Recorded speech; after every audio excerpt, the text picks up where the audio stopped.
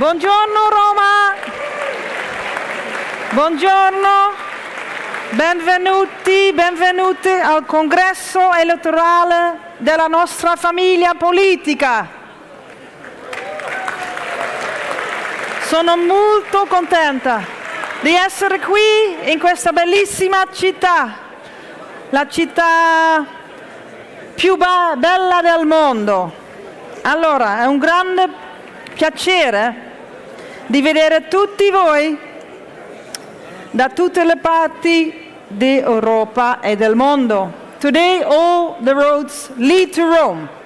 My name is Saar van Buren, Deputy Secretary General of the PES, and I will guide you through the program today. But before we start with the speeches, the interventions, the election of the common candidate, I would like to ask on stage a few of our fantastic leaders for a family photo. So, I call on stage the Chancellor of Germany, Olaf Scholz, the Prime Minister of Spain, Pedro Sánchez, Prime Minister of Portugal, António Costa, our common candidate, Nico Schmidt, our host, Ellie Schelling, our past President, Stefan Löfven, all our national leaders, our Prime Minister of Denmark, all the panelists today, Mr. Lars Klingbeil, Magdalena Andersson, Frans Timmermans, Paolo Gentiloni, commissioners, heads of lists, and the PES leadership. Yes, the national leaders come on stage. Irachte. Heads of lists. PES women.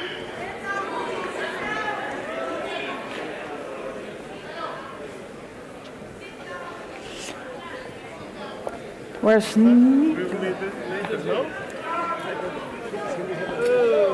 Nico? You can be next to Ellie. Yes, you can be stand here. Here, you can stand here. Nico, stay with them. Yes.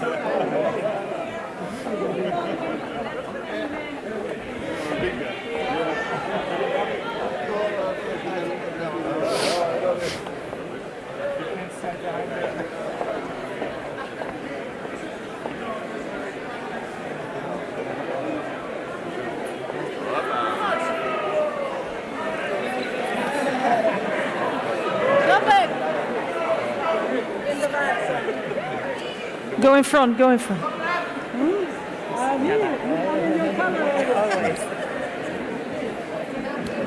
Yes, Mohammed. Yeah.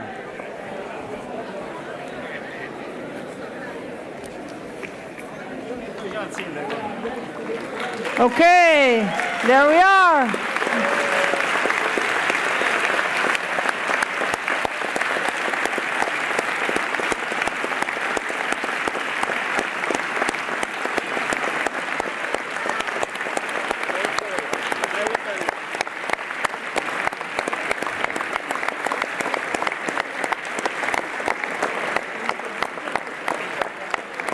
Grazie mille.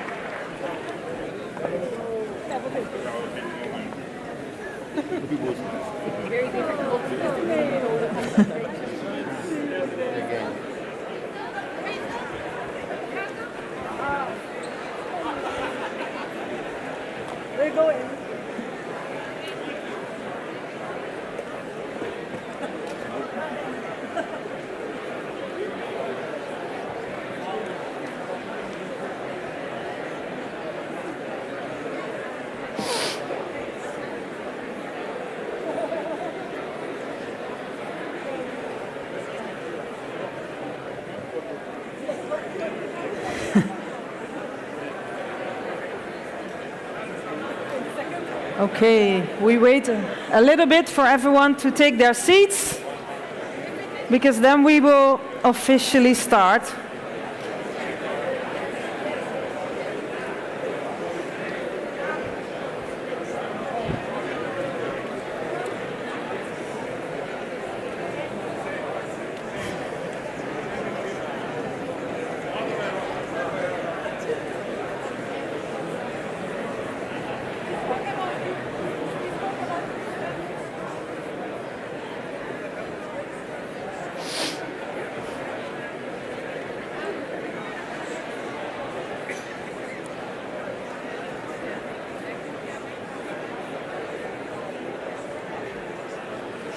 May I ask everyone to take their seats again? Thank you. So we can start the program.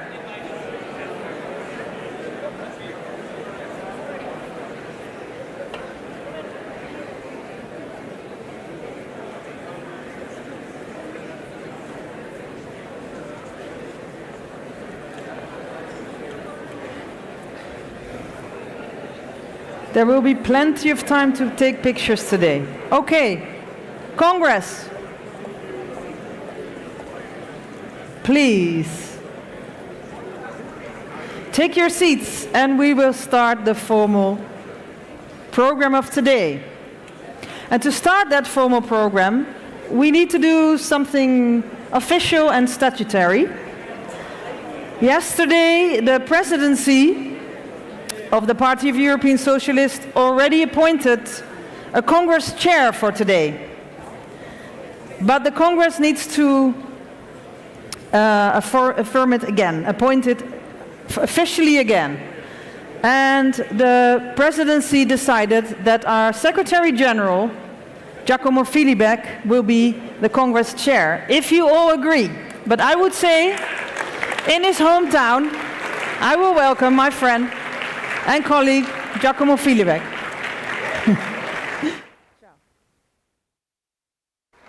I take the acclamation as a unanimous vote, and I thank you all for being here. The Congress is now officially opened.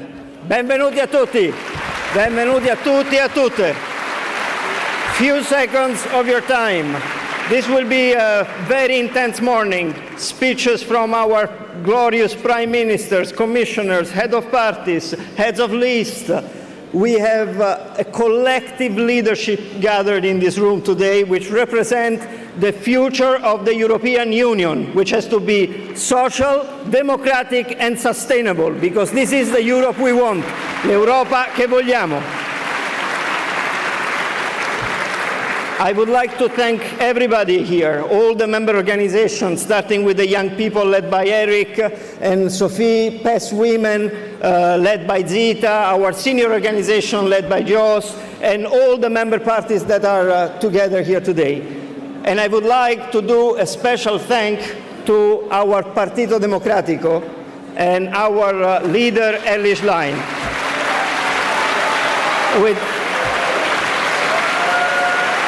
With what happened last weekend in Sardinia, PD and Elly showed clearly that even the worst kind of right wing in government in this country can be defeated. They are not unbeatable, they are beatable. And to conclude the thanking, I would really like to thank one person that has been crucial in organizing this Congress. It is the International Secretary of Partito Democratico, Peppe Provenzano, with whom we have been working shoulder to shoulder in these past months to make this Congress a reality, the beautiful reality that you see. So I invite him to say a few words on behalf of PD to welcome you all.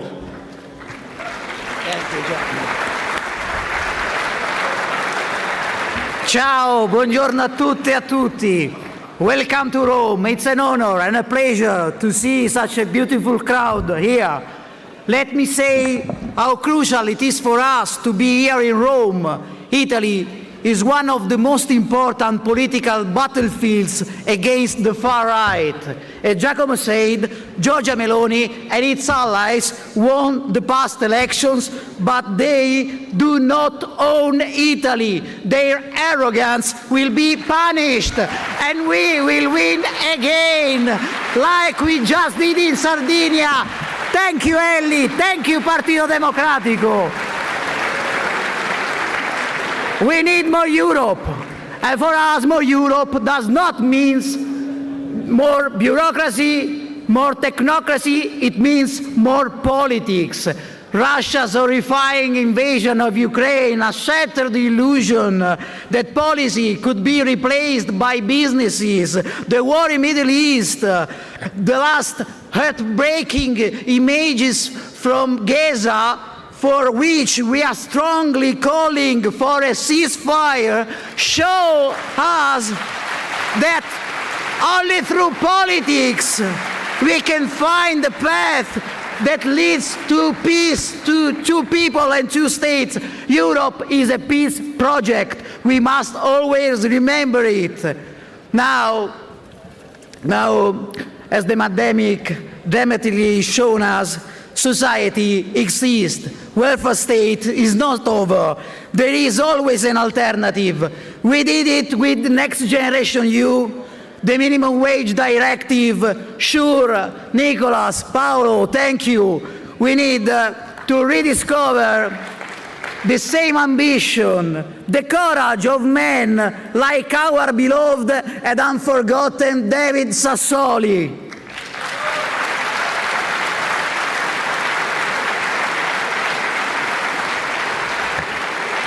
We must say clearly to our people, we are European socialists. The Europe we want is not the one we have today. We are fighting not to keep Europe as it is, but for the Europe we want, more social, more democratic, more sustainable. We must be able to go to a market, Nicola, and say that our Europe is the one that raises wages, to the suburbs and say that our Europe is the one that saves jobs and improves working conditions, to a factory and say that our Europe is the one that saves jobs and improves work conditions, to a square, to say that our Europe is the one that defends the rights of all people. We must be able to build the Europe we want. Thank you. Ciao. Bella ciao. Grazie Peppe, grazie, grazie, grazie. Okay, and then now to welcome for the first speech of today is our PES President, Stefan Löfven. Welcome to the stage, Stefan.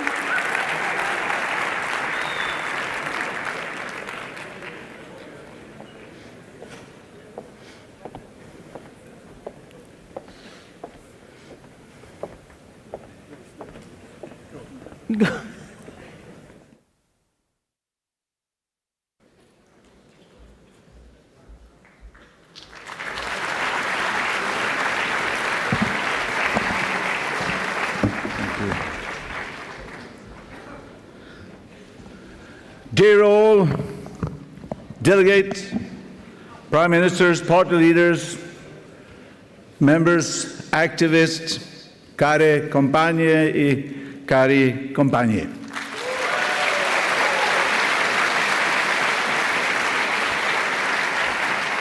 A warm welcome to the PES Congress hosted by our friends from Partido Democratico, our dear Ellis Line, and also the Mayor of Rome, Roberto Gualtieri. Thank you.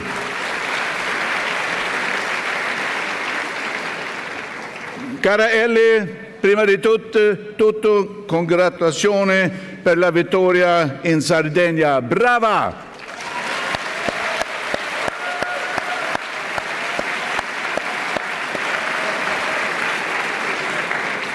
It is indeed a great pleasure to see you all here, and this is without doubt the right place to start our European campaign. The city where almost now 70 years ago, Europeans witnessed an historic moment.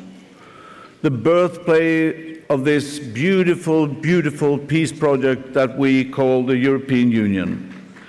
A union that would have remained a remote idea had it not been for the millions of citizens driven by a deep determination to move from years of hate and destruction to a new era of peace and solidarity. Rome reminds us of this. No vision is born without dreamers. No dream can grow without ambitious people, and no ambition can survive without courage.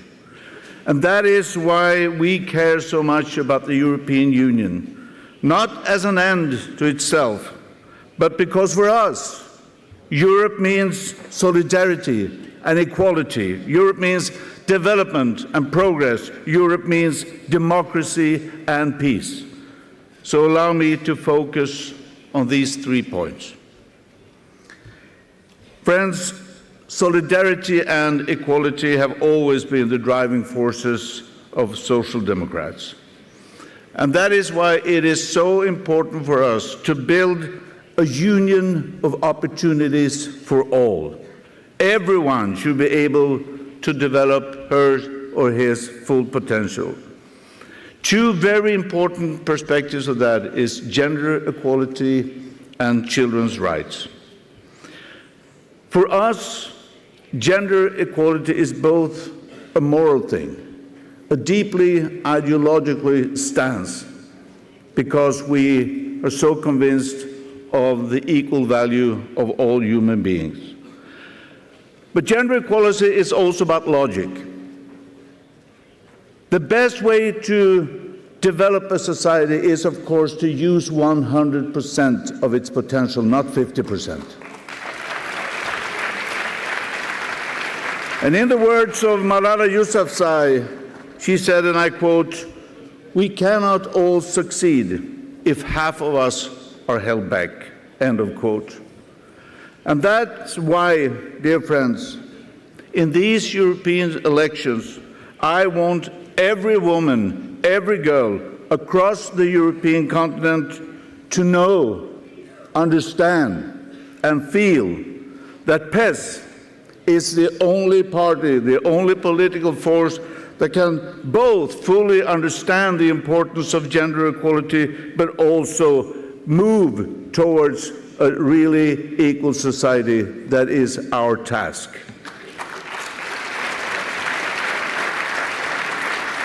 And for our children, let's just start where it all begins, with our children.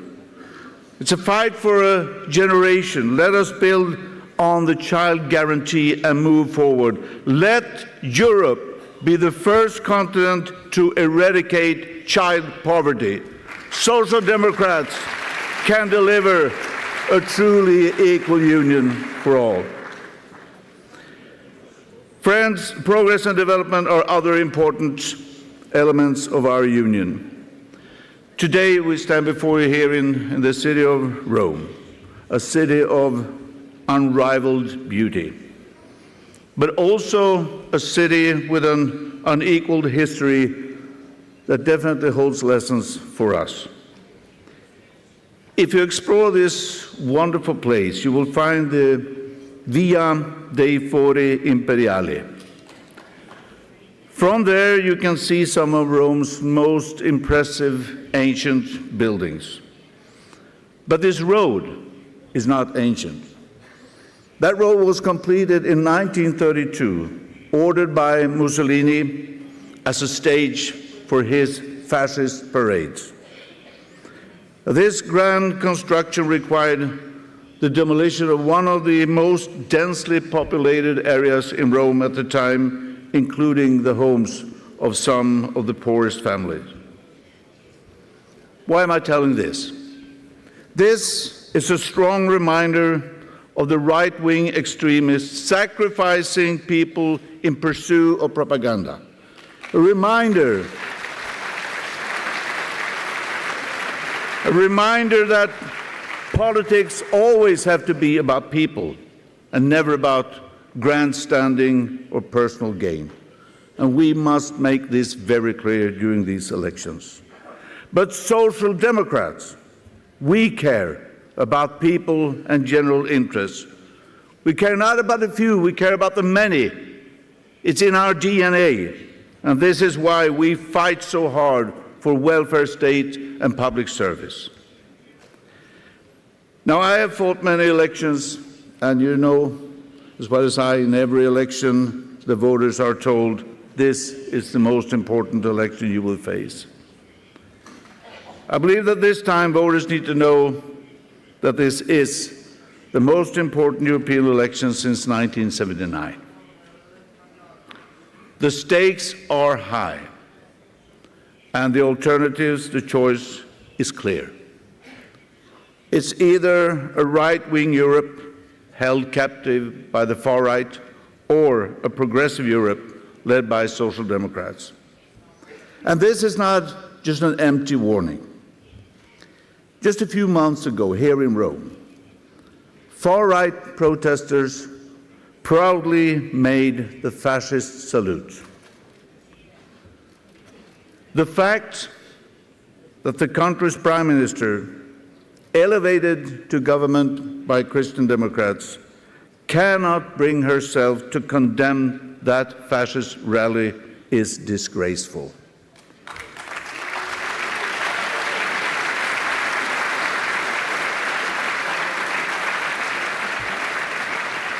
To normalize the far right is, in practice, to endanger everything we have built together. And that is why my message to those EPP and ALDE parties that have struck deals with the far right is this. You cannot be pro-European and democratic and at the same time do agreements with parties that are fundamentally anti-EU. Our red line, the PES red line is clear. We will never cooperate with the ECR and ID. We will never cooperate with Alternative für Deutschland, PES, Vox. We will never cooperate with extremist leaders.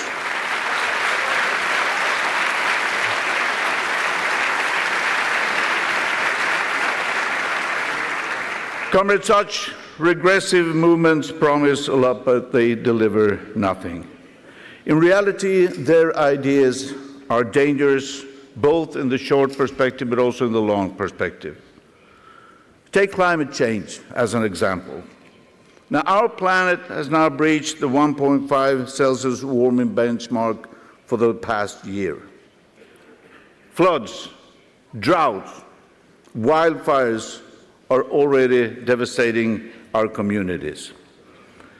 So the climate change is definitely on the ballot at the European elections.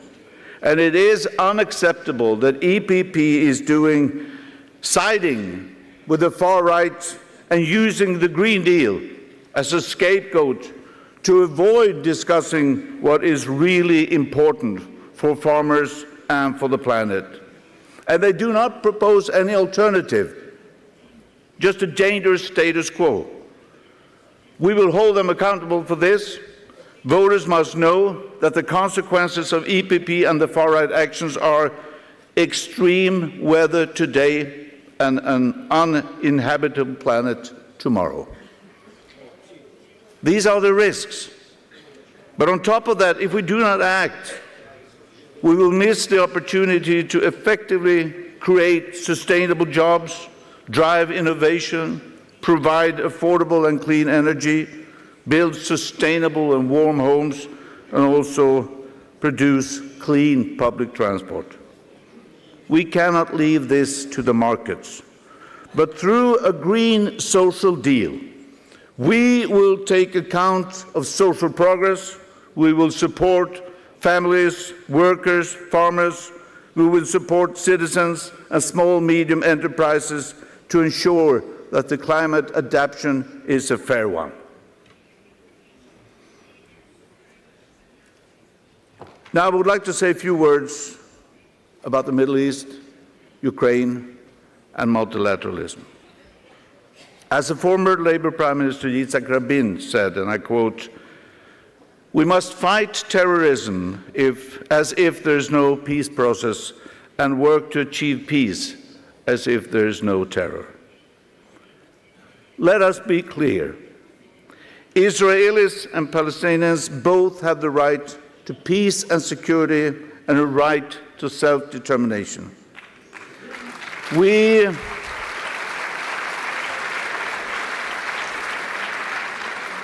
stand firmly against terrorism and all that can cause human tragedy and suffering. We combat anti-Semitic, Islamophobic, or any other racist sentiment wherever it appears. I firmly condemn the rise of anti-Semitism in Europe. Europe without its Jewish population is not Europe.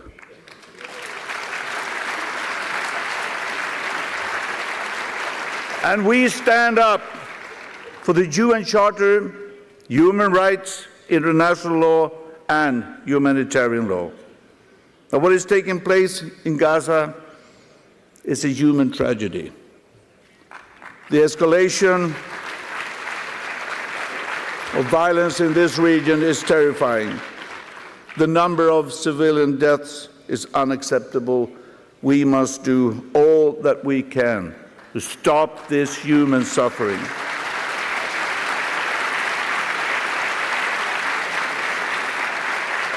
Stop the killing of civilians. Make sure that people are receiving the much-needed aid. And in the words of Hannah Arendt, and I quote, "No punishment has ever possessed enough power of deterrence to prevent the commission of crimes. Wars bring violence, destruction, and death.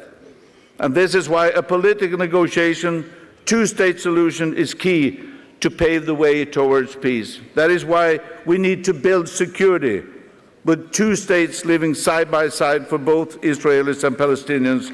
That is why we must absolutely support initiatives leading towards a sustainable ceasefire now.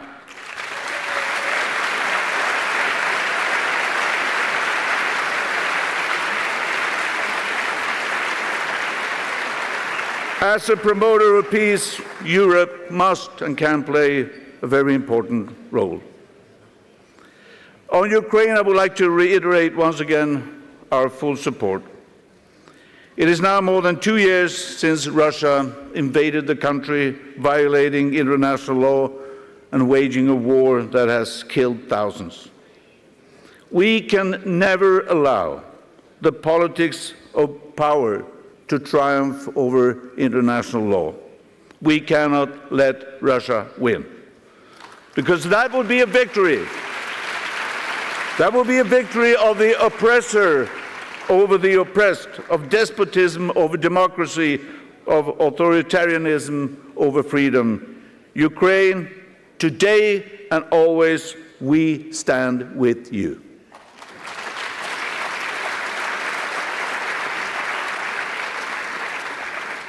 Alexei Navalny's fight was a beacon of hope for democracy in Russia. His recent death has shocked us deeply, but it should not shake us. It must motivate us to continue his fight by continue supporting civil society and human rights defenders. And friends, in the light of these events, it is more important than ever for the EU to be engaged in the global multilateral order. The EU must continue to promote peace and support international cooperation together with the United Nations, as it has always done.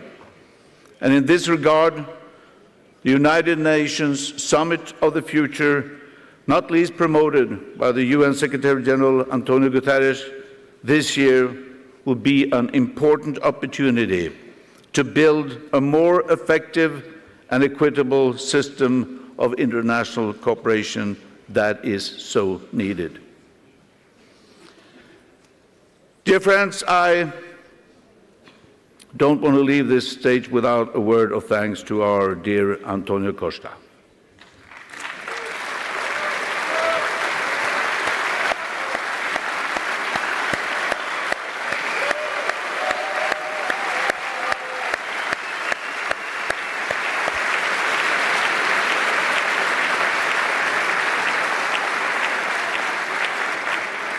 This is your last PES Congress as Prime Minister of Portugal, a position you held with great responsibility and success in Portugal and in Europe.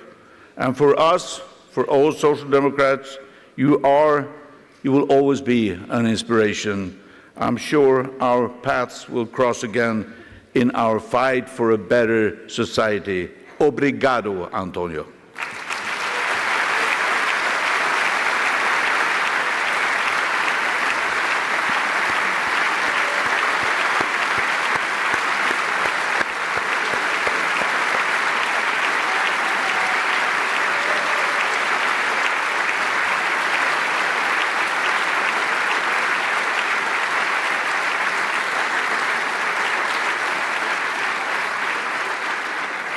Listen to these applauds and never forget it. Never forget it. Comrades, in conclusions, allow me to say also a few words about Nicolas Schmidt. With you as our lead candidate, we will deliver a Europe that works for everyone. Our collective efforts have been instrumental in improving the lives of millions of citizens in the last mandate. Nicolas Schmidt was an essential part of those efforts. You fought for social justice, for quality jobs, decent wages, and the right of the most vulnerable people. Few have actually carried the social democratic flag as high as you have, not least the recent years. And that is why, Nicolas, we couldn't be prouder to have you as our lead candidate for the President of the European Commission, and we are standing right beside you. You have all our support.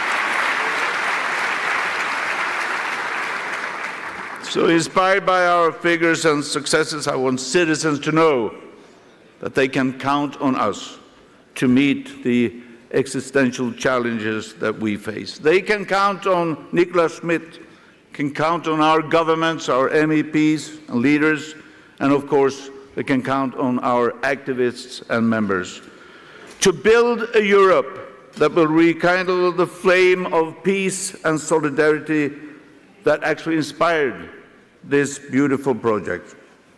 So let us all go from door to door, talk to our fellow citizens, meet our peoples out on the squares, and mobilize for a progressive Europe. As our great friend David Sassoli once said, Europe can help us be better in the world. I couldn't agree more. And with Nicolas Schmidt leading our fight, we go forward toward a Europe that is social, democratic, and sustainable. Thank you so much.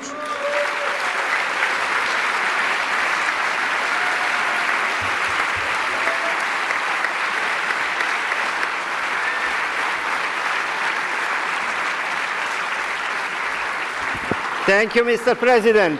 Thank you, Stefan. Now, I would like to ask you a moment of silence, because we have decided to pay respect to three personalities, three leaders, three socialists, three European socialists who have been serving for their countries, for Europe, for our movement, and have left us in these past months. I'm referring to Marti Ahtisaari, Jacques Delors, and Giorgio Napolitano. I would like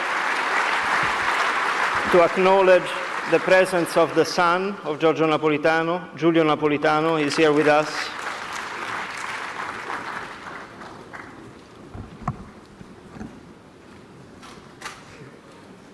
If you can please send the video.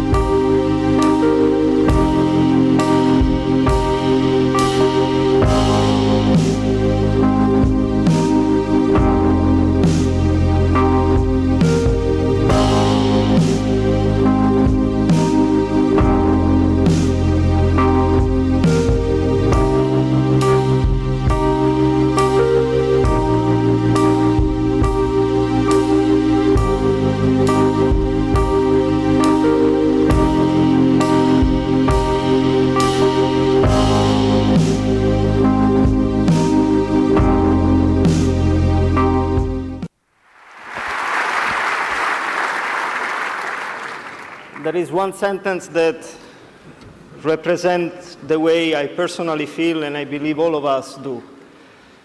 We are standing on the shoulders of giants. These players have shaped the Europe in which we live, and we will always have to be grateful for their dedication, commitment, and determination to carry on their values. Another giant that we would like to record, to commemorate, to remember today, as this is the 100 years since he was brutally assassinated by the fascist regime of Benito Mussolini here in Rome, is a great socialist, is Giacomo Matteotti. And I would like to invite on stage the current leader of PSI, Enzo Maraio, who will say a few words about it. Thank you, Enzo, for being here. Thank you for your support.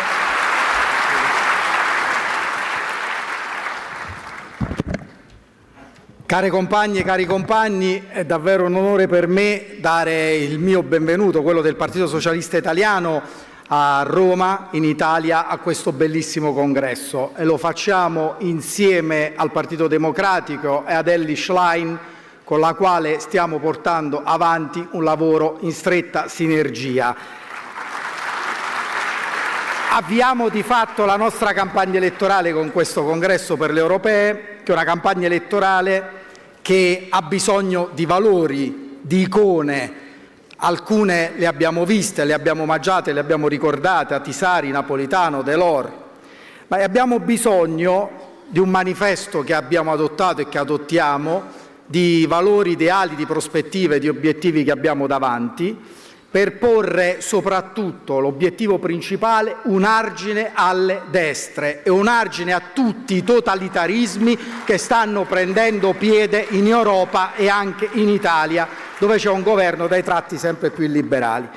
E allora, se abbiamo bisogno di valori, di icone, Giacomo Matteotti è una di quelle. Io sono particolarmente contento che su nostra proposta ieri il Partito Democratico, i vertici del PES, Nicola Schmidt, Stefan Löfven, abbiano voluto accompagnarci a rendere omaggio alla stele di Giacomo Matteotti che è a Roma sul lungomare, sul lungotevere Arnaldo da Brescia. 100 anni dall'assassinio non si dimenticano, anzi il nostro impegno è per il futuro. Then, dear comrades, this year marks the centenary of the assassination of Giacomo Matteotti, a socialist, an anti-fascist, a member of the Italian Parliament, the National Secretary of the Partito Socialista Unitario. Giacomo Matteotti was the first one upon whom all the violence of Mussolini's fascist regime was unleashed. He was kidnapped in Rome after giving his speech, his last one, in the Chamber of Deputies. In this speech, he denounced the corruption of the fascist regime, the anti-democratic atrocities, the violence with which the fascists controlled the election in Italy. He was the last free voice in Italy. Today, 100 years after his assassination, we want to remember him together with the European socialist comrades, because today we have to work against new totalitarianism again. Nicola Schmidt will guide us in the European electoral campaign. He is the right person to make the voice of European socialists heard loudly in defense of freedom, rights, equality, social justice and peace. Together we will fight against the right that wants a weak Europe, a Europe governed by nationalists and sovereignists, a Europe in some ways still inspired by that dark period. We want a social and fair Europe, a strong Europe able to speak with one voice to the world, a Europe that promotes peace, security, cooperation, sustainable development, human rights and the rule of the law in the world. A Europe which promotes democracy and freedom all over the world. We pay our tribute to all the people like Matteotti and like Navalny, who sacrificed their lives for second defense of freedom and democracy. They are the heroes of yesterday and of today, to whom we express our deepest gratitude. Once more, welcome to all of you and the good works to all of us. Thank you.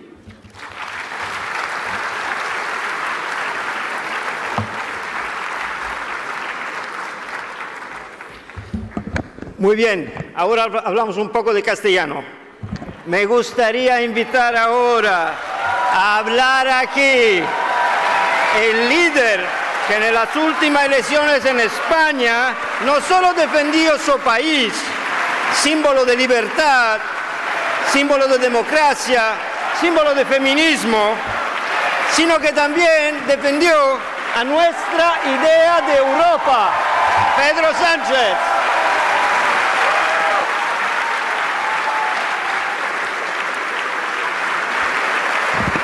Muchas gracias.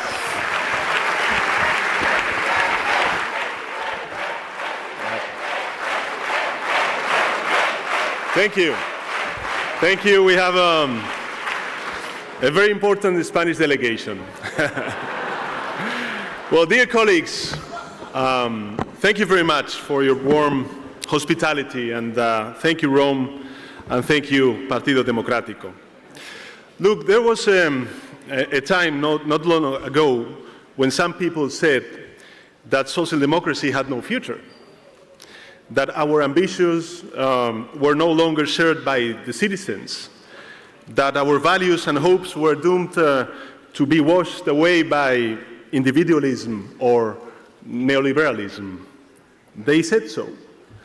And then the COVID-19, the pandemic came, the war in Ukraine broke out, economic crisis followed. And once again, it was the social democratic ideas that saved us. It was the welfare state and the solidarity among people that allow us to overcome those terrible challenges and move forward. Now, the same who said that we had no future are trying to recover a past that never existed. The far right is growing all over Europe, in many places supported by a conventional right that it is imitating its arguments and populist techniques. All the progress that we have achieved is at stake. Workers' rights, equality between men and women, the public services, the freedom and respect of LGBTI people, the transition to a fairer and more sustainable economy. The very soul of Europe is at risk. And once again, it is up to us, the Social Democrats, to defeat that threat and ensure that history continues to advance in the right direction. We are much more than the party of European socialists, my dear friends. We are the party of those Europeans who still believe that together we are stronger than separated. That the welfare state is the most effective tool to provide a good quality of life to everyone. That social justice and decent working conditions are not obstacles, but the sole possible foundations for a real economic competitiveness. That we can tackle climate change and achieve a sustainable growth without leaving anyone behind. We are the party of those who still believe that the right policies can make the difference. And we believe so because we have done it ourselves. Yeah. We fostered the next generation response to the crisis. Our dear President Stefan Löfven knows quite well. We saved millions of jobs through the SURE mechanism with a decisive contribution from our dear Chancellor Olaf Scholz. We transformed entire industries and increased dramatically the production of clean energy thanks to the leadership of the Danish Prime Minister Mette Frederiksen, or thanks to the determination of our colleague Commissioner Timmermans. And we advanced the social rights of all Europeans at the Porto Summit under the leadership of our dear friend António Costa. and of course the Commissioner for Employment and Social Rights, Nicholas Schmid. So dear Nicholas, you are much more than the candidate of the European Socialists. You are the candidate of those Europeans who kept their jobs during the lockdowns, of those who benefited from the minimum wage directive and the minimum income and care initiatives, of those who are never better off because of the child and youth guarantees were approved. For us, it is a real privilege to fight this battle at your side. Colleagues, social democracy is not only an ideology. It is not only a political movement. Social democracy is, above all, the belief in change. The belief that despite all difficulties and setbacks, despite the resistance of the elites, societies can improve and move towards more just, prosperous, and sustainable forms. The ghosts of the past are again at the gates of our institutions. Hate, greed, falsehood, climate denialism, authoritarianism, they are equipped with new digital weapons, and they have powerful allies inside and outside Europe. But we will defeat them as we defeated them before and continue to build a new, better Europe. A Europe where jobs are not only safe and well paid, but also fulfilling. A Europe where technology is powerful, but also respectful to people's interests and rights. A Europe where quality education, healthcare, and housing are not the privilege of a few.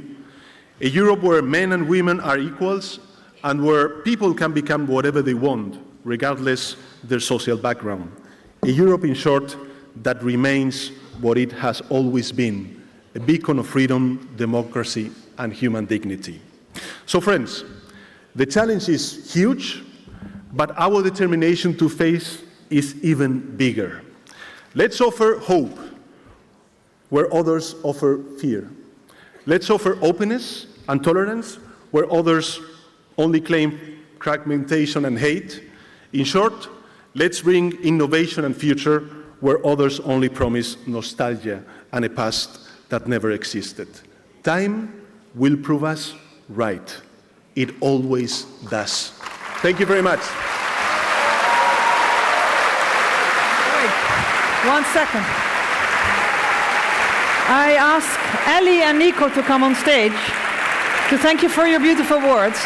And allow me to say that it was 2 days ago, but it was your birthday.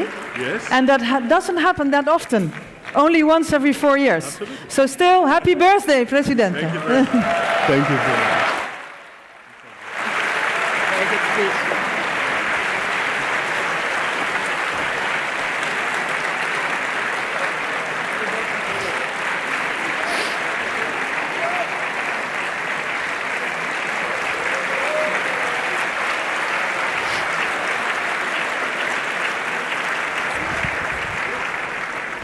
Thank you. And now, after all those wonderful men, we have a wonderful and strong female leader with us.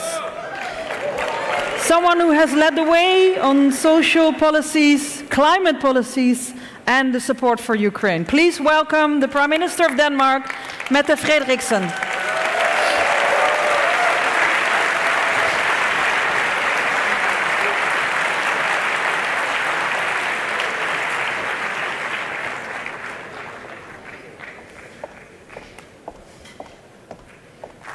Thank you.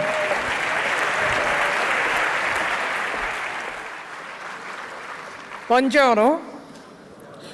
First of all, I would like to thank you, Stefan, for a very stable and a very competent leadership of our entire political family. Thank you. And thank you, Ellie, and thank you, PD Italy, for hosting us today in this very historical and beautiful Rome, and congratulations on your local elections just the other day. And thank you, Nicolas, for taking on the important task of heading our political campaign in these crucial elections.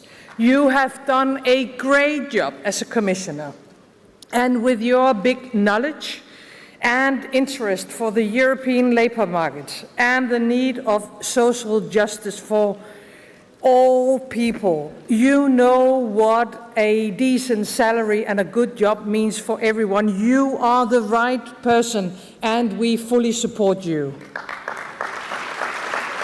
And as many people have already said today, for politicians, for political parties and leaders, it is always important times. We tend to say that in front of all elections. However, I've never felt it being more true than now. I can, of course, be wrong, but when I look around in our world, I sense the dawn of a new era, unfortunately. With an extremely aggressive Russia, escalating geopolitical tensions, failing international financial institutions, and more instability, where the needed balanced solutions are replaced by dividing rhetoric and dividing solutions, responsibility replaced by populism. Navigating this challenging atmosphere will, without any doubt, be difficult. And unfortunately, the next coming years will be a difficult historical time for millions of people all around the globe. And therefore, now more than ever, we need progressive, balanced, and trustable solutions.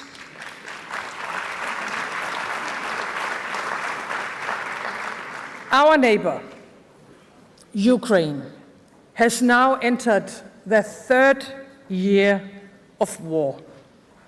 This war has fundamentally changed the reality in and for Europe. Once again, war is back on our soil. Putin is not merely attacking Ukraine, he is attacking the entire rule-based international order. They are killing thousands of people, and Russia is trying everywhere to destabilize our world. They are doing it in the Middle East, they're doing it in Africa, and in our own countries with misinformation, hybrid attacks, and fake news. We must not only continue to support Ukraine, but we have to amplify our assistance and this is my main message today, to uphold our promises, especially when it comes to ammunition. You cannot win a war only with words. And when we have promised to help them, we have to deliver. We have to step up on our military support. If Ukraine is to be succeeded on the battlefield, more donations from all European countries has to come now. We have to understand that their fight for freedom is a fight for European freedom. And we know, as Pedro just said, that freedom comes with a price. Regardless what will happen in US later on this year, I think the European conclusion must be the same. We have to invest much more in deterrence and defense. We have to do our part, and we have to take our responsibility.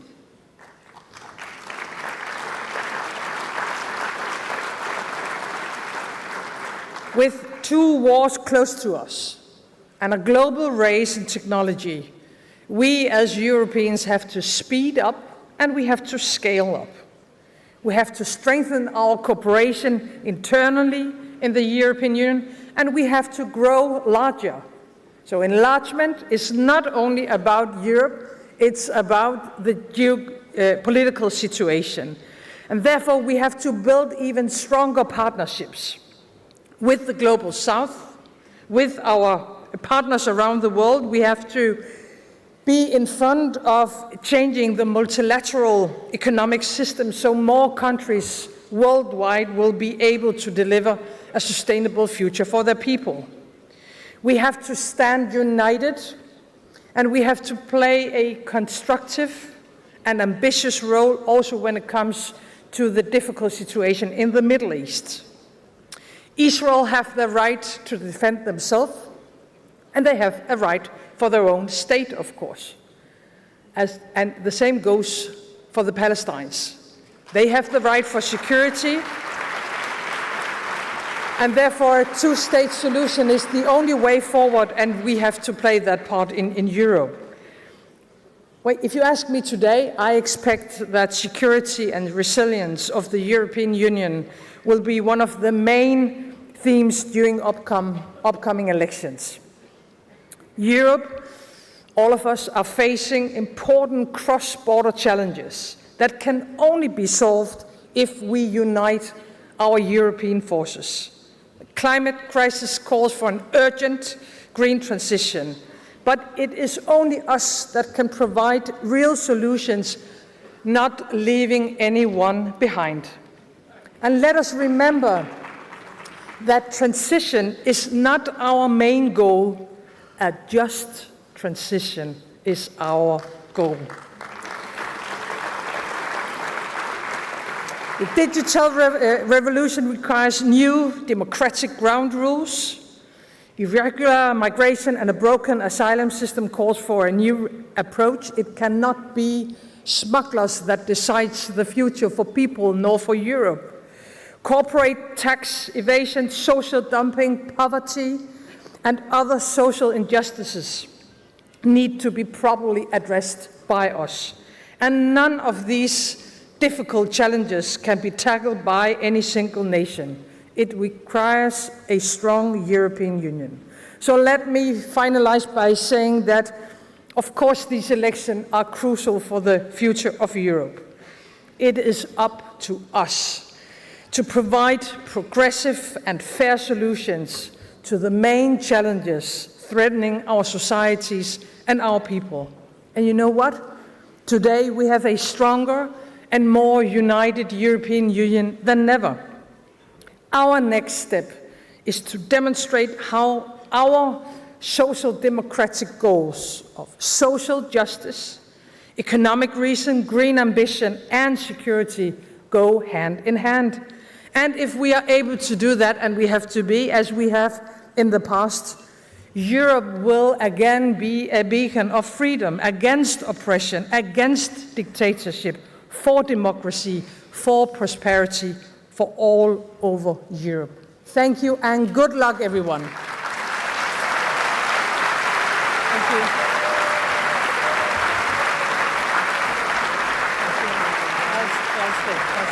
Mange tak. Mette, was it okay? Elle is coming. Stefan and Nico.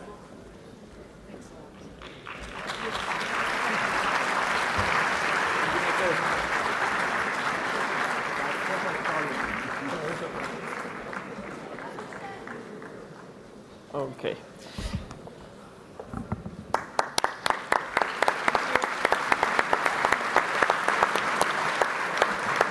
Thank you very much. Muito obrigado. E agora, outra bela língua europeia para convidar líder que nos últimos anos mudou a seu país e a Europa para melhor. Esta é a última vez que participará num dos nossos congressos como primeiro-ministro, mas certamente não será a última vez que contribuirá para o sucesso de nossa família política. António Costa, primeiro-ministro de Portugal.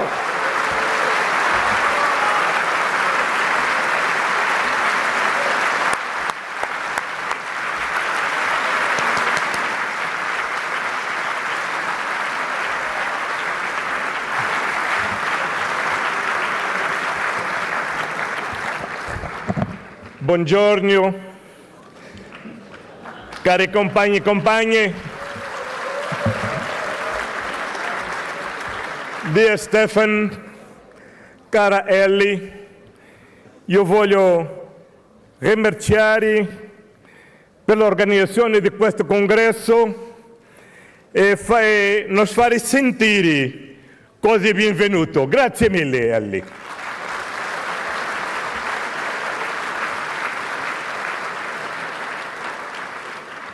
Dear comrades, caras y caros compañeros,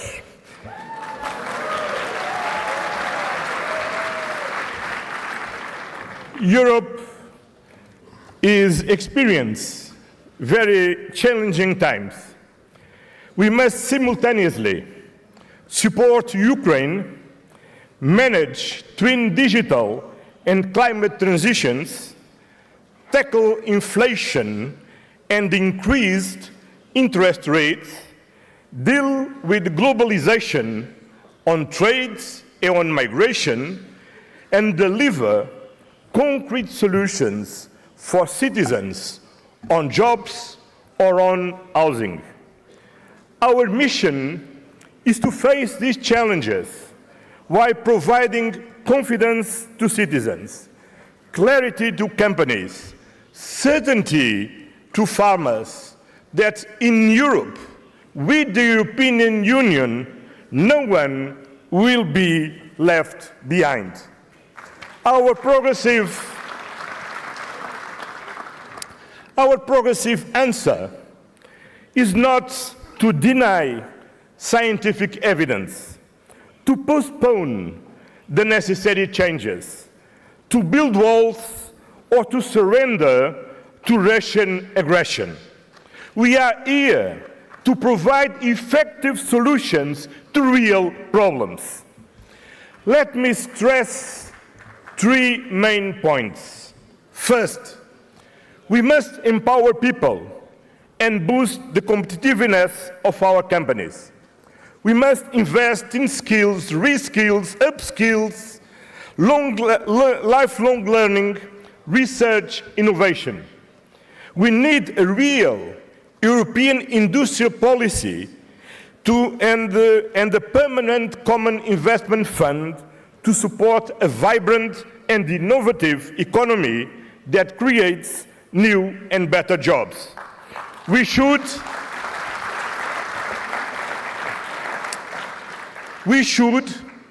turn threats and challenges into opportunities.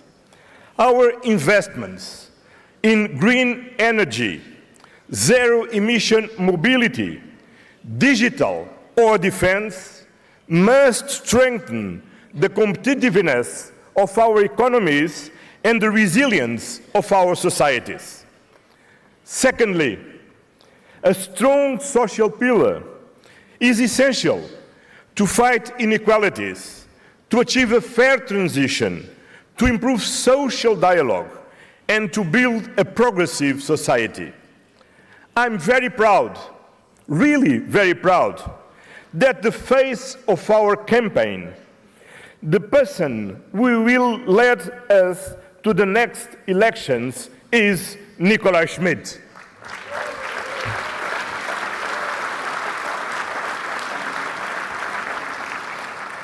As European Commissioner, Nicola Schmidt put the action plan of the social pillar on track. Thanks to his work, we now have binding European rules on adequate minimum wages. Thanks to him, we are closer than ever to a European framework that improves the lives of digital platform workers. Thanks to him, we ensure child guarantee. And in March, the European Commission will present an action plan on skills and labor shortage in the European Union.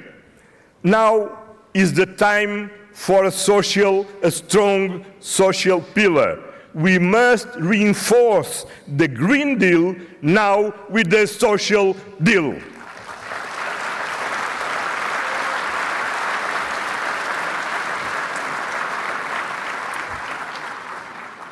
Thirdly, global challenges needs global answers.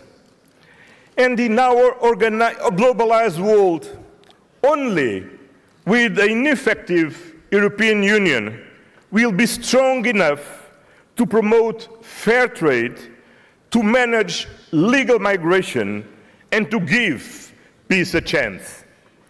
We need to support Ukraine for as long as it takes to win back peace. And once again, we are living in a defining moment. By moral imperative, for geopolitical reasons, to ensure a lasting peace in Europe, we must commit to a new European Union enlargement to Ukraine, to Moldova, to Georgia, and to the Western Balkans. And to make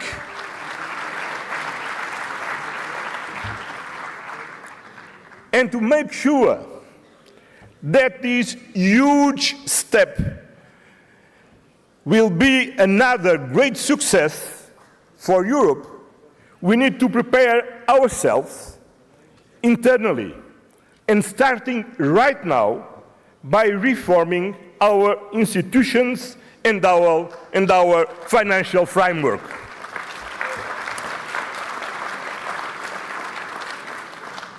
Dear comrades, in the past, we've also faced very challenging, difficult, even dramatic moments. In each of these moments, we forge our unity. The European Union was born from the wreckage of the Second World War. It enlarged across the ruins of the fallen Berlin Wall, learned the bitter lesson of the euro crisis, and with COVID, it delivered vaccines, saved millions of jobs, and ensured a fast recovery with SURE and the Next Generation EU. The European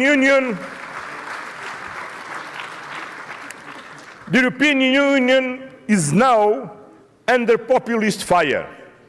Our main task as socialists and democrats is to fight populism by tackling its deep causes. Populism, it's fueled by fear, and we must provide our citizens with trust, with confidence, and with certainty to build the Europe we want. Let us to build the Europe we want, a social, democratic, and sustainable Europe. Good work.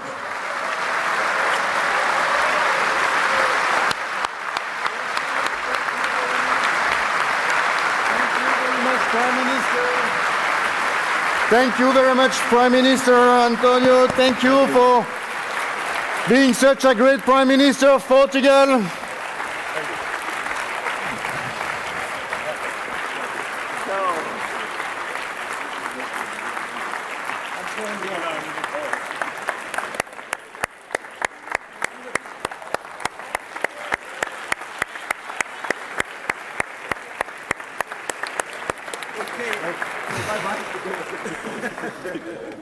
Thank you, António, great President, great Prime Minister of Portugal, with great achievements that he has done during all his mandate and his contribution to Europe. So thank you, António, again.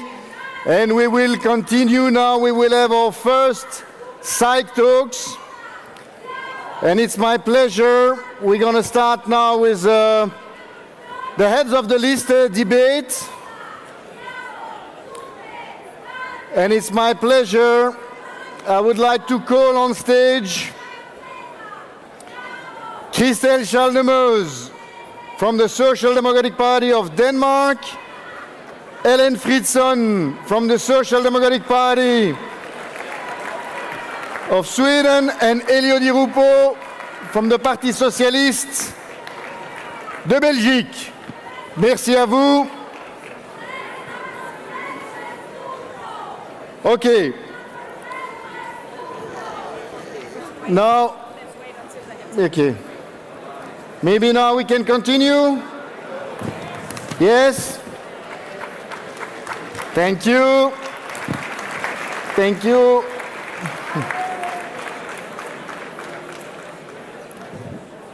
Okay, sorry for this little interruption. It's direct, live. Now, I'm very glad we have 3 speakers with us. These are 3 head of the lists in their respective country, ready for starting the campaign. I'm very glad to welcome Christel Schaldemose, Elio Di Rupo, and Ellen Frederiksen. We can give them a big applause. Thank you. And we will start with Christel, who's already a member of the European Parliament and fighting for the digital rights to protect our values, the right of voters. Christel, can you tell us what are the big issues for the campaign in Denmark, please? Yep. Well, you just heard the Prime Minister of Denmark, and she spoke about the war in Ukraine, security issues. That is, when we ask the voters, the top priority, number 1, to make sure that we are safe in Europe. The second one is to make sure that we have this just green transition. We need to tackle the climate changes. But of course, since I've been working with digital questions, I also think that it is extremely important that we make sure that the citizens in Europe can feel safe when they are online. It needs to be as safe as be online as it is offline. So what we do to protect citizens offline, we should do the same when we are online. So that's what I find very important. Thank you very much, Christel. We wish you a very good campaign. Thank you. Thank you. We can give a big applause to Christel. And I turn now to Elio Di Rupo, the former Prime Minister of Belgium, head of the list of PES Belgium. Elio, can you tell us in Belgium what would be your priority for the campaign? Thank you very much. Thanks everybody, and thanks to Elio. I think that one of our main goals as European socialists is to fight for a Europe of democracy and freedom. We also fight for an ambitious European social policy, and we fight for equality for all, and in particular for full equality between women and men. What I would like to say is for my party, for the European elections, we had a dozen priority themes with the main theme, Europe must protect its citizens. We just mentioned 3: environmental transition, Europeans purchasing power, and the European defense. For the environmental transition, member states, regions, and local authority, as well as the private sector, will not be able to invest around 800 billion euro a year for 10 years to achieve the Green Deal. Europe must therefore contribute to finance the ecological transition. To achieve this, Europe needs its own financial resources. Regarding European purchasing, everywhere people feel that the cost of living is much too high. Europe must therefore help and encourage employers to pay their people better. We are calling for a legal minimum wage in every EU member state equivalent to at least 60% of the median wage in each country. We also demand that Europe implement a European industrial policy that benefits all member states. Regarding European defense, with the war in Ukraine, our European citizens are worried about their own military security. I think that we must support the development of the European defense within NATO. Europe is at stake. The Union must invest more in European arms company. European defense products must first to be compatible with each other, but also be compatible with American products without necessarily being made in USA. In this context, more than ever, we Europeans must remain united. Thank you very much, Elio. Thank you very much. Can I ask the delegates, please, to sit? That would be easier for the speakers. And I turn to Ellen Fritzson, the head of the list from SAP Sweden, also current and outgoing MEPs. In this geopolitical uncertainty, also economic uncertainty, can you please tell us what would be your priority in the campaign in Sweden?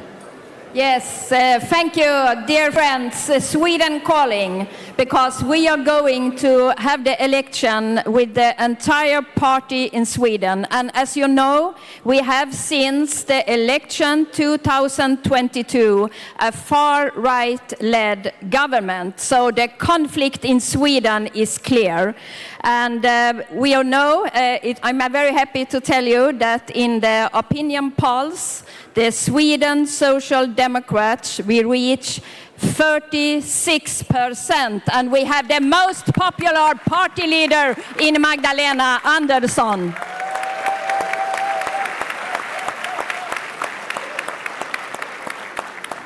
And we have adopted an election strategy, and we had pointed out 4 important issues. We are on the side of ordinary people in any situation, and we understand the problems and ordinary people's concerns, and we of course know how to address them. So the first point is about security, and you know, because of war in Europe and around Europe. And we need to have a conflict because the far right, they want to divide Europe, and we need more cohesion and cooperation in Europe. The second point is about crime and terror, because we can see in Sweden that terrorist threats and crime make Sweden more dangerous. The third point, of course, about economy. Sweden is, as other countries, getting poorer. Energy prices, food prices, and the ordinary people pay the bill, and that's not fair. So more equal societies, and of course gender equality. And last but not least, of course, environment and the climate issues. More countries need to do more. And the far-right government in Sweden, they have no ambition at all to reach the climate targets. So we will promise to continue the hard fight for sustainable and more equal societies in Europe. So thank you. Now we are going to do this together. Thank you. Thank you to our 3 speakers. All the best. We are with you during the campaign. We'll follow you. And we call now the next panel. Thank you. Yeah, thank you, Jonnek. Thank you, Crystal. Thank you, Helen. Thank you, Elio. So now it's time to move on to the more thematic discussions. And we will follow the themes of our manifesto. So the first one is solutions for a better quality of life.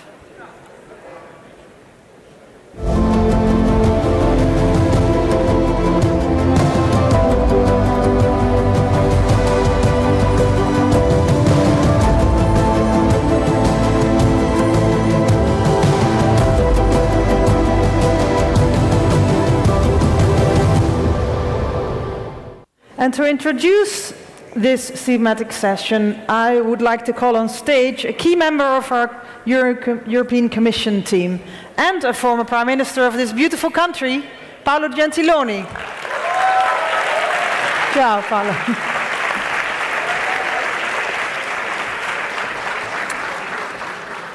Grazie. Che bello vedervi qui, cari socialisti, cari democratici.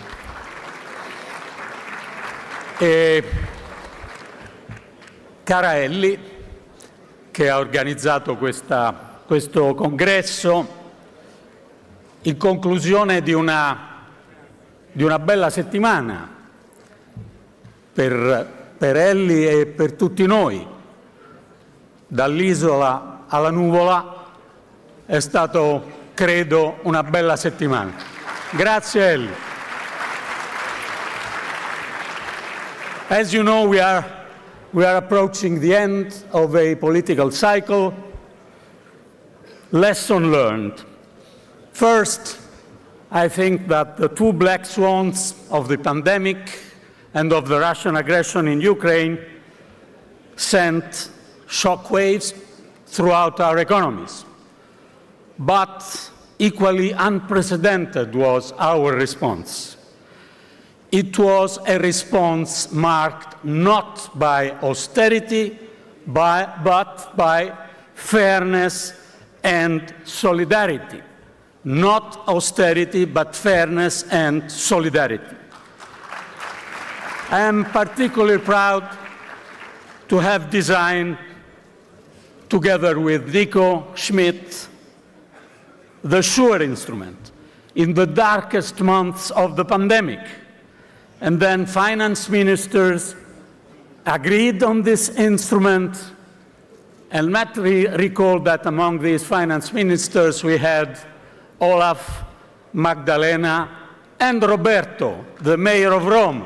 Grazie, Roberto. SURE supported almost 1/3 of total employment and over 1/4 of firms. It was a European success, and it paved the way for the big program of Next Generation EU. I believe we can be proud of what we achieved. This would not have been possible without our political family. We were the one proposing SURE. We were the one initially proposing the Recovery Fund. We were the one launching the Green Deal at European level. We were the one managing cohesion funds in an innovative way. Please remember that this is our record, and it is a record we should defend as we campaign for the European elections. And I'm sure that Nico Schmidt is the best person we have to defend our record. Yes, we cannot ignore the challenges our citizens are confronted with. In the euro area, we have gone from 8.6% of inflation to 2.6%. But this still means that prices today are more than 10% higher than they were 2 years ago, and wages have not kept up. Our recovery has been job-rich, but not salary-rich. Higher interest rates and the dearth of housing have made home ownership all but a dream in too many of our cities, and the Green Deal is facing headwinds. Many see it as a cost rather than investment in our future, as it is. And finally, digitalization and the spread of AI hold great promise, but may also have a profound impact on large part of the workforce and increase inequalities.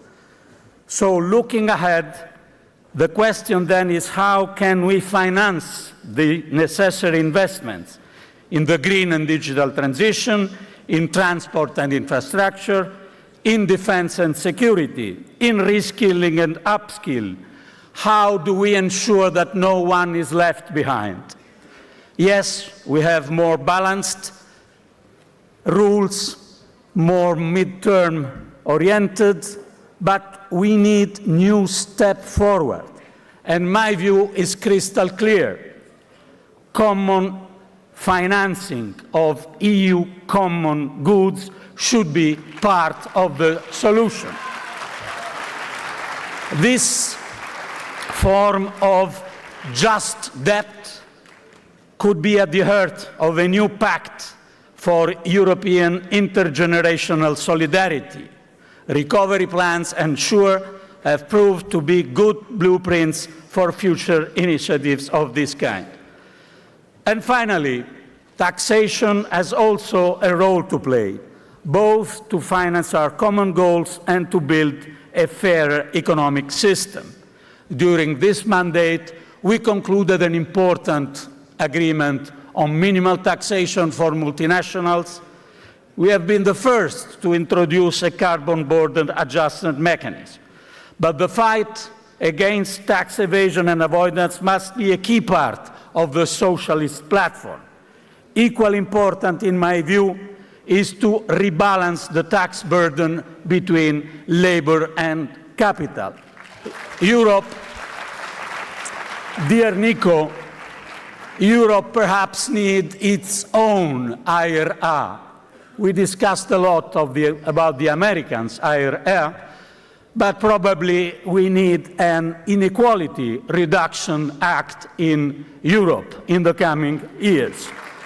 So these are the 100 days to go to the European elections. Let's make every day count. As we used to say here in Italy, al lavoro e alla lotta, e forza Nico. Bravo Paolo, grazie mille, grazie mille. Ciao. And now, to discuss some solutions for a better quality of life, I would like to introduce and ask on stage the panelists for this discussion. Elisa Ferreira, European Commissioner for Cohesion and Reforms. Olivier Faure, leader of the French Parti Socialiste. Please, Elisa, please join. Francine Klausner, co-leader of the Luxembourgish Socialist Workers' Party.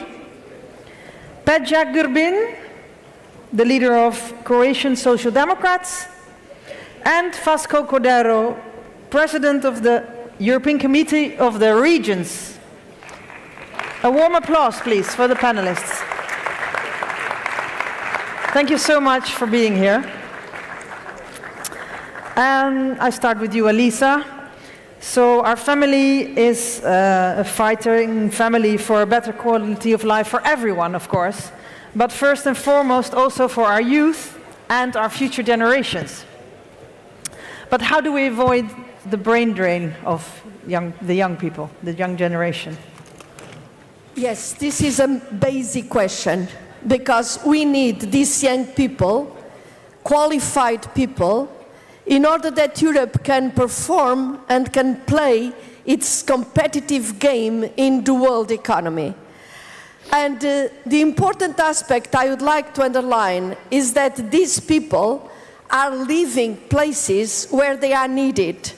They are needed to re-establish the growth, the dynamism in those places. Just to give you an example, 1 in 5 young qualified people are leaving countries that need them desperately, such as Romania, Bulgaria, Croatia. And this happens in specific areas. And if these areas are not looked after with cohesion, with investment, with new opportunities being opened, what happens is that these young people, qualified people, leave their regions, leave their families, and they end up in the surrounding areas of the big agglomerations with a bad quality of life. They often end up leaving Europe and going somewhere else to have a better life. It is essential that cohesion policy, and we have been working together, Nico and myself, with Paola, with other colleagues, exactly to combine place-based policies with social policies by creating an environment in which young families can grow, can have proper life, can have good salaries and a good quality of life. Thank you. Thank you, Elisa.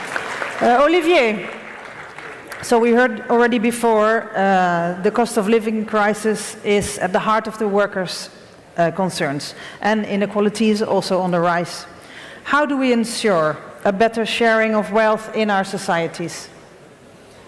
Merci, je vais vous parler en français. Oui.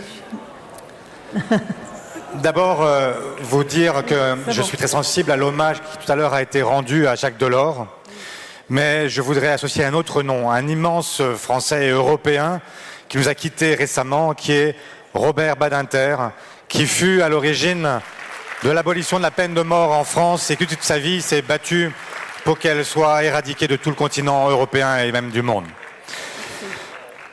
Quelques mots pour vous dire d'abord quel est le contexte dans lequel nous vivons.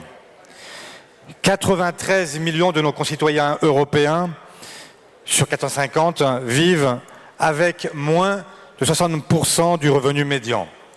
Si je vous parle de la France, je vous parle de notre pays où il y a aujourd'hui 9 millions de Français sur 68 qui vivent sous le seuil de pauvreté, 4,5 millions de mal logés, un étudiant sur 10 qui a passé l'hiver dans sa voiture plutôt que de la passer dans un logement. Et je parle de la France, l'une des 3 plus grandes puissances économiques d'Europe. Au même moment, nous avons le CAC 40, les 40 entreprises les plus importantes de France, celles qui sont cotées en bourse, qui ont réalisé des bénéfices gigantesques, qui ont réussi à distribuer près de 100 milliards d'euros à leurs actionnaires dans l'année qui vient de s'écouler. Et le gap, il est là. Il y a une énorme différence entre ceux qui subissent les crises et ceux qui en profitent. Au même moment, le gouvernement français, lui, a fait un choix. Privilégier systématiquement les grandes entreprises et les grandes fortunes. Ils vont maintenant, dans les prochaines semaines, dérembourser une partie des médicaments, notamment pour ceux qui subissent des affections de longue durée. Ils vont, pour la 3e fois en 3 ans, rogner encore sur l'assurance chômage. Ils vont, sur les 10 milliards d'économies budgétaires qu'ils ont demandées, faire en sorte de baisser les budgets de l'avenir, l'éducation et l'écologie. Alors, toute la question est de savoir ce que nous, sociodémocrates, socialistes, travaillistes, allons proposer. Qui va payer ? Qui va payer pour nos services publics, pour l'éducation, pour la santé, pour la sécurité collective? Eh bien, nous devons proposer de faire en sorte que ce soit les plus riches qui soient à l'origine de la compensation de ces budgets en baisse, faire en sorte que nous puissions assurer une juste répartition. Faire en sorte de rappeler que la social-démocratie, ce n'est pas le libéralisme en rose. La social-démocratie, c'est de construire un rapport de force. Et la force, elle est là, elle est avec nous, avec les socialistes européens. Faire en sorte que nous puissions construire effectivement un monde plus juste, un monde dans lequel, avec Nicolas Schmitt, nous ferons en sorte que les nouveaux esclaves, ceux qui travaillent sur les plateformes, eh bien, soient enfin assurés d'avoir les mêmes droits que tous les salariés. De faire en sorte que nous ne soyons pas égoïstes au point de penser que nous avons un sort qui serait différent de celui des autres, faire en sorte que la directive sur les devoirs de vigilance soit aussi enfin adoptée pour éviter le dumping social entre nos pays et les pays du Sud. Voilà ce que nous devons porter dans cette campagne, faire en sorte d'assurer une juste répartition. Merci. Merci Olivier. Merci. Welcome also Chris. So, on a slightly different subject, the COVID pandemic made us all aware of how fragile our medical supply chains are. But how can the EU help to strengthen the supply and affordability of medicines? Thank you very much. Yes, COVID was a nightmare. I was Minister of Health during COVID, so I know this. And 7 million people around the world died because of COVID. But even the darkest cloud has a silver lining. And the silver lining of COVID was our joint vaccine policy, our European joint vaccine policy. A study by WHO Europe in January of this year showed that in Europe alone we saved 1.4 million lives because of our vaccine policy. And this was because we did something which is socialist. We managed to come together, we managed to negotiate together, we managed to procure together, and most importantly, we managed to deploy our vaccines simultaneously across the whole European Union. Solidarity and putting people before profits. And that is something socialist. And I don't know whether you've noticed this, but during a crisis, Europe goes back to its socialist values. And it's up to us to show that it pays Europe not only to be socialist when there is a crisis, but to be socialist all the time. And this is what we have to convince people in June of this year. The European elections are an important point for us to make sure that socialism is the default situation in Europe.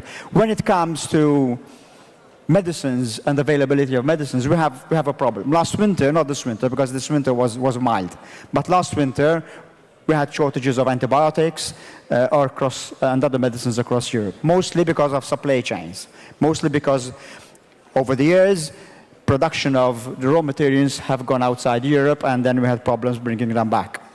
But this is also something that regards our security. We have talked a lot about security because of the problems with Ukraine, with Gaza, with the Red Sea.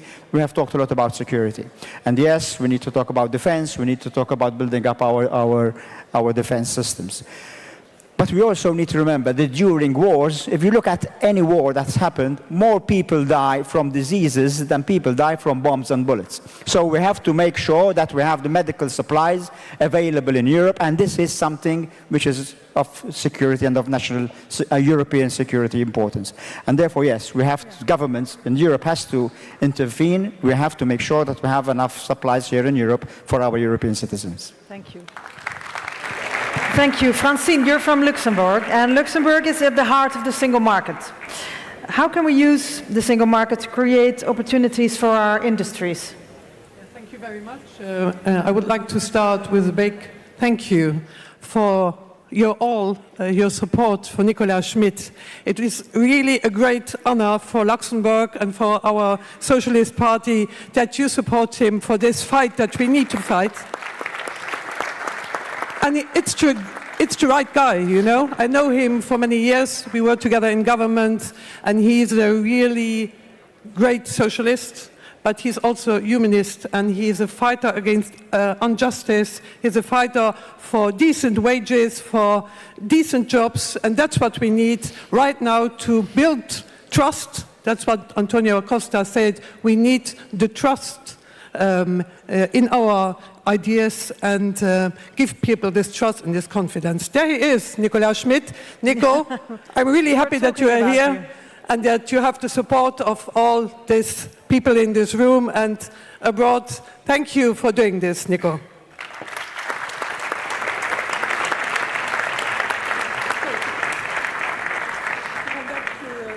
To the subject, indeed, Luxembourg is the cradle of United Europe, and the support of the European integration was almost self-evident in Luxembourg, as we were offered by the single market so many opportunities to grow and prosper. As you perhaps know, 50% of our population in Luxembourg don't have a Luxembourgish passport, and more than 250,000 people commute cross-border every day. So we know about integration, we know about inclusion and the importance also of social cohesion. Now, in times of polycrisis, people worry about future and about what transition means to them. Of course, green and digital transition is key for our industry, opens new opportunities, of course. The Net Zero Industry Act is key as well, but we need strong rules. We need strong rules for the industry everywhere, and we need to assure that people from the whole Europe can benefit of these opportunities. Otherwise, there will be no confidence in the future. True. Thank you. Thank you. Thank you, Francine. Pedro, we move to Croatia. So, after almost a decade of conservative rule in your country, the Croatian people are facing unprecedented inequalities. But you, as a Social Democratic Party, how would you address this?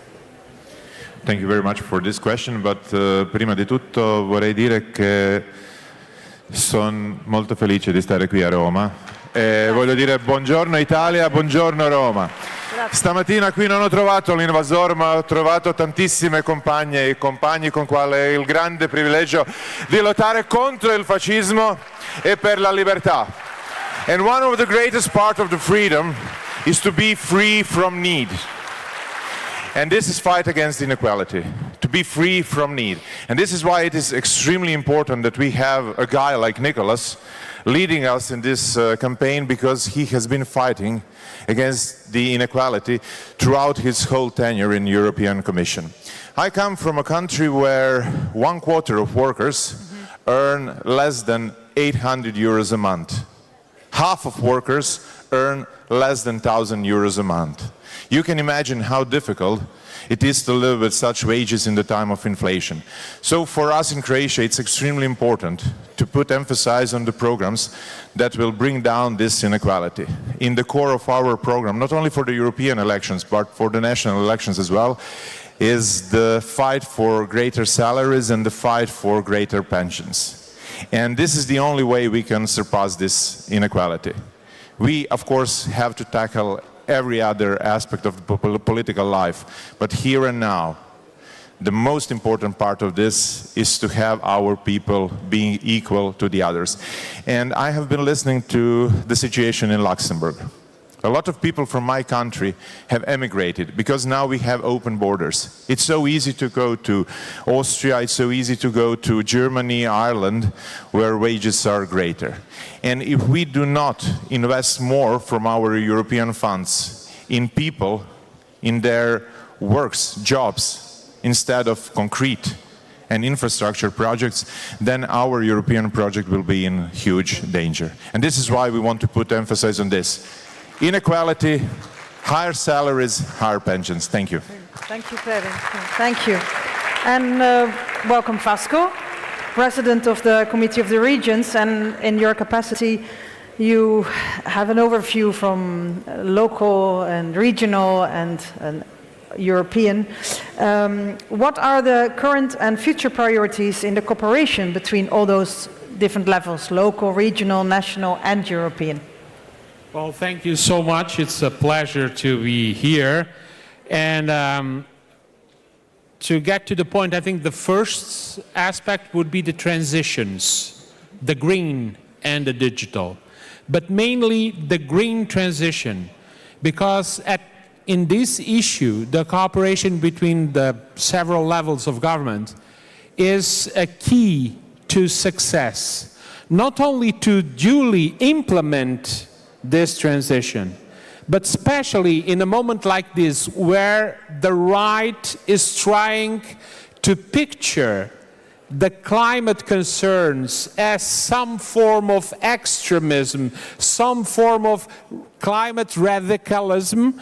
The cooperation make these reforms, make this transition happen at local and regional level is key to explain to people, mainly and also to farmers, the importance that a green transition has for the sustainability and the survival of that activity. Second issue, public services. European funds, mainly through cohesion policy, are of the utmost importance to make this happen.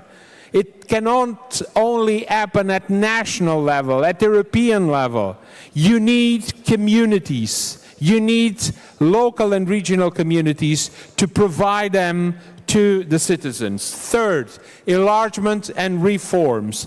The cooperation with all the levels of government is key. Why? Not only to explain and prepare the European communities, local and regional, to the importance, to the usefulness of enlargement, but also to help local and regional authorities in the acceding countries to better prepare to meet our standards. In all these three levels, the cooperation between local, regional, national, and European are a key to success. Thank you. Thank you, Vasco. Thank you. Elisa, Vasco was already touching the subject. How can we fight the green discontent and have a just transition? Well, first of all, we have got to keep our targets, our decision in what concerns the European contribution to limit the climate problem. That is no question about it, but we have got to do that by looking at each community, at each region, and to making sure that this adaptation keeps industry, keeps agriculture, keeps services in Europe, and that the quality jobs are kept in Europe. This is the core of the secret, so we need to make sure that our decisions on global targets are previsible, that they are stable, but this requires a detailed approach on each location to see in concrete terms how you can adapt and keep a quality of life there. The second issue that I would like to underline is that at this moment, the funds, European funds, are doing this kind of support in all those areas that are covered by the Just Transition Fund. So the Just Transition Fund is exactly an experiment on which the work done by Nicola Schmidt, what was said here by Paolo Gentiloni, we have got to get together and to make sure that we have the funds to manage the transition, keeping the social aspect prevailing in this transition. My last comment is that, as Jacques Delors said, we have to do also the enlargement, but it is impossible to do a successful enlargement without a reinforcement of cohesion policy. That is the lesson learned from the past, and we have got to take it with us as a good example for the future. And our colleague from Croatia just mentioned what I previously was trying to illustrate. If we let our population disappear from certain countries, from certain regions, this is a real important source of discontent, of depression, of lack of hope. If you train your children, if you educate your children, and that they cannot find a proper life in the place where they were trained and where they want to stay, you are lost. And this is what our friend and comrade Enrico Letta said very clearly in one of his important presentations: the right to move, but also the right to stay if you want to stay. Thank you very much. Thank you, Elisa. Thank you. And Olivier, you are from France, and there have been quite a lot of farmer protests in France and across Europe. And how can we show them that there is not a contradiction in the Green Deal? How can we improve both sustainability of our agriculture and improve the lives of farmers across the EU? Merci, c'est pas si simple. Effectivement, tu viens de le rappeler, nous vivons encore une grande crise agricole en France qui s'est soldée par un grand mouvement social qui n'est pas complètement achevé et qui nous interroge sur la place de l'agriculture, avec un risque politique au demeurant qui est de voir l'extrême droite progressivement grignoter sur l'électorat paysan au motif qu'il y aurait aujourd'hui une contradiction entre la question écologique et la question agricole. Et nous, ce que nous devons rappeler en permanence, c'est que l'ennemi de l'agriculture, ça n'est pas l'écologie, c'est le libéralisme. Et faire en sorte d'apporter un espoir de substitution à celui que semble apporter l'extrême droite aujourd'hui en Europe. Et cet espoir, nous devons l'incarner à travers des mesures simples, compréhensibles par tous.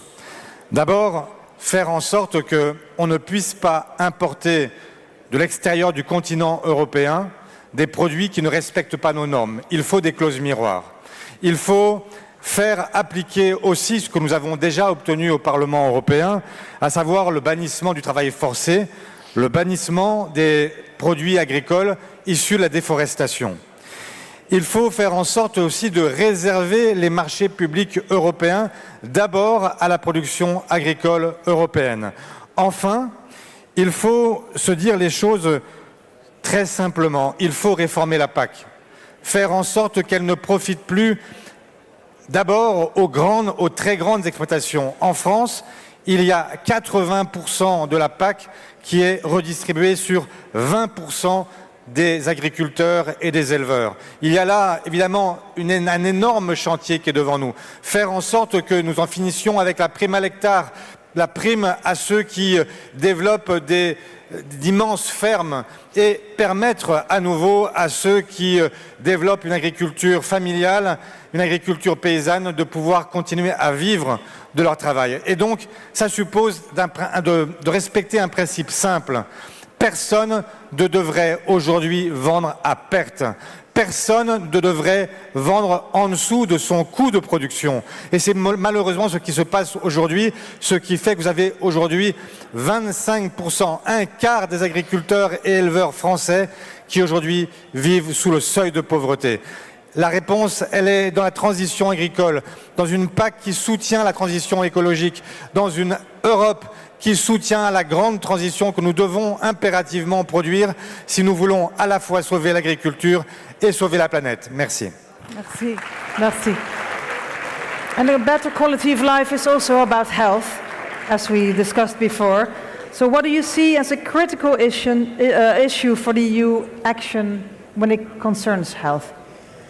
Well, how many hours have I got? Because certainly the climate, the Commissioner just mentioned, the climate crisis is a health crisis, so that is certainly one of them.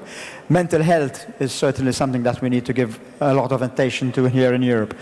And then the need to invest more in our healthcare workforce, because we are getting problems with finding enough healthcare workers to look after our patients here in Europe. But I would like to concentrate mostly on one specific issue, which is the pandemic accord, because this is something urgent, and this is urgent in the sense of days rather than weeks. We are at a very critical issue, at a very critical junction when it comes to finding agreement on a pandemic accord. I am the president of the World Health Assembly. On the 27th of May, there is a risk that I will open the World Health Assembly in Geneva and report to delegates that we have missed the boat and not found an agreement on the pandemic accord. And this will be catastrophic. We need to learn from COVID, but then we need to act on what we have learned from COVID. And now is the time to find a solution, to come together and have a pandemic accord. And the main thing is the vision between the developed world and the global south. We are asking the global south to give us the data so that we can, of the new pathogens, so that we can produce vaccines. But then, rightly, the global south is asking us, we will give you the data, but you have to give us the vaccines. And this is something that we have to do. We have to reach this agreement. It's a question of developed world helping less developed world. This is something which is also socialist. This is something that we need to do. The world needs European leadership in health, but the world needs European socialist leadership in health. And people in this room can do it. We can do this. We can make a change, not only in Europe, but across the globe. And this will continue to make us proud to be European and proud to be socialists. Thank you very much. Yes, thank you. Francine, we know that we need new skills also for this green and digital transition. What role can the EU play there? I'm a very strong believer in education, and I think that young people are well aware of the green and the digital transition and what that means for them. So I'm convinced that we should not only talk to them, but we should participate them in the constructing our society of tomorrow. That's very important. If you're talking about education and on the same time you're cutting funds of education, that doesn't make any sense. So I think we should encourage everyone to invest much more in education than we did until now. That's the first thing I want to say. Second thing, when we're talking about education, we are talking about jobs. Yes. And with the green and the digital transition, of course, about jobs of today and of tomorrow and of jobs who will disappear. So upskilling, reskilling is key for this transition to succeed. And I think it's 7 years ago, together with Nicolas Schmidt, we started in Luxembourg a project who was called Digital Skills Bridge. So we confronted companies to ask them what they need in future and help them to invest properly, that they can invest in their people. So that was the start. We were a sort of a front runner And I hope that the plans and the projects from EU will go in the same direction in the next months. Thank you, yes. Thank you very much. Quality of life also means to have a nice house, but there we are. We are in the middle of a very bad housing crisis. And also in Zagreb and other major cities, they're facing an explosion of housing costs. How can progressives, social democrats across Europe tackle the housing crisis? The housing May I crisis in ask a little bit Croatia. of silence, please, as well. The housing crisis in Croatia is indeed very, very big. Just to show you what we are talking about, the average price of a square meter of apartment around Croatia and in Zagreb it's higher, is 3,000 euros. I've mentioned before the median wage in Croatia is 1,000 euros. So the worker that has median wage has to work 3 months without eating, drinking or anything he can breathe at all to pay for 1 square meter of an apartment. So this is unsustainable. And this has been aggravated by the fact that we have, of course, by entering the European Union, had to open the access to our market to the people who have much higher income. And especially in the cities like Zagreb and in the coastal area of Croatia, the prices have skyrocketed.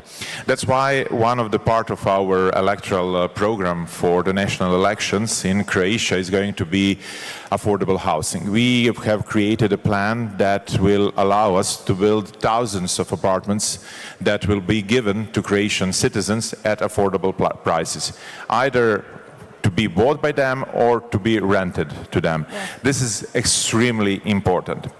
And just to depict how important it is, I will say what can be more social, democratic and sustainable for a country than to have affordable housing. In my opinion, nothing. Thank you. It starts there.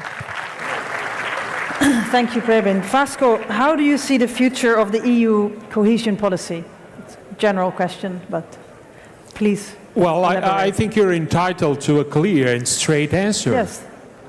The way I see it is threatened, in danger, at risk. That's the way I see the future of cohesion policy. And that's why I think it's much needed for our political family, as it is done in our manifesto for the next elections, to take a clear stand in defense of cohesion policy.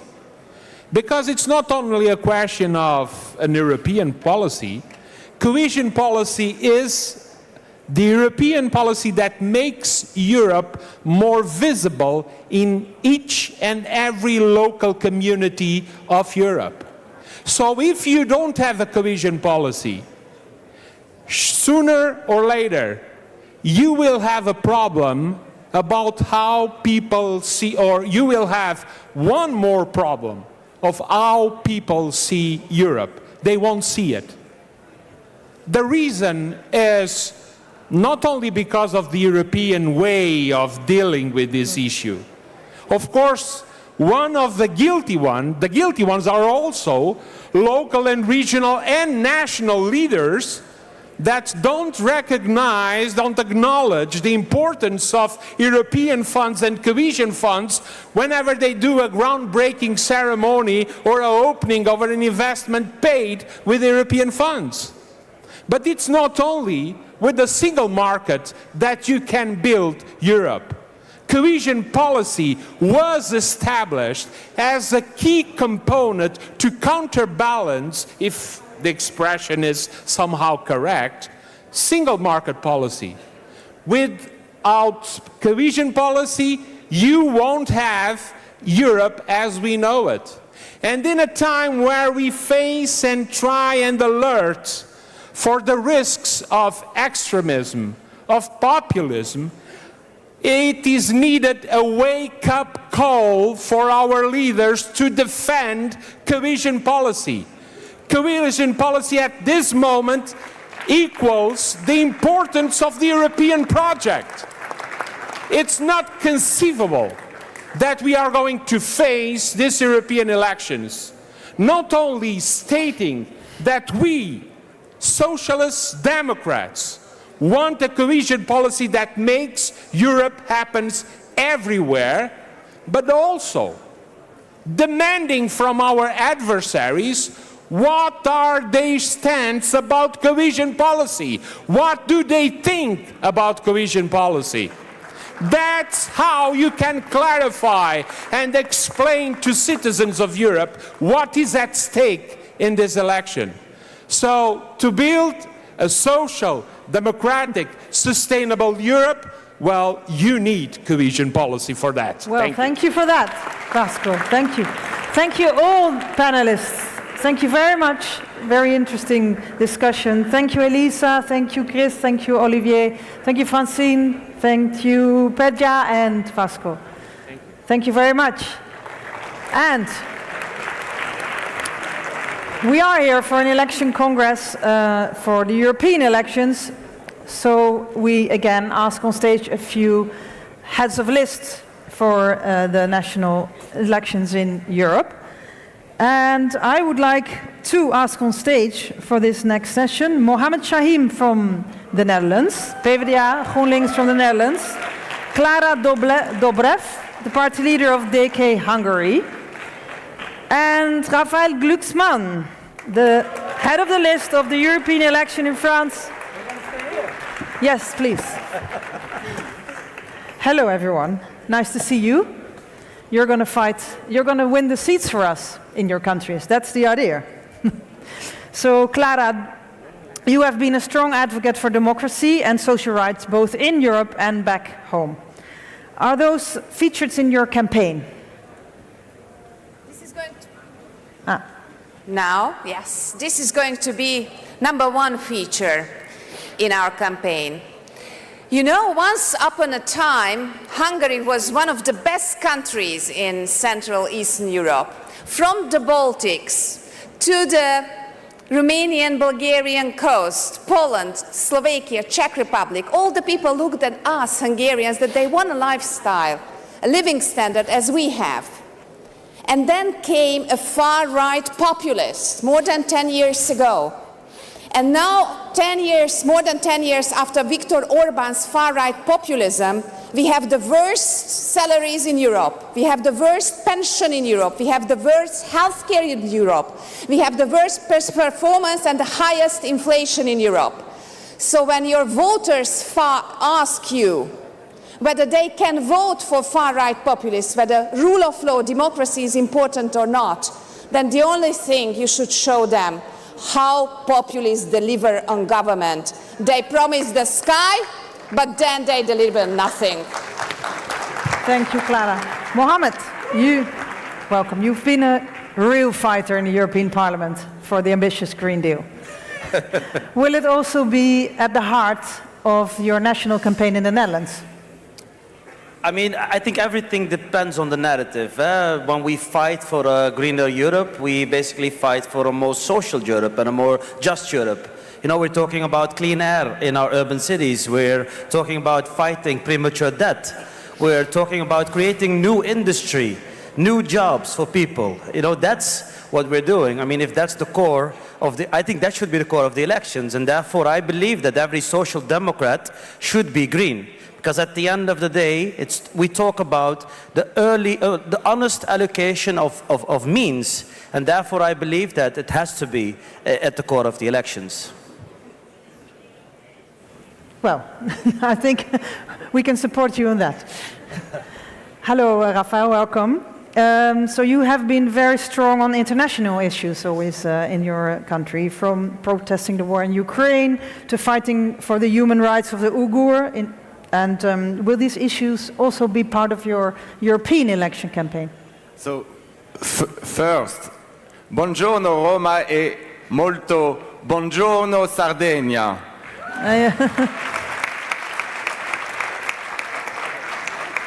L'estrema destra non è una fatalità, quando c'è lotta ci può avere vittoria. So, and to respond to your question, 100% yes. And I will tell you, we have to be the family of human rights. From China to Rafah, we have to be strong. for our principles, otherwise we will disappear. And yes, we will bring this topic everywhere. Europe stands for human rights, and Europe stands for international law, and Europe stands for Ukraine.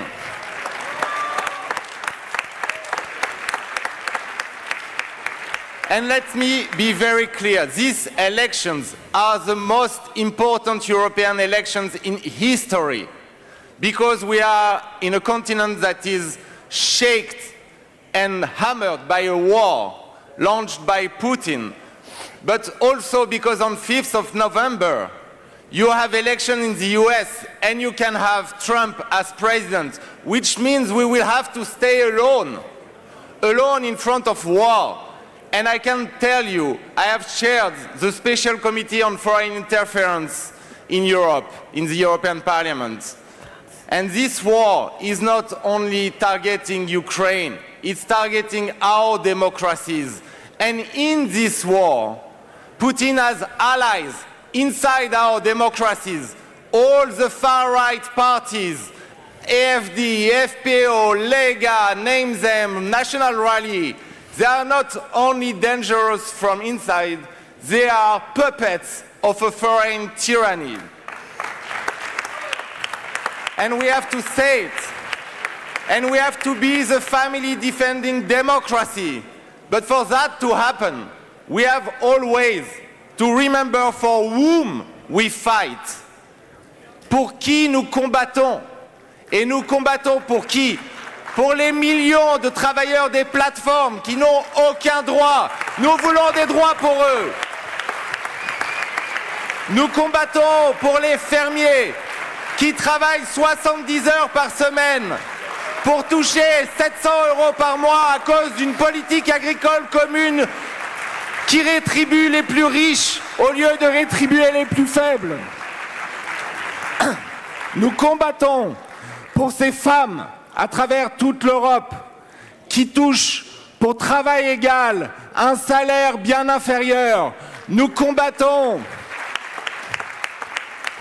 pour les minorités qui font face à une vague de xénophobie sans précédent sur notre continent. Nous combattons pour les sans-droits et les sans-voix, et c'est pour ça que nous sommes sociaux-démocrates. Alors oui, ces élections sont cruciales, et je suis venu vous dire une chose. En France, nous allons parler d'Europe partout. Nous allons parler d'une Europe qui sera forte parce qu'elle sera juste. Et c'est cela notre message. Et nous comptons sur la grande famille européenne pour faire campagne avec nous et à la fin, gagner ces élections. Merci. Merci, Raphael. Thank you, Clara. Thank you, Mohammed. We stand with you. The whole family stands with you. Good luck in your campaign. And now I would like to call on stage my colleague Thomas Vaupel.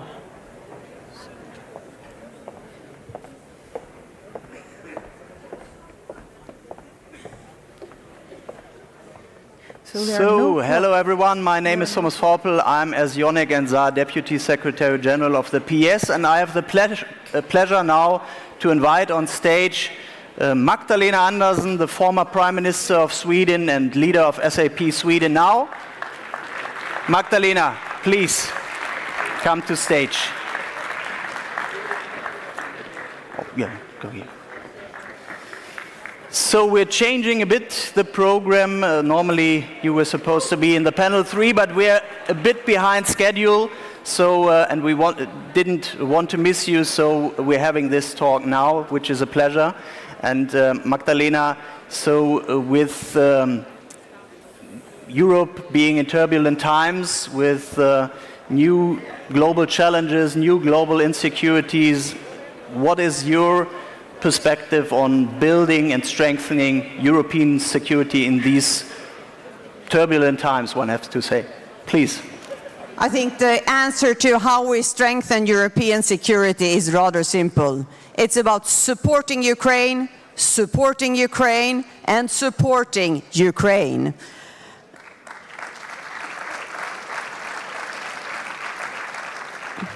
And it's obvious that so far this war has been a strategic mistake from Putin. He did not win Ukraine as quickly as it wanted on the battlefield, and I don't think he expected that Sweden and Finland would join NATO. We were able to stand together. We united in Europe in order to sanction Russia and in order to support Ukraine. But 2 years into this war, our unity is tested, and we need to step up. There is a lack of ammunition in Ukraine. We have to deliver it from European factories, but also brought from countries outside Europe. That is absolutely necessary. But this is also why the EU elections is so important. We need parliamentarians that want a strong Europe, that wants us to unite against Russia, not parliamentarians that really don't believe in international cooperation and wants to sow division between us rather than keep us united. Thank you, Magdalena. Allow me to go for a second question, now looking closer also to the international problems and challenges in general. I know your party has a long-standing tradition to promote peace, to promote diplomatic solutions, to strengthen the international multilateral order, which is unfortunately currently quite under threat. So what can you as a country, Sweden, but also what can Europe as a whole do with progressive answers to strengthen as much as we can this multilateral approach again in these turbulent, difficult times?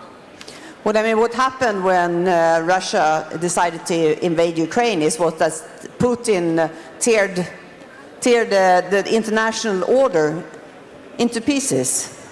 And we also know that we have a presidential election in the United States. We don't know yet who will win. But of course, if Trump is again president, we know that our international institutions that are so important for Europe, for global prosperous, for jobs, for economic growth, they will be at risk. This makes it, again, even more important that we do have a strong European Parliament. The coming years could be a fight against authoritarian regimes and democratic regimes, and we need more parliamentarians that do stand strongly behind democratic values. Thank you, Magdalena, for these words. I think we would all agree.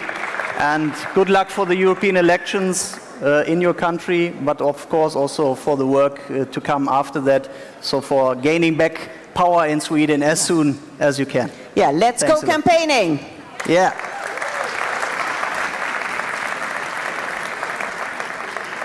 So now I hand over to Zara again. We will introduce the next thematic panel, and we still follow the order of our manifesto. We're going to talk about solutions for open and democratic societies. There was supposed to be a video now. No video?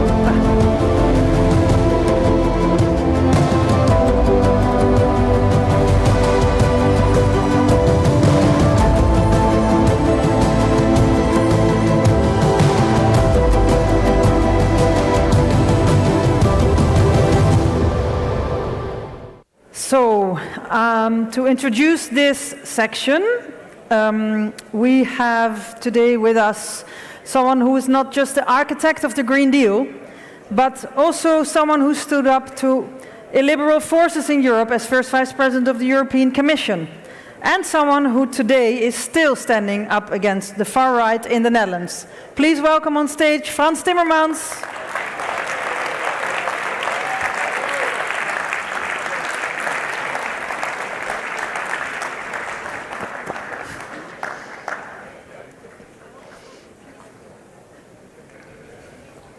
Salve Roma!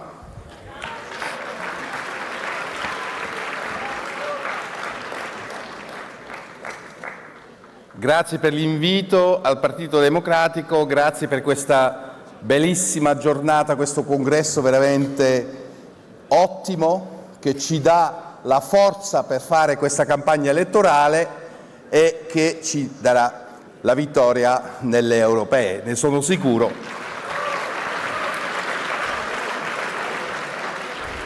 E poi, signor Sindaco, chiedo anche uno stadio per la Roma. Bravo De Rossi, vero? As you can see, to quote Lord Byron, Rome is in my soul. I was raised in this city and I have taken the city in my heart and in my soul my whole life, so I'm always happy to be here. I want to make a couple of brief points. First of all, I would like all of you, together with me, to acknowledge the incredible heroism of the Russian people who turned out at Navalny's funeral yesterday in Moscow. You have to be.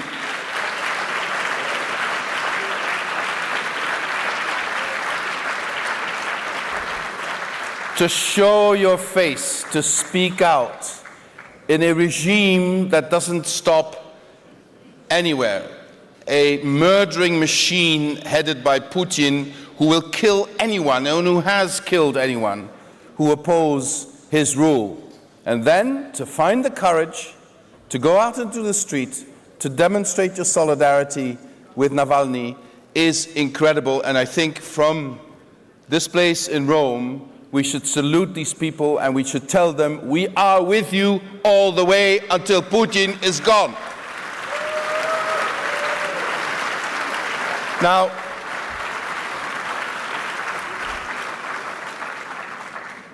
if you look at Russia, you know what we're up against. And I say, like Magdalena, the battle today is the ideological confrontation between those who believe in autocracy, in closed society, in scapegoating minorities, and those who believe in true democracy, in free and open societies where every individual is guaranteed their rights, where there's equality between men and women, where there's space for everyone to be who they want to be, where there's no imposition from government how you need to look, who you need to love, who you need to care for. This is what we stand for.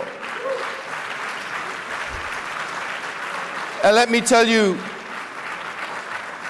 now that the center-right believes there is a future for them in aligning themselves with the extreme right, let us be clear. We will never do this. We will never enter into alliances with the extreme right. I repeat what Stefan said this morning, and I repeat it also for the Dutch Social Democrats. We will never form a coalition with those people who exclude people from society, who are deeply, deeply admirative of Putin, who believe in autocracy as a solution. But fighting for open societies, fighting for just societies, means we need to let science and facts guide us. And we need to inspire people to believe in a better future.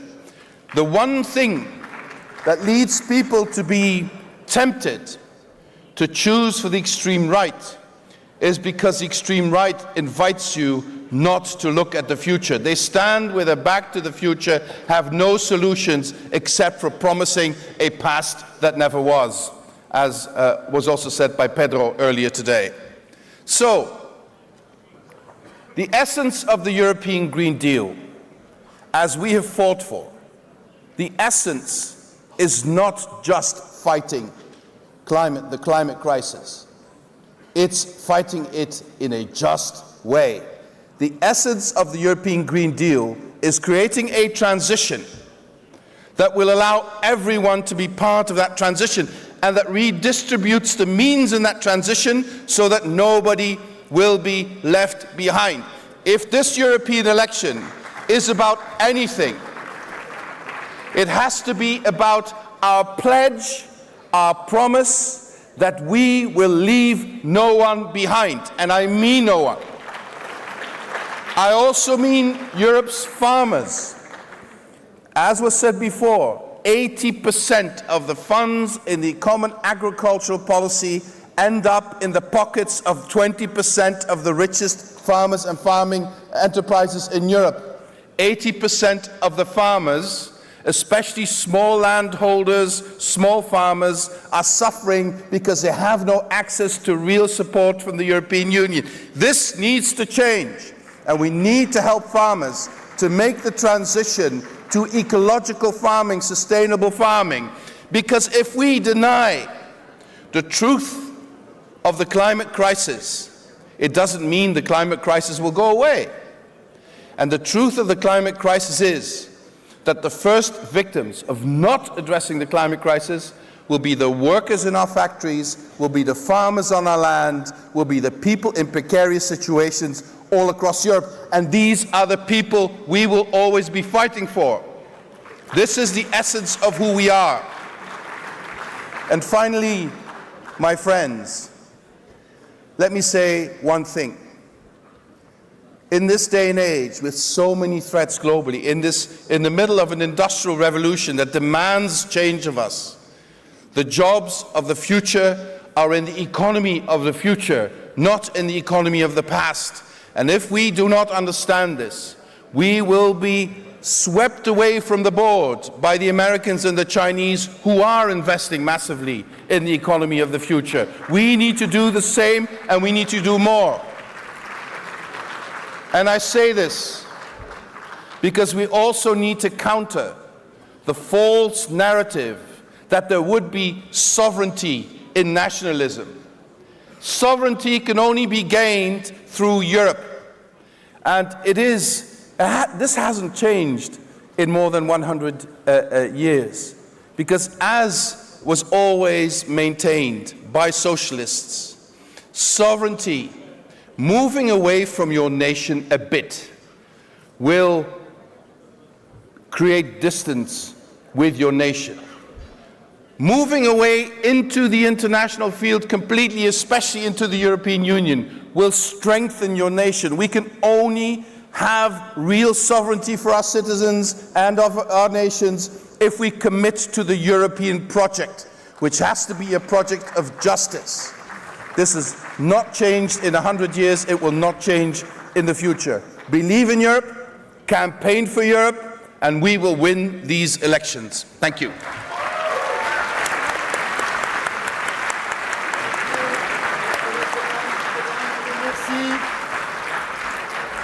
Thank you, Franz, for your very inspiring speech that is really in line with the next debate, the next panel that we will have. And thank you, Franz, of course, for all your involvement at the European level, everything that you have done for the Green Deal, and also for the current fight that you are leading in the Netherlands against the far right. We can give a big applause to Franz. Thank you. And I'm calling for the next speakers, for the next panel, the list of speakers will be Katarina Barley, head of the list of SPD, Joanna Schering-Wilgus, Deputy Minister from Poland, Zita Gurmai, the President of PES Women, Oliver Robke, the President of the European Economic and Social Committee.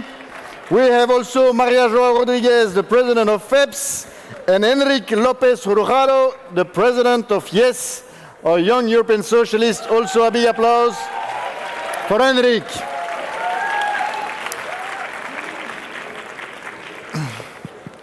Thank you to you all. We're going to speak now about our panel on solution for open and democratic societies, and we had an inspiring speech from Franz, and I would turn now to Katerina Barley, the Vice President of the PES, head of the list Spitzenkandidat in Germany from the SPD. Katerina, you have been vocal in the parliament against authoritarian regime, and you strongly defend the rule of law. So can you tell us what will be the main topic in your campaign in Germany on this and your proposals? Well, the rule of law is the basis for everything we do, and we see it at the moment very clearly that without democracy, we can't advance in any way. So I think there's several things we have to do. Of course, we have to do good politics, and especially social policy. We've talked about that today in length, so I won't go too much into detail, but what we have to do is to see the worries of people and really better their life with our European politics. That's one. The second is that we really have to make clear what is at stake. If we have a look at Europe nowadays, we see that we already have several governments with a far right-wing component, either supporting or being in a coalition or even leading governments. So we have Sweden, we have Finland, states where you would never have imagined that. We have Italy. And we really have to say clearly, this does not fall from the sky. Take the example of Sweden. 30% social democratic votes, 30%. Why do we have this government? Because the conservatives chose to be tolerated by the fascists. In Sweden, they're really fascists, the Sweden Democrats. So they chose authoritarian party over democracy. This is what we have to make clear. It's also about conservatives and liberals opening the door for the extreme right. We have to be very clear on this. And if we talk about this, because I have Zita at my side, this has very concrete consequences. Zita demonstrated against the mobbing or harassment of a little church 2 years ago, together with a few others. Now, yesterday, last week, her immunity was lifted. Because, why? Of 5 politicians who were involved, 2 were concerned that their immunity was lifted. 2 who are running for the European Parliament. So this happens in authoritarian regimes. There is no rule of law. There's a punishment and a prosecution of political adversaries. So give a cheer for Zita, please.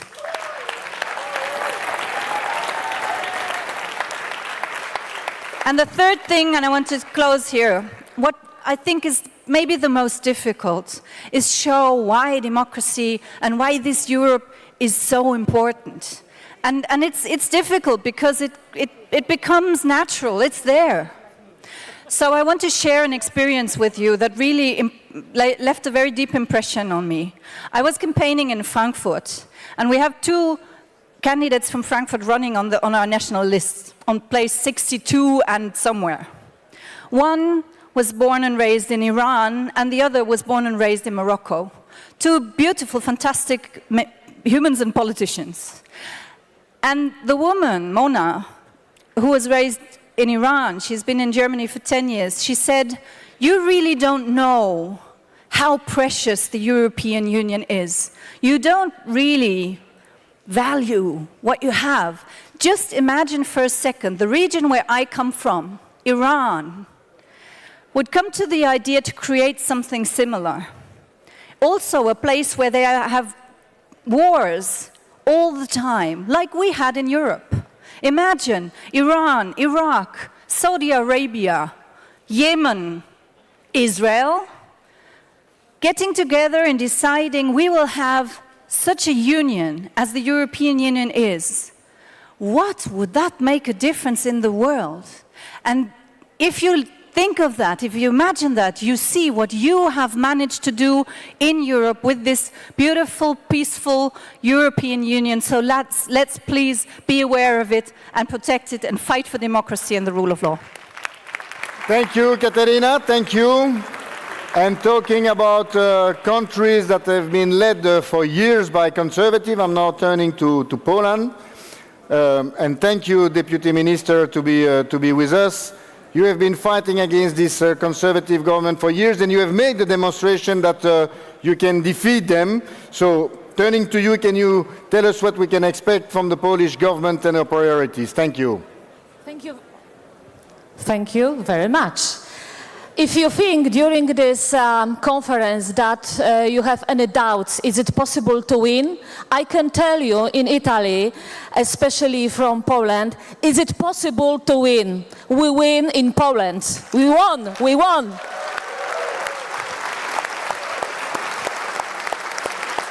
Last autumn, Poland symbolically returned to Europe.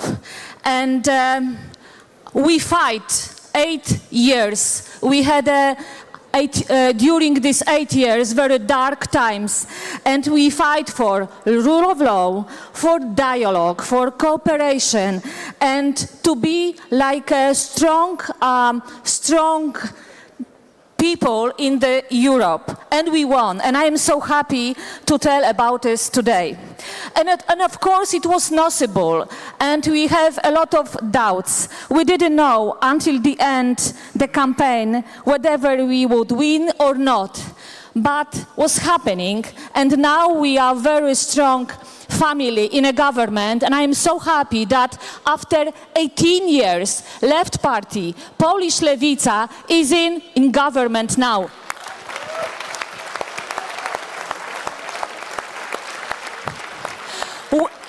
And I have to tell about it because we have a prime minister from Lewica, Krzysztof Gawkowski. We have 4 ministers of science, ministers of from digitalization, social policy, and of course equality. Katarzyna Kotula, we know her. He used to be on the conference, PES conference as well. And of course we have ministers and all resorts in Poland.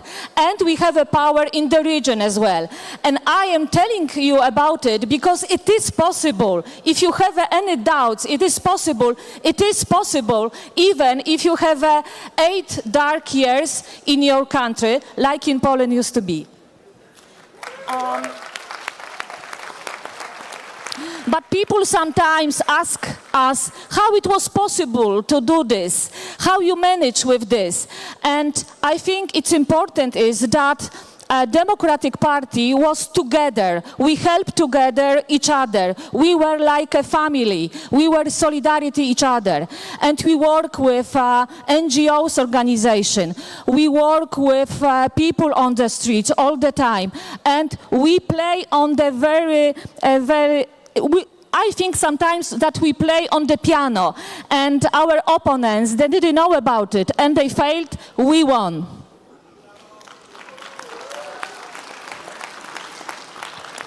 And at the end, I would like to tell you that I choose the letter P, because I think that we have a fantastic title, the Europe we want. But I think, is it possible that Europe will be social, democratic, and sustainable because we have a power? Thank you.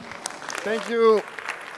Thank you, Joanna. Thank you. I'm turning now to our president of PES Women, Zita Gurmai, also fighting against a right-wing government, conservative government, but we have seen in all over Europe these right-wing government attacking everywhere more and more women's rights. So can you tell us in details what is the answer from PES Women? Thank you, Zita.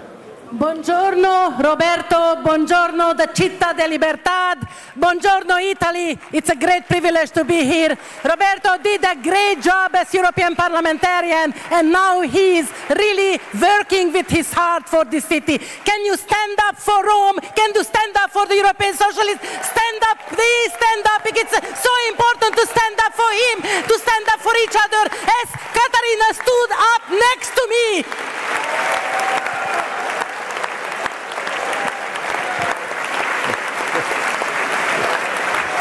We need a strong solidarity.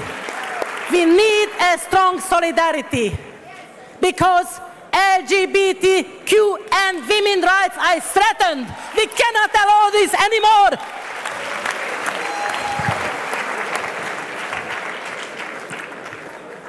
Do you think that I have a fear from Orban?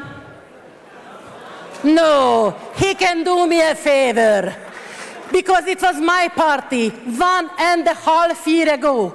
We stood firmly for the Swedish ratification of NATO. 1.5 years, every panel, the Hungarian Socialist Party stood for Sweden. So let's have Sweden do ratification of the NATO. Finally, Hungary did it. No thanks for Orban.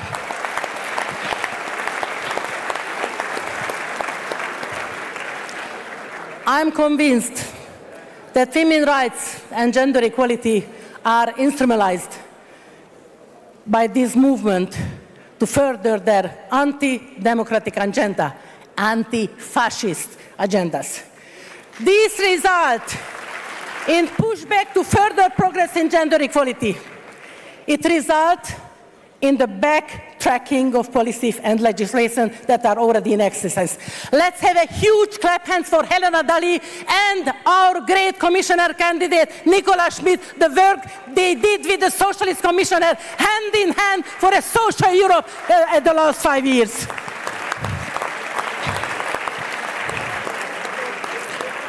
We need to make sure that women's rights cannot be removed anywhere in the EU.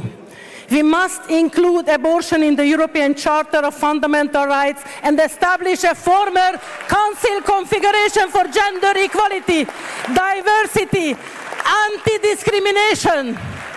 And I'm so proud my former group, the S&D group, the roadmap to a women's rights charter. Robert Biedron did a great job. Let's clap hands for our Polish brother who did the utmost for Poland and for Hungary as well.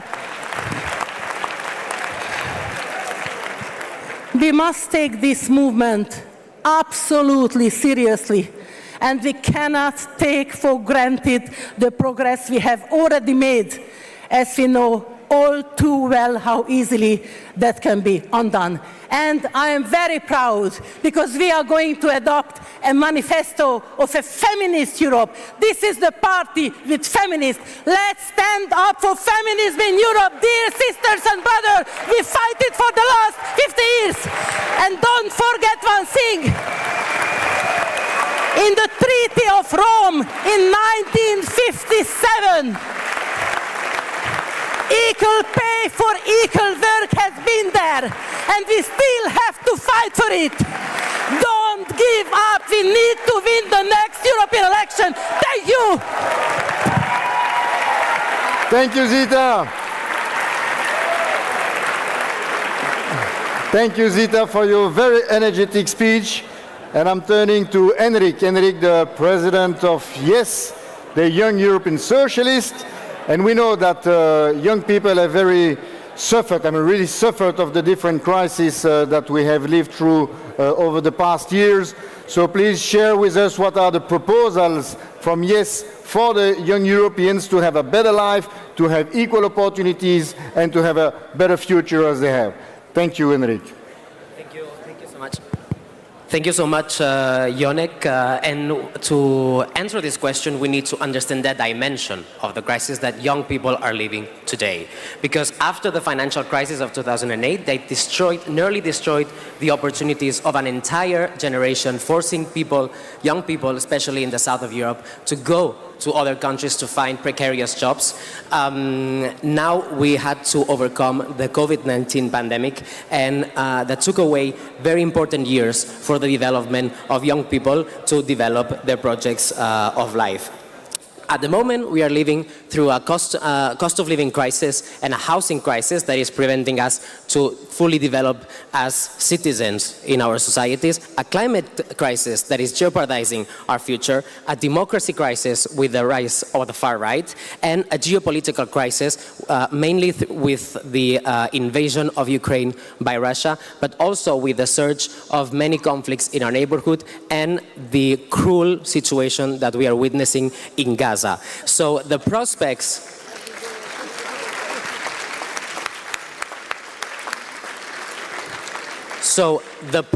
for young people now are not precisely the best. But despite of that, we are hopeful. And we think that the European Union, and especially a European Union led by the Socialists and the Social Democrats, is the only way to provide effective solutions to the challenges that young people are facing today. And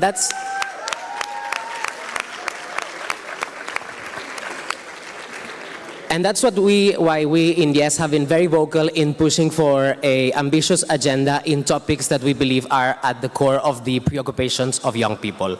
And one of these rises on top of the other one, that is housing. Young people deserve to have a decent roof to live under. And what we are seeing in our cities, in our towns all across Europe is simply not correct and morally wrong. Because young people have to... Thank you. We are seeing how young people are paying 500 euros, 600 euros to rent a couch or a room in cities like my city in Barcelona, but Paris, London, everywhere else. So this is morally wrong and a European crisis, a European housing emergency that we demand European solutions for. And we have seen it before. We have seen before when in front of a European crisis, the EU has looked for new mechanisms and new ways to act. And that is why we are proposing a European facility for the promotion of public housing, so that the European Union builds apartments for young people so that they can have decent houses to develop their projects of life.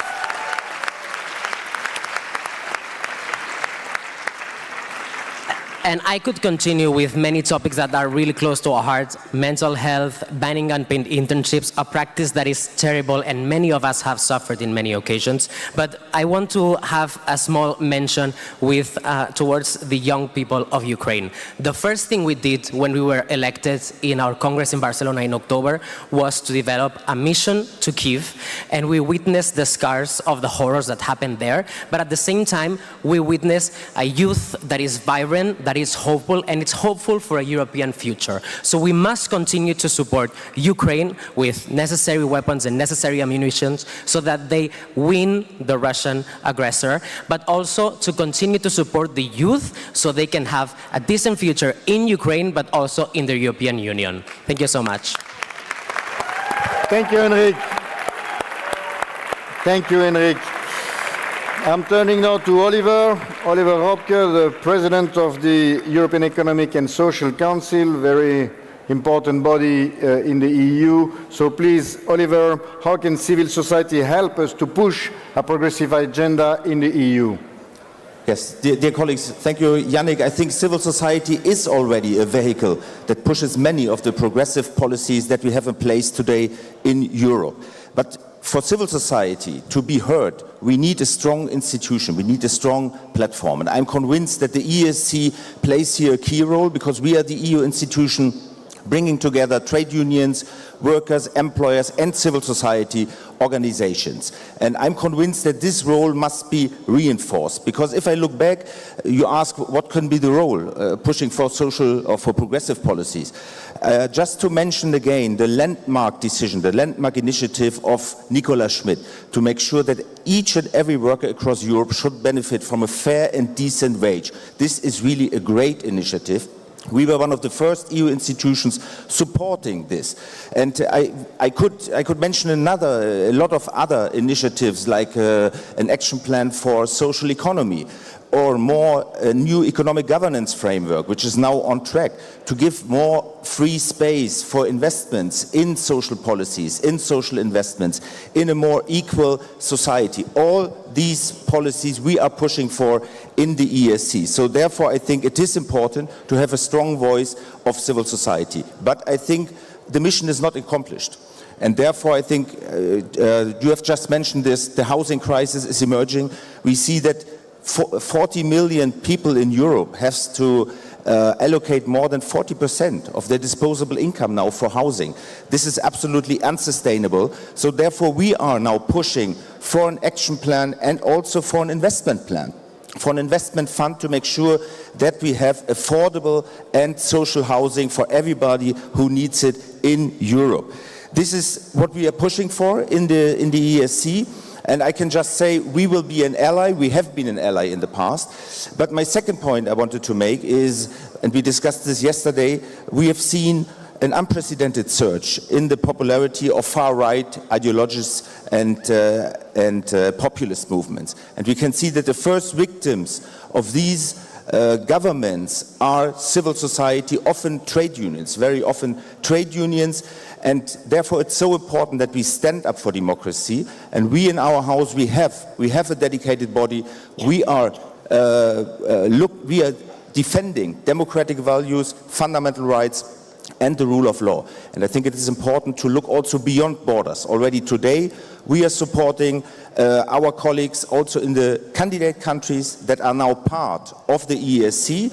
We are the institution that involves them. They will take part in our work, so social partners representatives, civil society representatives from all candidate countries. I think this is important, because if we look into the figures, we see that 41% 85% of the civil society organizations report that they believe they operate under bad or very bad conditions across Europe. And this figure has enormously increased in the last years. So this is really an alarming signal.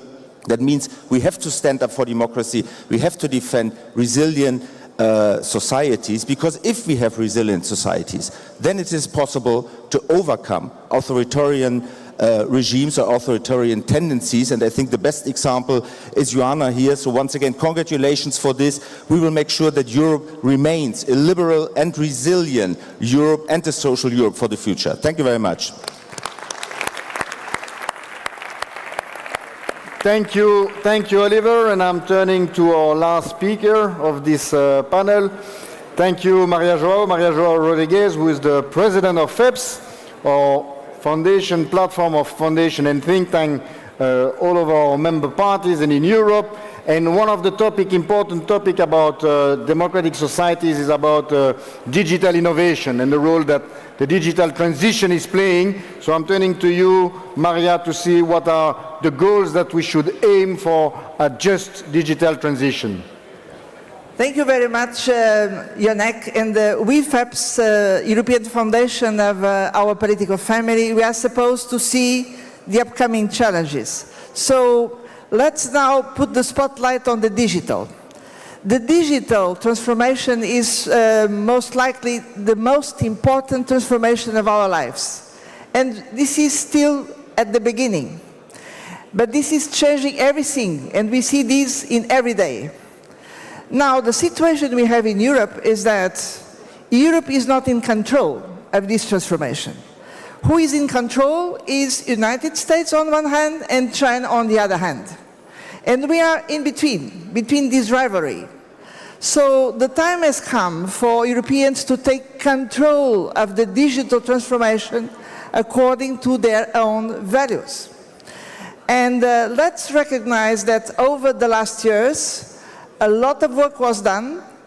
If we think about regulating the platforms, if we think about regulating artificial intelligence, but this is the beginning. And I believe that for the next term, what is at stake is for Europeans really to take control and for progressives to be in the leading position of this great front of transformation. So what should be a progressive agenda for the digital transformation? Well, we need to take care of the implications for work, for labor. That's why this directive on platform work in the hands of our candidate commissioner is so important to be completed. This is about making sure that jobs will not just be destroyed by artificial intelligence. They should rather be well combined with artificial intelligence. This is about using artificial intelligence to improve our public services in health, in education, in urban management. But let me tell you, for this, we need to build up real European platforms. We need to build up a digital public infrastructure. And this is a big undertaking for the next phase. And the last concern we need to have is about democracy. Because we see where now in the hands of far right, digital tools are being used to undermine democratic debate, to undermine our democratic institutions. And we need to be fully protected against this. So my last call, and this is also for the upcoming campaign and elections, is that if the far right will use digital tools to undermine our democratic debate, if they will be instrumentalized by Putin's, because we cannot be naive, we'll denounce these in the first place. We want to have sound and open democratic debate and decision for the upcoming elections. So this is my wish, and I count on all of us to work together for this new front of transformation. Thank you, Maria João. Thank you, Joanna, Oliver, Zita, Caterina, and Henrik. This is closing our very interesting conversation on solution for open and democratic societies. And I'm calling for the next panel, Thomas Voppel, my colleagues, Deputy Secretary General, and big round of applause for the speakers. Thank you very much. Thomas. Thank you, Jonek. So, we now move on with another talk about how our member parties prepare for the European election. And please welcome on stage two frontrunners from our sister parties that are strongly fighting the far right in their countries. So welcome on stage Kata Tutu, the Deputy Mayor of Budapest and Head of List of MSP in Hungary. And please welcome Andreas Schieder, the Head of List of our Social Democratic sister party. So welcome on stage. Kata, you're up front against the regime of Orban. Please tell us, how do you fight against him in these European elections? Does it work? Yes, it does. Hello. You found two young socialists. We were just talking with Andreas that we have been young socialists for more than 20 years, and we're still fighting together. Yes, so I have 2 minutes. I have 5 priorities for the elections in Hungary. First of all, it was a socialist government that led Hungary into the European Union. So one of my duties is to keep Hungary within the European family. Number 2, I am Deputy Mayor of Budapest. Cities are the last reserves of democracy in Hungary. One day, we will rebuild democracy from these last reserves. But for them to stay alive, the cities like Budapest, we need the cohesion funds. I'm looking at all the commissioners. These cities need the funds to stay alive. Number 3, we need to strengthen in these times of crisis the social democratic path. We need a path which is built of security, solidarity, sustainability, equality. But we're not talking about one path, we are talking about many paths that cities are carving out for their citizens so everyone can pass. And this is why I come to number 4. When we talk about a strong Europe, it is not just about more power to Brussels.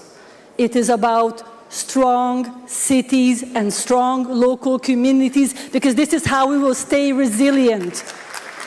And number 5, Europe has to be a place for women. We need a Europe that understands women, understands our fears, understands our dreams, and can build on our merits. Thank you. Andreas, the floor is yours. Thank you.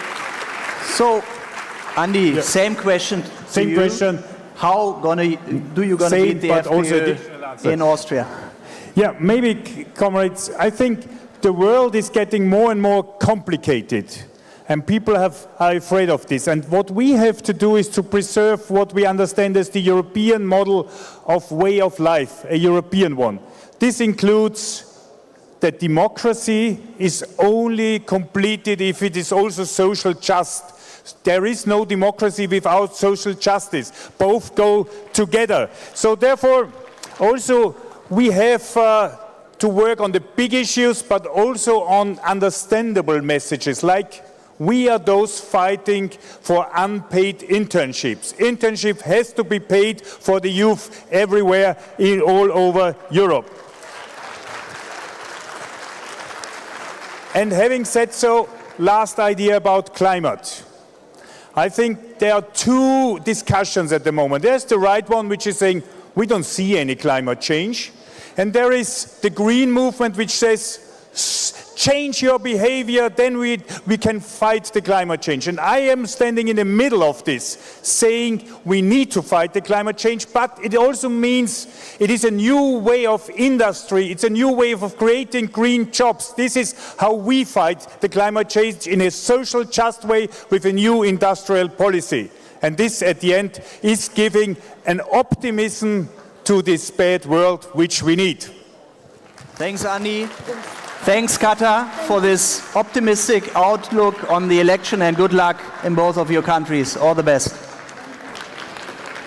So now we're coming to an issue we already started to discuss a little bit with Magdalena Andersson, who had to unfortunately leave a bit earlier. but now we're coming to the solutions for a fairer world.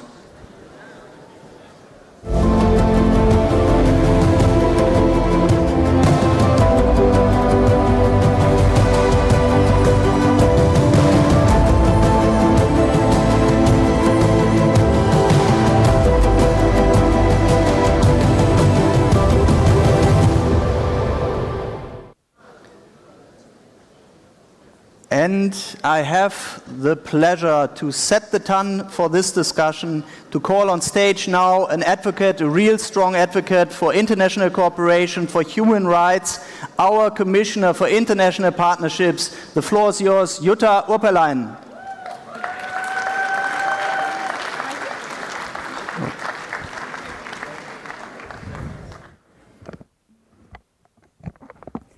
Dear friends, dear comrades, social democracy is the largest political movement in the world. One of our core values is solidarity. And that's why I think it's important that in our campaign in the European Parliament elections, we are also paying attention outside the European borders. And I have three very brief messages which I would like to pass to you today. My first message, dear friends, is that Europe faces a threat of turning inwards. There are political forces who are ready to turn their backs to our friends in the global south in a time when they need us the most. And that would be a big geopolitical mistake. Russia's war of aggression against Ukraine rages on. The conflict in the Middle East is escalating, and the way out, unfortunately, is not clear. In West Africa, we are witnessed multiple crises and coups and growing instability. So multiple crises with consequences in the form of food insecurity, inflation, high debt levels, and increased fragility affect our vulnerable partners in the global south and the most vulnerable people the most. And that's why, dear friends, we cannot turn our backs to the global south. We must continue to advance sustainable development across the world, from Africa to Asia, Latin America, the Caribbean and the Pacific. And I personally believe this is very much in the interests of us Europeans, because instability will always spill over. So Europe is impacted by the crisis in the global south. Dear friends, global inequality is rising. According to Oxfam's latest report, since 2020, the world's 5 richest men have doubled their wealth. At the same time, nearly 5 billion people have become poorer. Tackling inequalities is my second message. Everything the EU does in the world must serve this purpose. And this has to be a key demand of our political family. We must build fair economies, invest in people and planet, and promote inclusive democracy.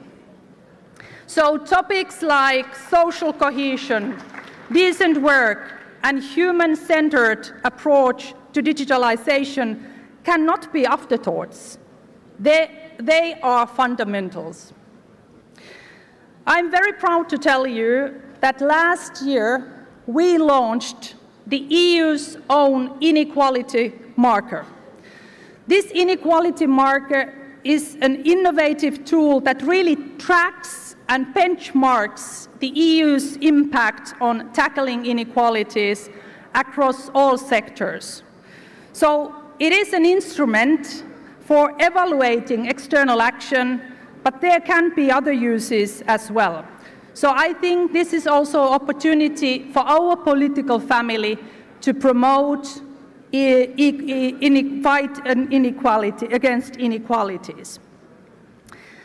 Dear friends, today the world is home to the largest generation of youth in history, a generation whose outlook to the world has been shaped by global challenges. This generation of young people, they want a different future, a better future, a greener, inclusive and digital future. And young people can be our greatest allies. And this is my third message. Through the first Youth Action Plan in EU's external action, the European Union is now strengthening particularly our engagement with young people worldwide. And we are empowering youth by investing in education.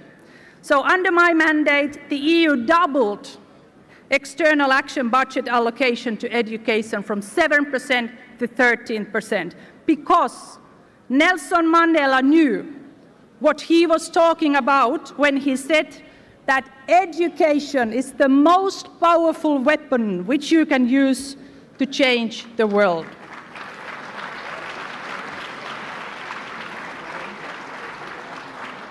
So, dear friends, I believe in equal partnerships, fighting inequalities, and putting youth into driver's seat. And I know from the experience that this political family is the one which champions these three objectives. So together we can make a difference, and we can ensure that no one is left behind. Thank you very much.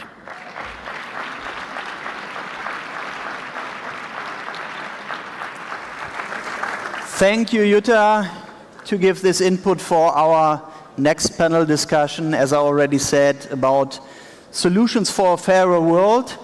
And for this discussion, now I have the pleasure to invite on stage the party leader of the Social Democratic Party in Germany, Lars Klingbeil. And another party leader from our sister party in Finland, Antti Lindman. And our PES Vice President from North Macedonia, Radmila Šekerinska. Please come on stage. And last but certainly not least, a special guest we have here among us today from the United States. It's the President of the Center for American Progress, Patrick Gaspard. Warm welcome to you.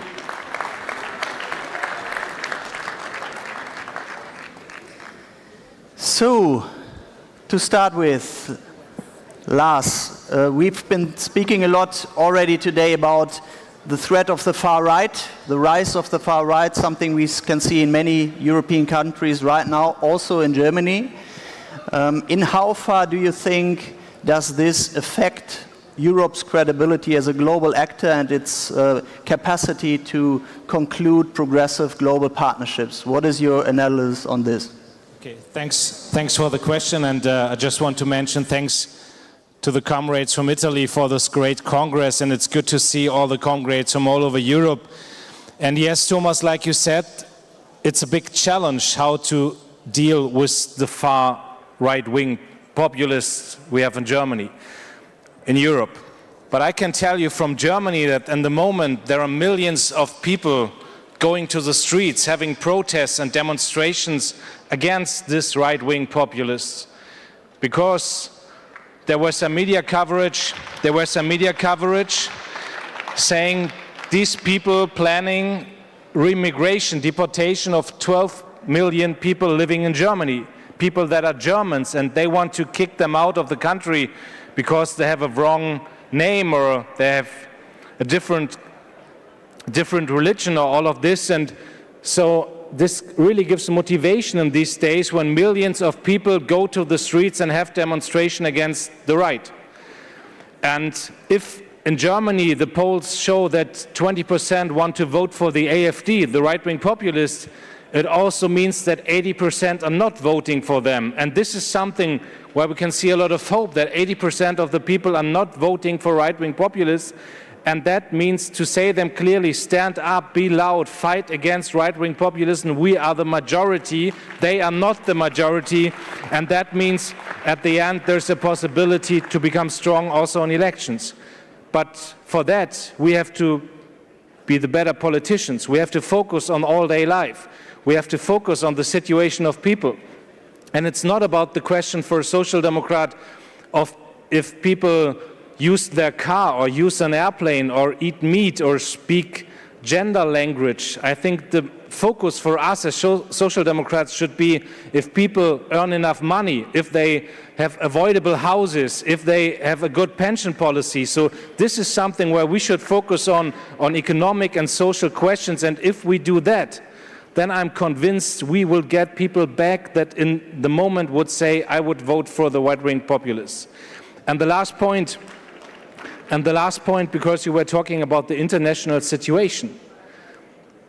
In Germany, we need a lot of people coming to Germany and work there. The question of migration is not always a threat. It's an opportunity and it's a chance for countries like Germany if people come there. And if people in other countries see their right-wing populists taking responsibility, that will change the view about Europe and Germany in other countries. And so it's a threat, and we have to tell that everyone. And to be honest, every fifth job in Germany depends on the European Union. And if the AfD is taking responsibility, we will lose all these jobs. So the AfD is not just a right-wing populist party, it's a party making politics against workers, and we have to say that very loud. Thank you.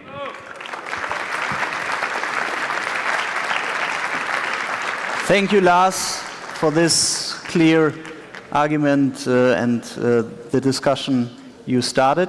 Now we continue with Antti, and let's dig a little bit deeper into the field of foreign policy. When you started as party leader, your first speech was on foreign policy. So why was that, and what are, from your point of view, the right priorities for Europe's foreign policy? Please. Thank you. First of all, I have to say it's great to be here. I didn't know that Social Democratic can be such an enthusiastic. Great. This is my first Congress here. Why I took for my first speech prioritized foreign policy? Because I come from the land country where we have 1,340 kilometers of common border with totalitarian state who doesn't much care about international treaties and multilateralism.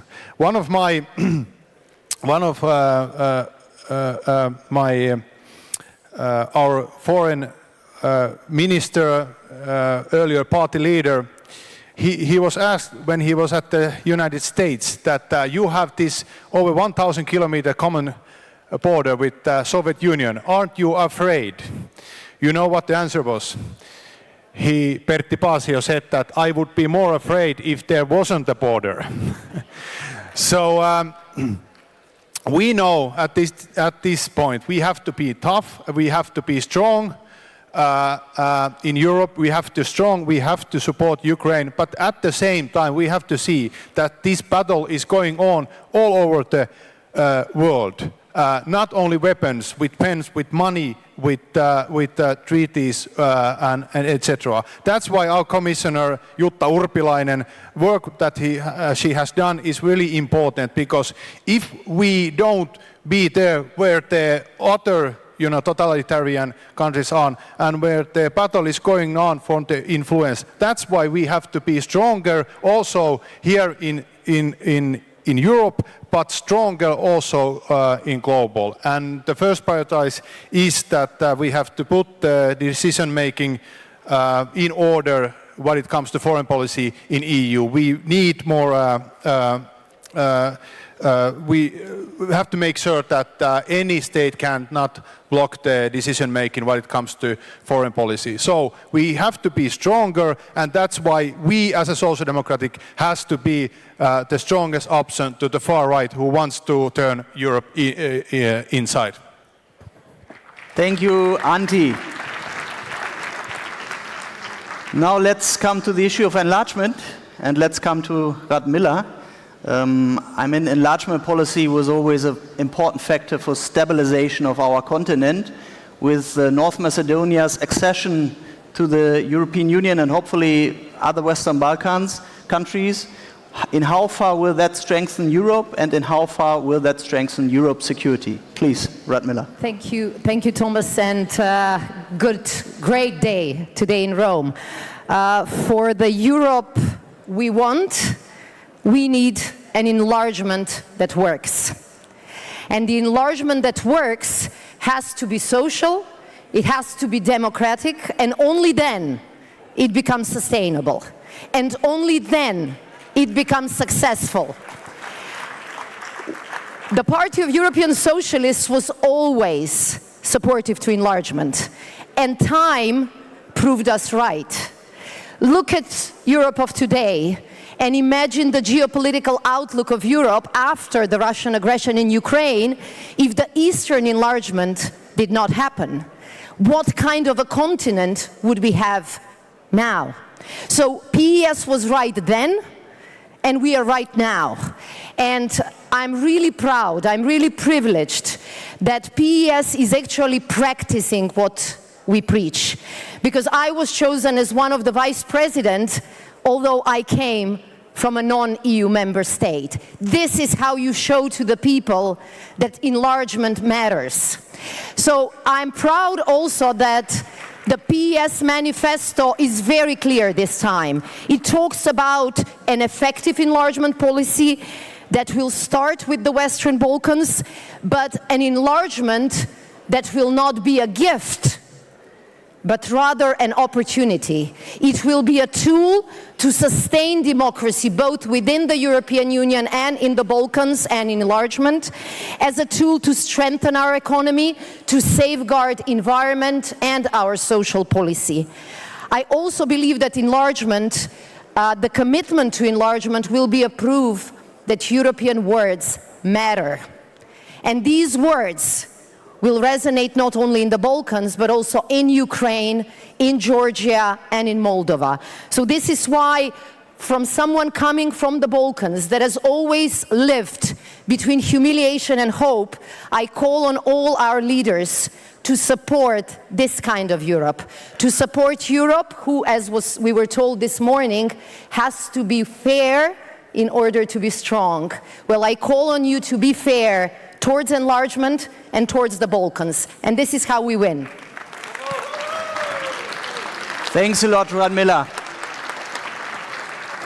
And now let's do a little jump from Europe across the Atlantic to the United States. Patrick, warm welcome again that you're here with us today. And let's be honest, what is happening this year in the United States might have some consequences also for us in Europe. So please share your insight and please answer one question. How will Joe Biden win this election against Donald Trump? Please.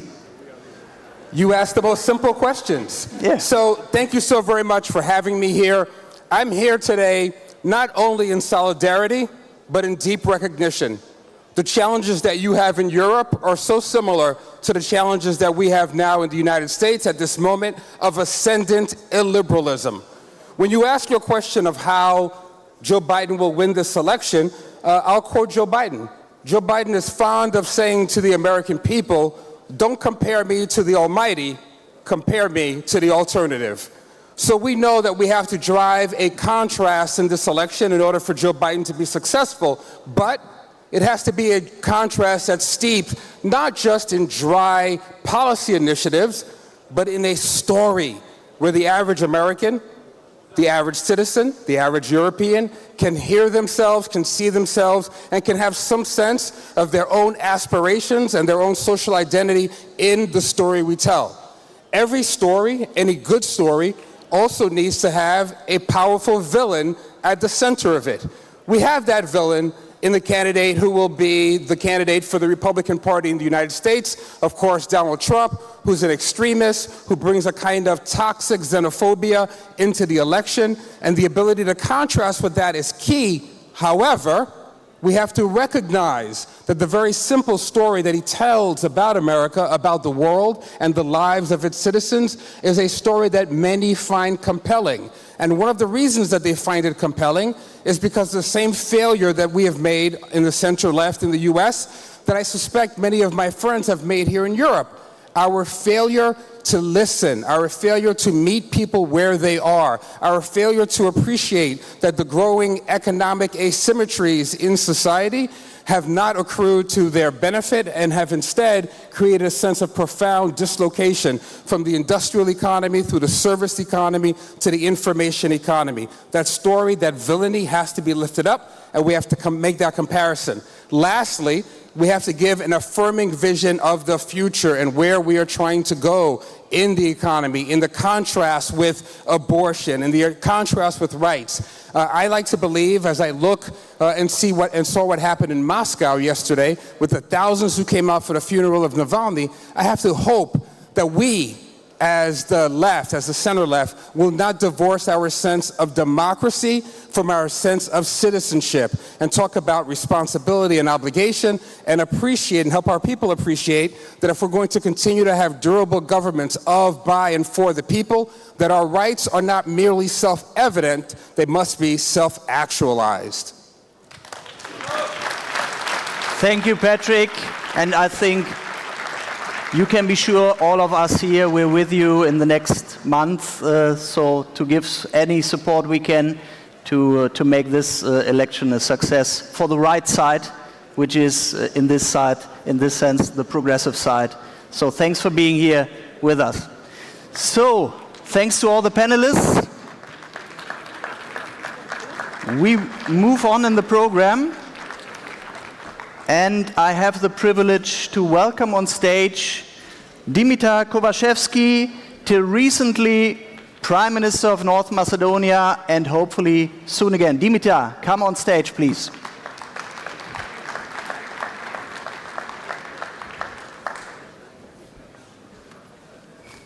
Hi. So we are preparing for our European election campaign. You are preparing for an election that is very important as well, which is the parliamentary election in May in your country. And give us an outlook on your priorities and the perspectives for these elections. The floor is yours.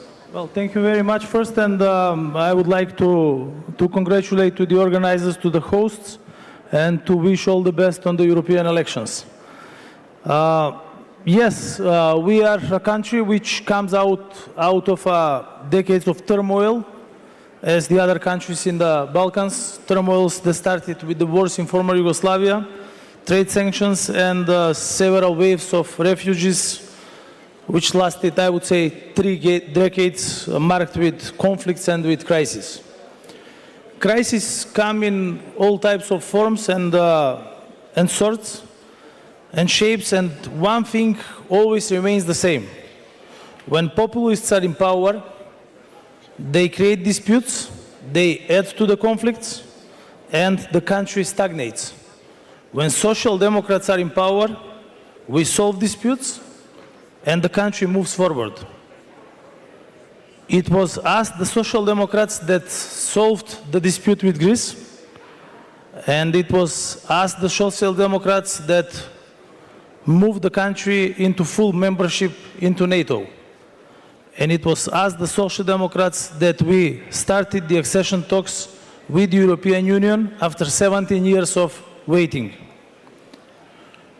We, as Social Democratic government, succeeded in tripling the minimum wage, doubling the average wage, increased pensions by 50%, decreased unemployment by 50%, increased FDIs by 100%, decreased youth unemployment by 50%, increased social support by 300%. We brought democracy back. we brought the freedom of media back. North Macedonia was 138th place in the world in freedom of media, and in the last 6 years we managed to move it to the 38th place in the world. We fought for gender equality, and we are the first government that put it forward, and it will be passed in the next parliament, a law on gender equality. We made, after 3 decades, for the first time agricultural reforms. We increased the subsidies, and we started 30% advanced payment to the agricultural producers. We made a country going forward. So, the upcoming elections will be a test for us, but also it will be a test for the European Union. Our pro-European agenda must prevail. We together need to convince the citizens, we need to convince the voters that the country will go into the European Union and that the enlargement is a process that is alive. We need to show that with us the future is predictable, the future is stable, the future is democratic, the future is European for North Macedonia, a country going forward.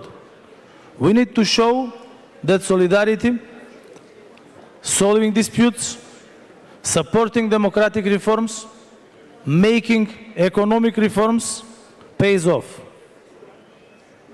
And I am sure that with the progressives in the European Union, with the progressives in the Balkans, with the progressives in North Macedonia, together we will offer hope, we will offer hard work, we will offer progress, and we will offer solidarity.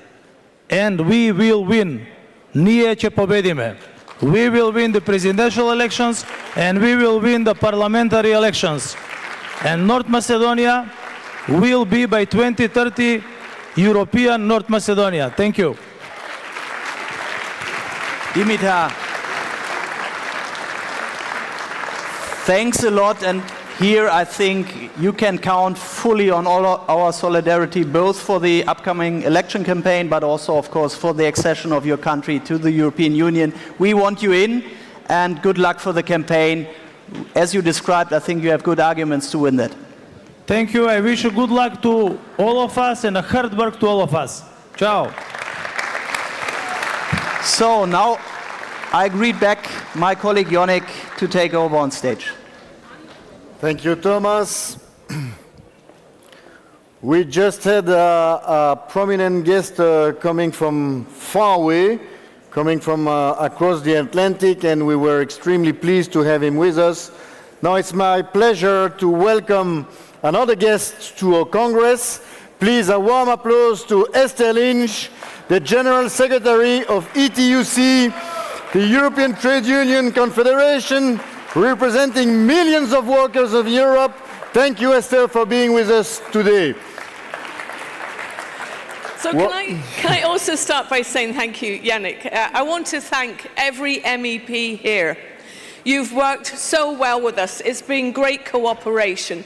But importantly, it's been great cooperation that's delivered concrete results for working people. So to thank every MEP, but importantly, to thank Nicholas Schmidt.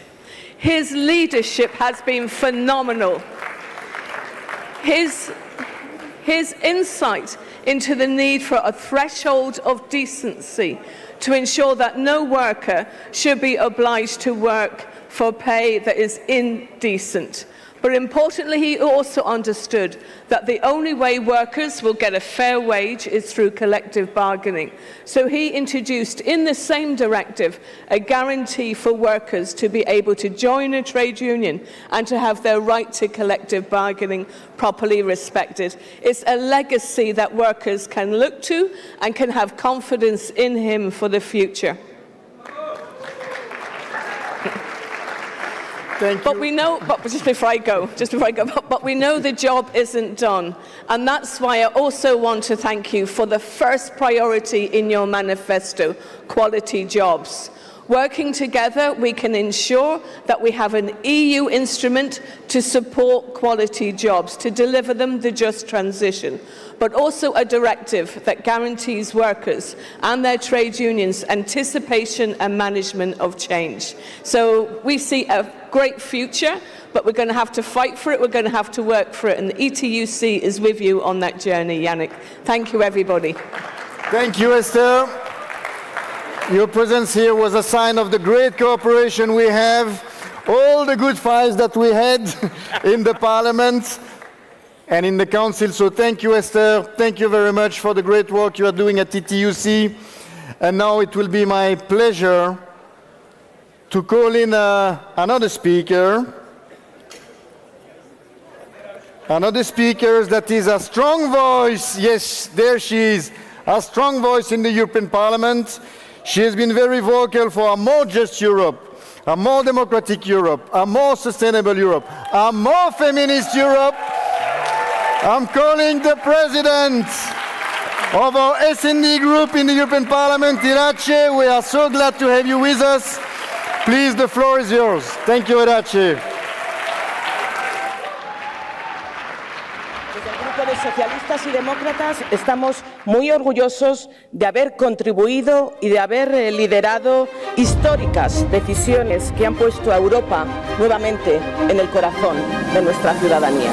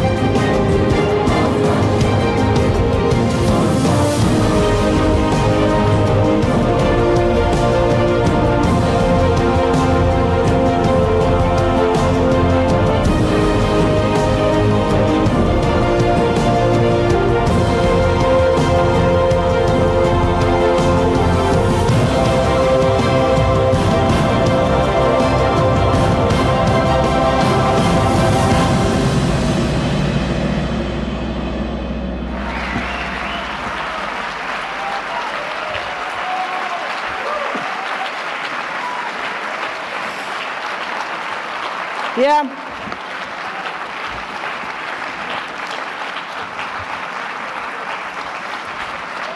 I know that it's a lot, but we did it. Compagne e compagni, cari amici, thank you for joining us in Rome. And a special thanks to you personally, Eli, for hosting us this amazing city where already centuries ago Europe discovered its vocation for unity.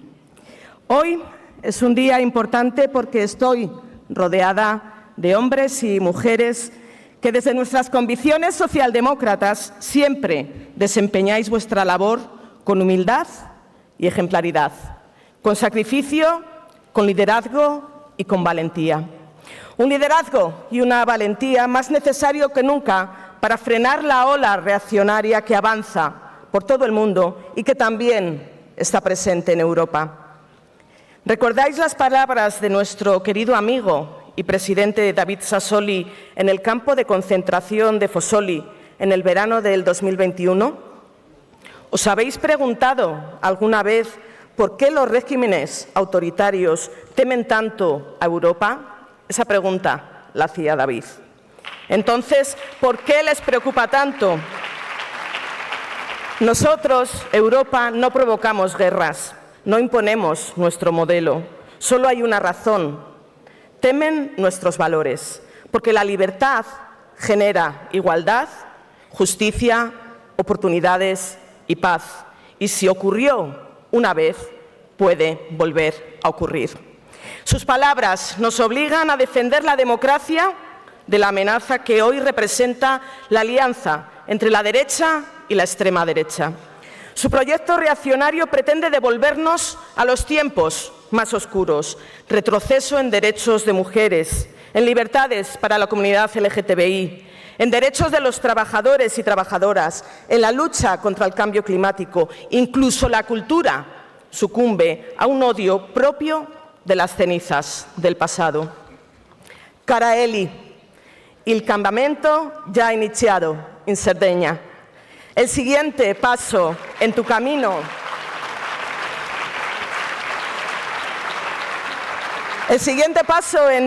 hacia el gobierno de Italia será la victoria del Partido Democrático en las elecciones europeas. No tengo ninguna duda.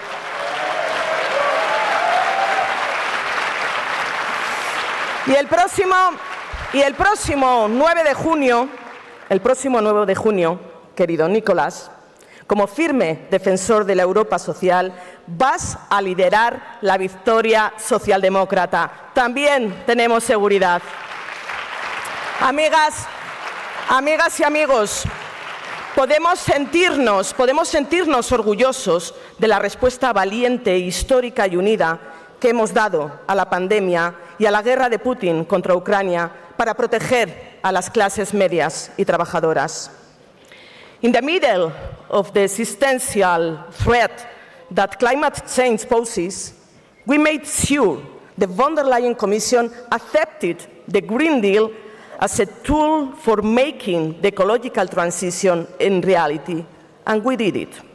When the future of our children and young people and of the working and middle classes was at risk, we reformed the electricity market and built the social pillar with the child guarantee, the youth guarantee, minimum wages, the reduction of the gender pay gap, and by making sure there are women on company boards.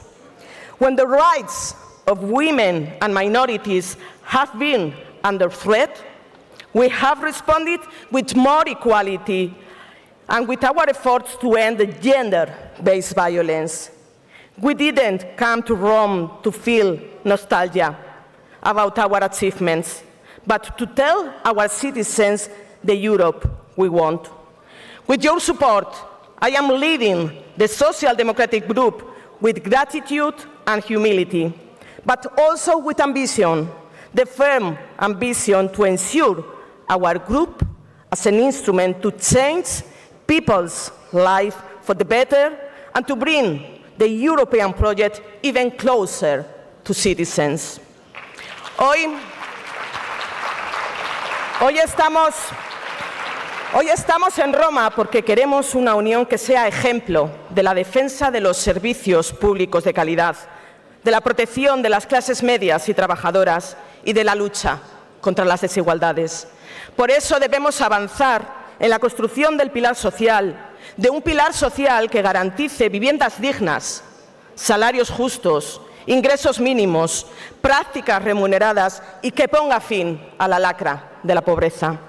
Hoy unimos nuestras voces en Roma porque queremos una unión de la igualdad, porque el siglo XXI es el siglo de las mujeres, un siglo en el que queda mucho camino por recorrer y muchas victorias por lograr para alcanzar la plena igualdad entre hombres y mujeres.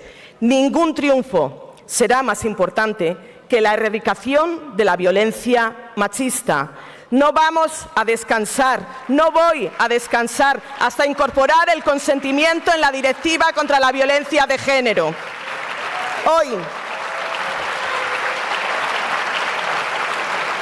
Hoy, los ciudadanos y las ciudadanas miran a Roma porque queremos una unión que encabece la defensa de los derechos individuales y de las libertades públicas.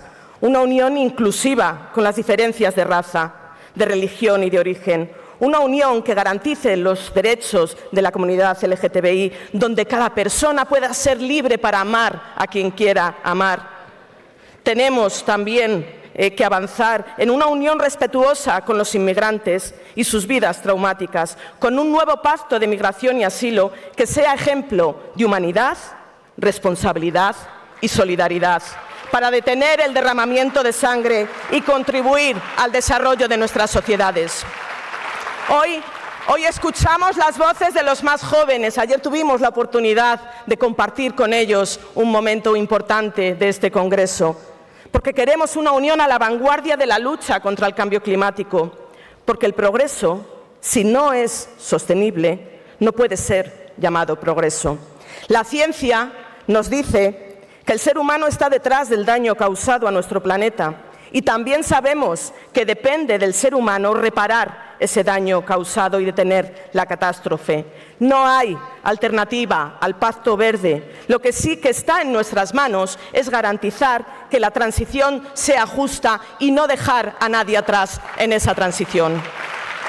Hoy unimos nuestras voces porque queremos una unión más autónoma, una unión que se atreva a reindustrializarse para reducir las vulnerabilidades, pero sin cerrarse en sí misma. Una unión que aporte un valor más humano a la transformación digital. Y hoy defendemos nuestros valores en Roma porque queremos que la Unión sea una potencia exportadora de paz. Porque nacimos como esperanza de paz en un continente hecho cenizas por una historia milenaria de guerras. Y de las cenizas de las 2 guerras mundiales surgió un ideal que hemos cumplido con éxito, que la guerra nunca vuelva a decidir nuestro presente y nuestro futuro. Y por eso queremos una unión que no muestre indiferencia ante el sufrimiento de los pueblos. Y si frente a la guerra de Ucrania nos hemos mantenido y nos vamos a seguir manteniendo unidos, con la misma unidad y con la misma firmeza debemos mantener para liderar una conferencia internacional de paz que ponga fin a los crímenes de Hamás y del gobierno de Netanyahu y haga realidad el derecho de Palestina a existir como Estado.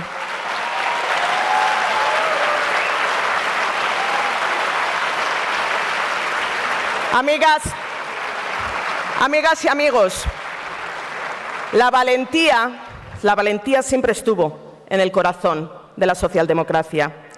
En el siglo XIX tuvimos la valentía para poner fin a las injusticias insoportables que millones de hombres y mujeres sufrían en la Europa de la Revolución Industrial.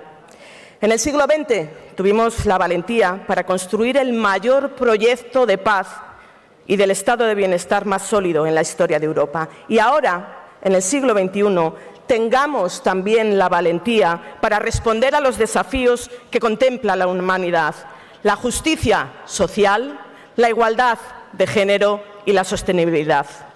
Siempre hay tiempo para un sueño. Hace 70 años, nuestros abuelos y nuestros padres soñaron su mejor destino y lo hicieron realidad. Gracias a su esfuerzo y sacrificio, tenemos lo mejor que nos ha pasado en nuestras vidas: el sueño de la mejor Europa. Hoy, en Roma, vivimos ese sueño. Sigamos haciéndolo realidad. Muchas gracias.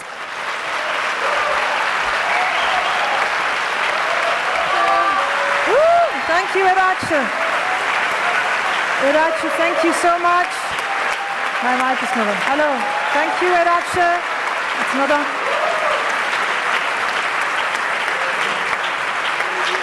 Thank you so much, Irache. Thank you so much for all the work. Well, Congress, we're finally starting a little bit the formal part of the Congress. the adoption of the Manifesto, the election of our common candidate. So very exciting. And before... What? Giacomo wants me to remind you already now that there are election cards under your seats, or you have them with you.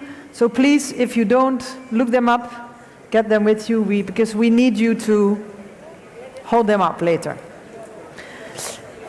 But before we do this formal part, we also want to bring the young faces of our family on stage, because then they can present us all the priorities from our manifesto.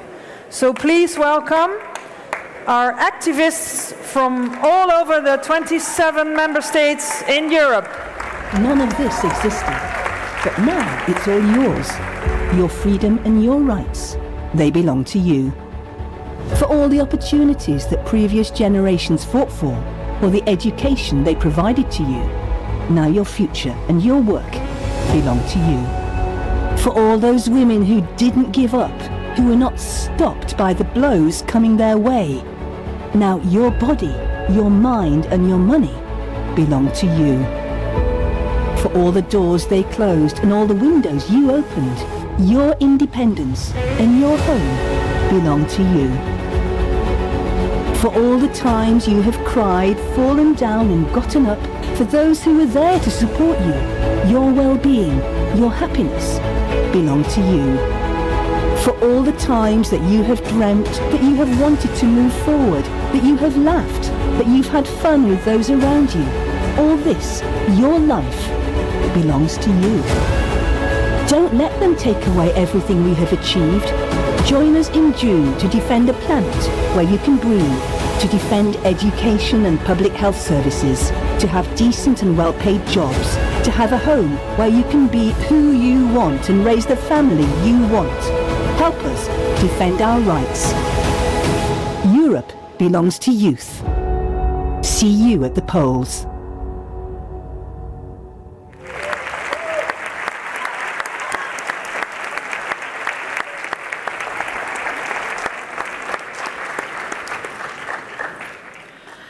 Zajedno stojimo ovdje s vizijom za kvalitetna radna mjesta i dobro plaćene poslove za sve.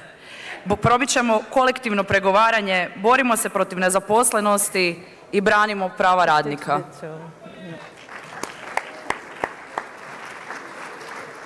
Together we stand for gender equality and social inclusion. We want to close the gender gap, the gender pay gap, and make sure social safety nets are available to all.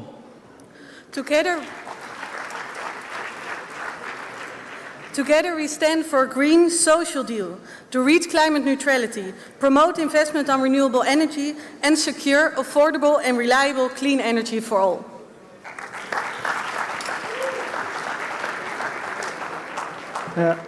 Together we will strengthen the European economy with an investment plan for the green and digital transition to seize the opportunities of the fight against climate change.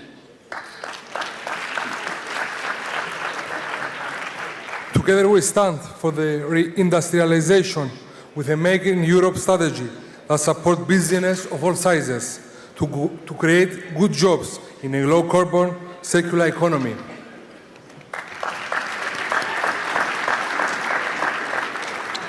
Juntos defendemos un sistema tributario justo que fortalezca la justicia social, combata la avaricia corporativa y el fraude fiscal.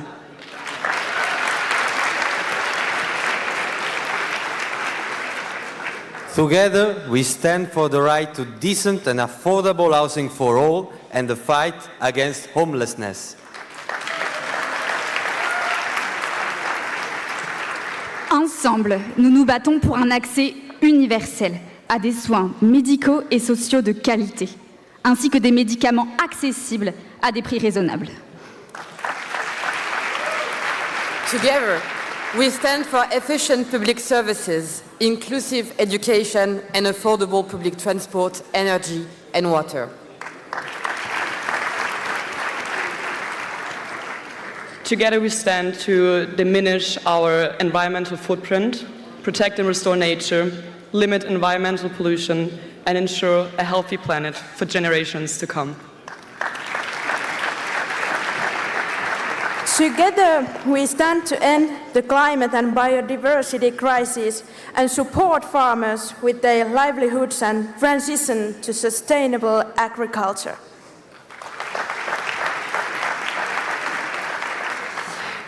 Together, we stand for all citizens of Europe to feel safe and secure and to be free from organized crime, cybercrime, and gender-based crime. Împreună susținem ca toți cetățenii să se bucure de toate drepturile care decurg din calitatea de stat membru al Uniunii Europene și să aibă un nivel înalt de calitate a vieții peste tot, fie că vorbim de orașe, zone rurale sau regiuni izolate.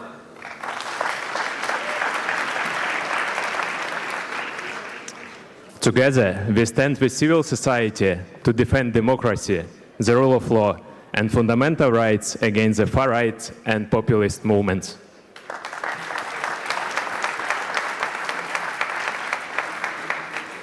Together we stand for the rights of women, minorities, vulnerable groups, migrants, trade unions, and LGBTI communities that are threatened by the far-right and populist movements.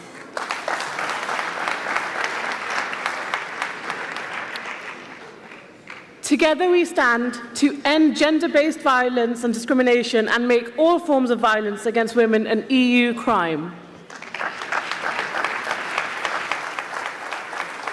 Together we stand against prejudice and all forms of discrimination in Europe. We want strong political and social rights for all citizens. Together, and I mean all together, we stand for a common migration and asylum system based on solidarity, shared responsibility, EU values, and human rights.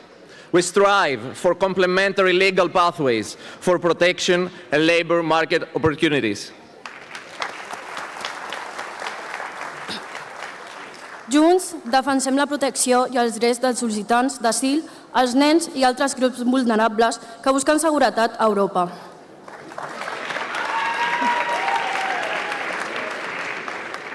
Together we stand with the youth for their democratic participation, quality traineeships, and mental health support.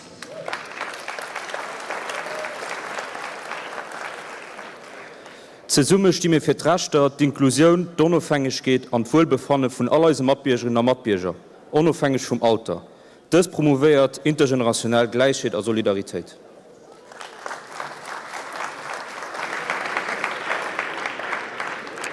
Together, we stand for a digital transformation that is accessible and inclusive and protects citizens against privacy breaches, disinformation, and online threats.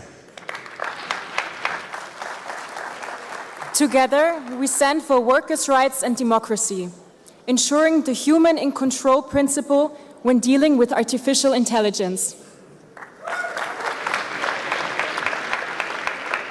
Together we stand for a strong and independent Europe that is committed to defending EU values on the global scene and continues supporting Ukraine against the Russian aggression.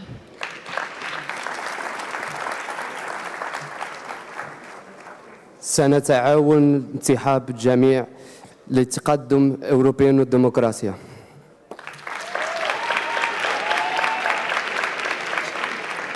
Together we stand for international peace, democracy and justice. We want to achieve a fair two-state solution between Israelis and Palestinians.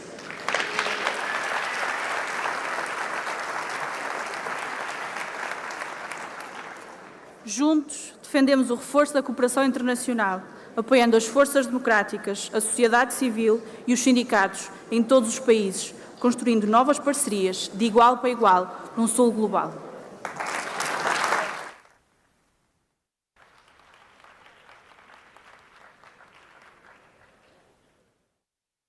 Yeah, that was it.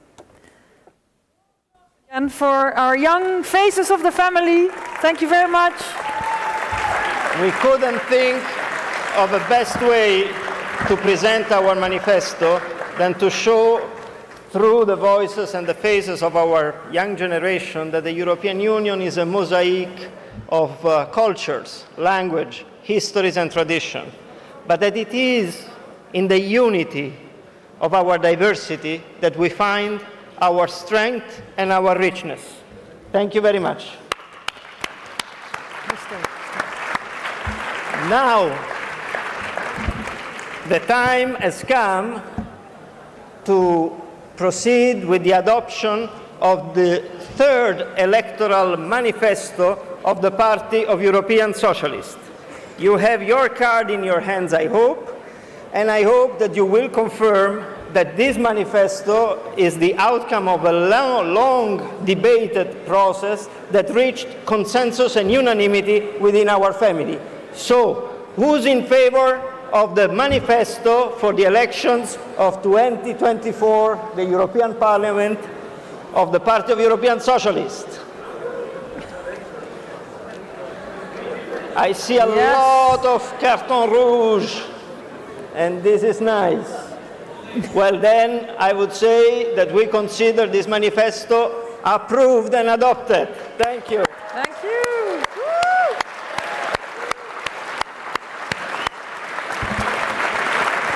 Before proceeding to the second votation that we need to make, I would like to take just one moment to, first of all, thank Sar van Buren, our Deputy Secretary General and the best campaign manager you can ever work with. She can make miracles, and I'm sure she will, also this time. Thank you. Speaking of the manifesto, I would like to really thank Yonnek Pollet, our Deputy Secretary General, who has been very much into the drafting process, and I would also extend my heartfelt thanks to Mr. Thomas Vaupel, our other Deputy Secretary General, without whom this Congress would have not been organized in this perfect way. Thomas.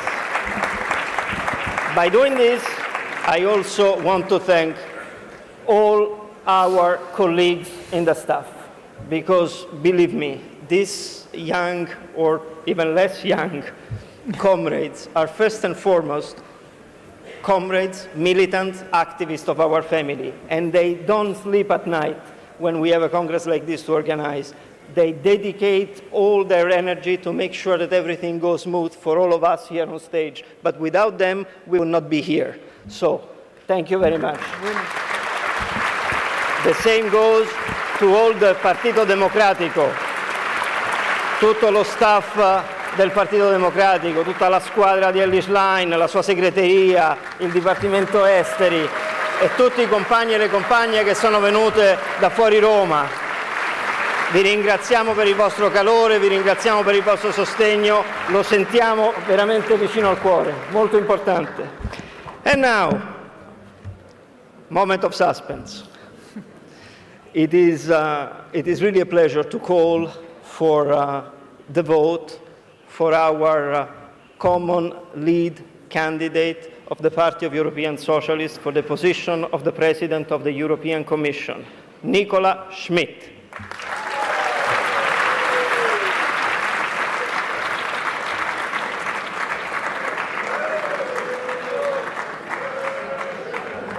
Nicola, I think I'm very happy to communicate that you have been unanimously elected as the new lead candidate of the Party of European Socialists. Keep waving.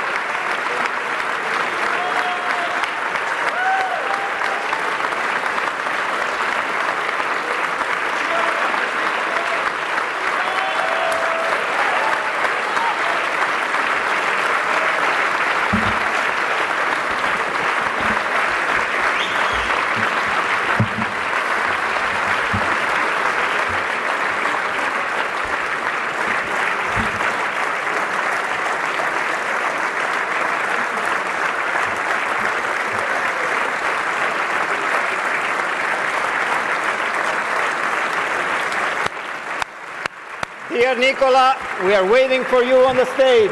The floor is yours.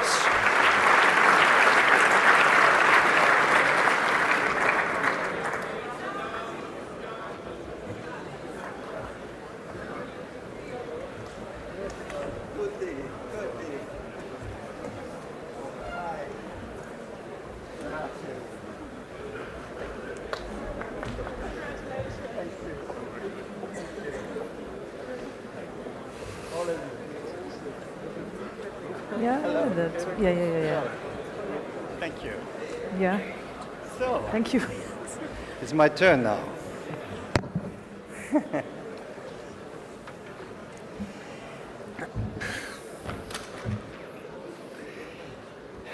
Cari compagni e cari compagni del Partito Democratico,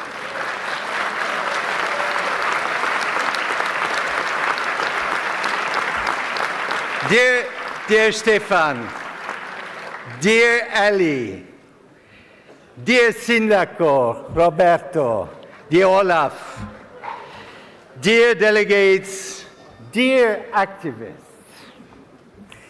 cari compagni e cari compagni, grazie per il sostegno e la fiducia. Sono veramente fiero e onorato di cominciare questo viaggio con voi partendo di Roma.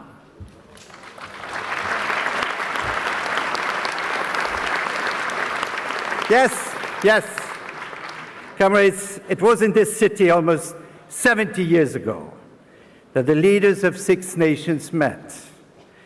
6 nations that had been scarred by conflict, among them my home country of Luxembourg.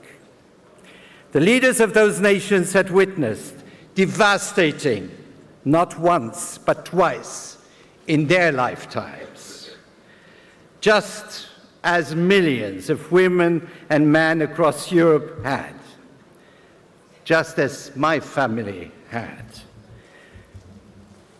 My father, a steelworker in Luxembourg, lost his father at 12 years old, a 10th of May 1940.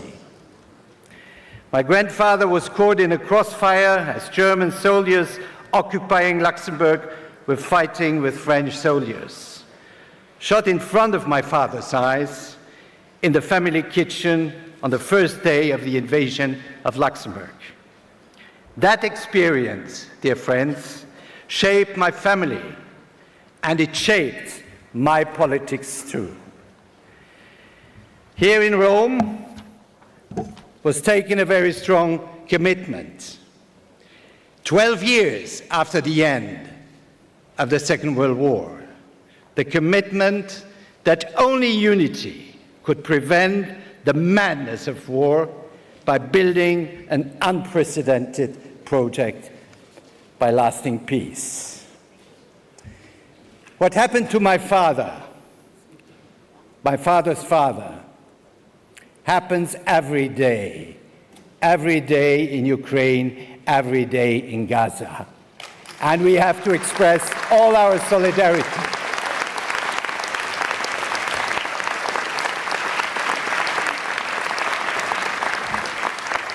Until recently, speaking of Europe as a peace project, this did not resonate so much with younger generations. But now, the Russian war of aggression against Ukraine has radically changed this.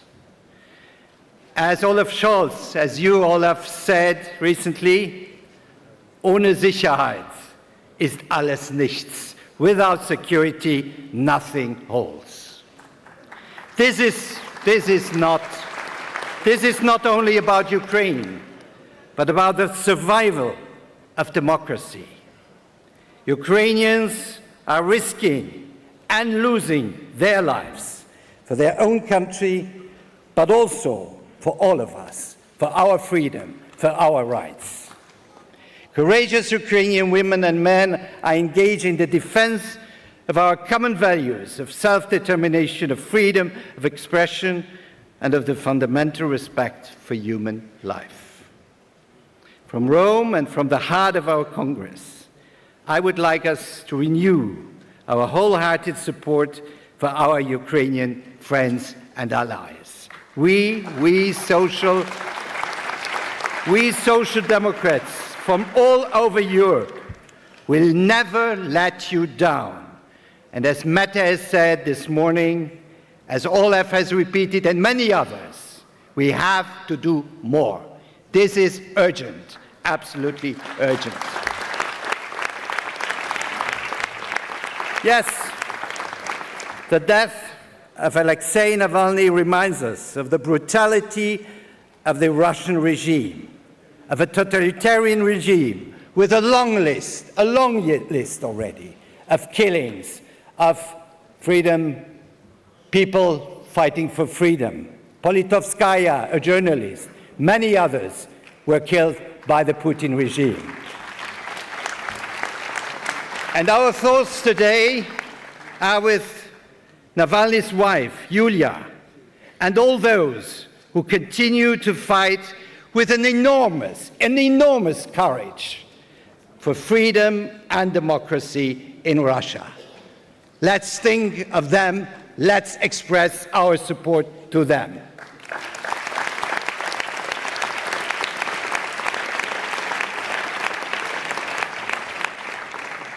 Navalny's death strengthens our resolve to stand with democracy and its defenders, whether in Russia or elsewhere.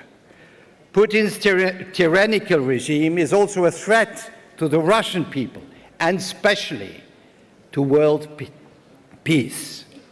He must be accountable for its human rights violations and war crimes in Ukraine.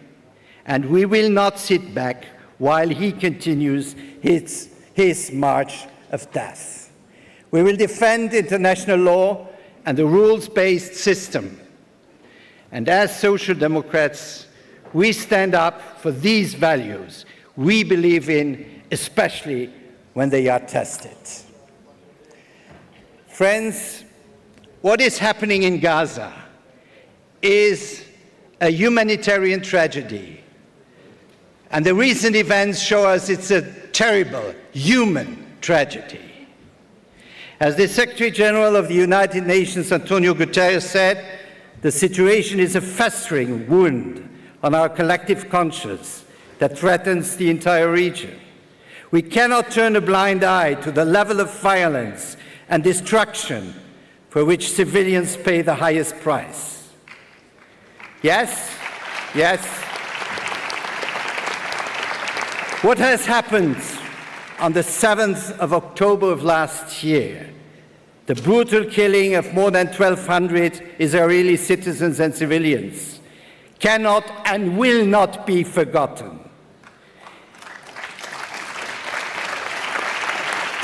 Israel has the right to defend itself from Hamas and any other terrorist group that attacks its civilians. However, international and humanitarian law must always be respected, and we can never accept collective punishment as an answer.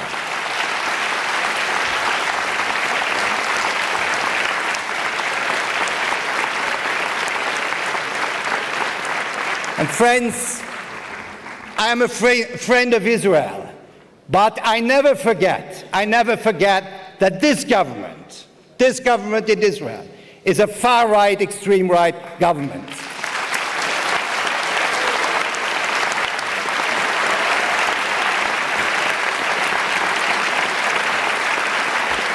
And this government was ready to abolish the Israeli democracy. And those who are in this government also killed the peace process in 1995. And I have to say, they killed the peace process by first killing our friend, Labour Prime Minister Yitzhak Rabin.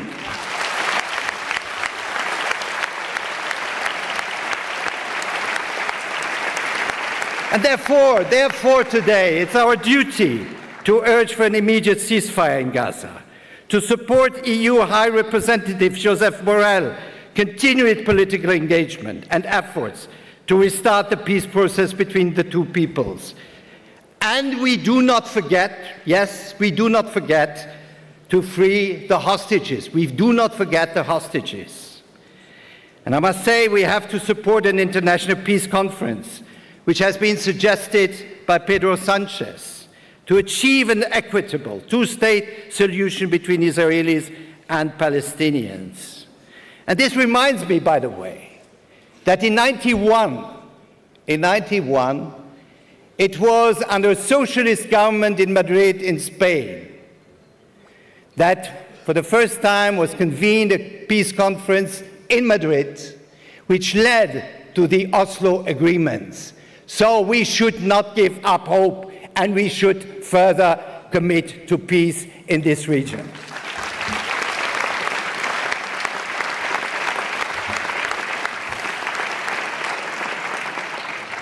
Comrades, unity and solidarity are key in times of crisis.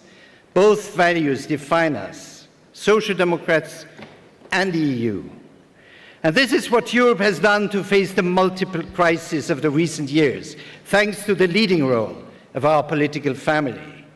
And let's recall it together. Faced with the COVID-19 pandemic, we have reacted swiftly with concrete solutions, which sure set up in 2 weeks with the help of Paolo Gentiloni. We have saved more than 30 million jobs and kept afloat millions of enterprises.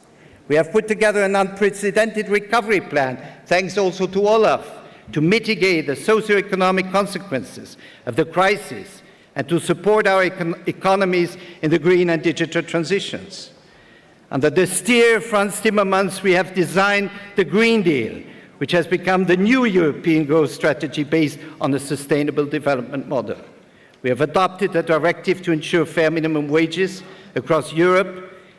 In previous crises, Europe pushed to cut wages, but this time we have put the value and dignity of work at the center, a real paradigm shift.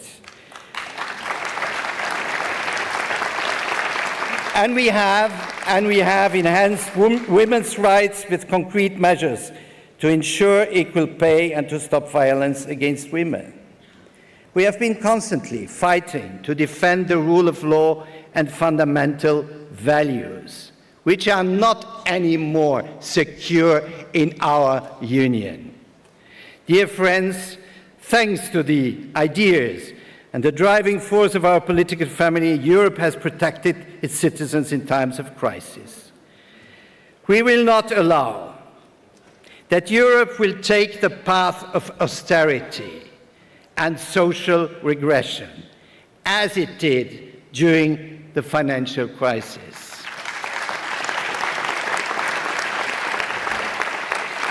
This is a main argument. This is why we want to win these elections, together in all 27 member states.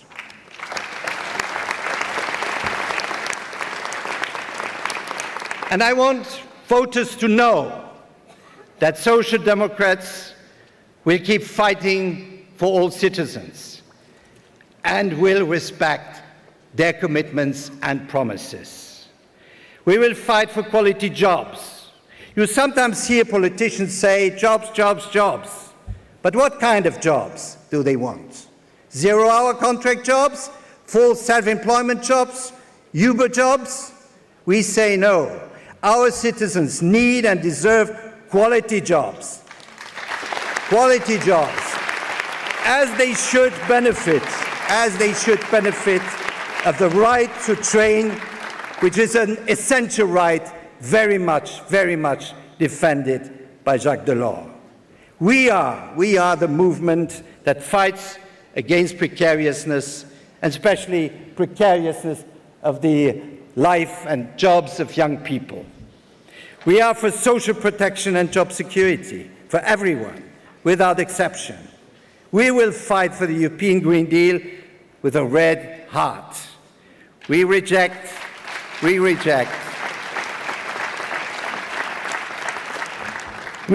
the idea of a pause, because apparently the Conservatives have The only idea on the Green Deal is to speak about a pause. Well, have you seen climate change? Have you seen fires, floods, to say, okay, we accept the pause? No, climate change is going on. Climate change is accelerating. And that's why we have to continue to act.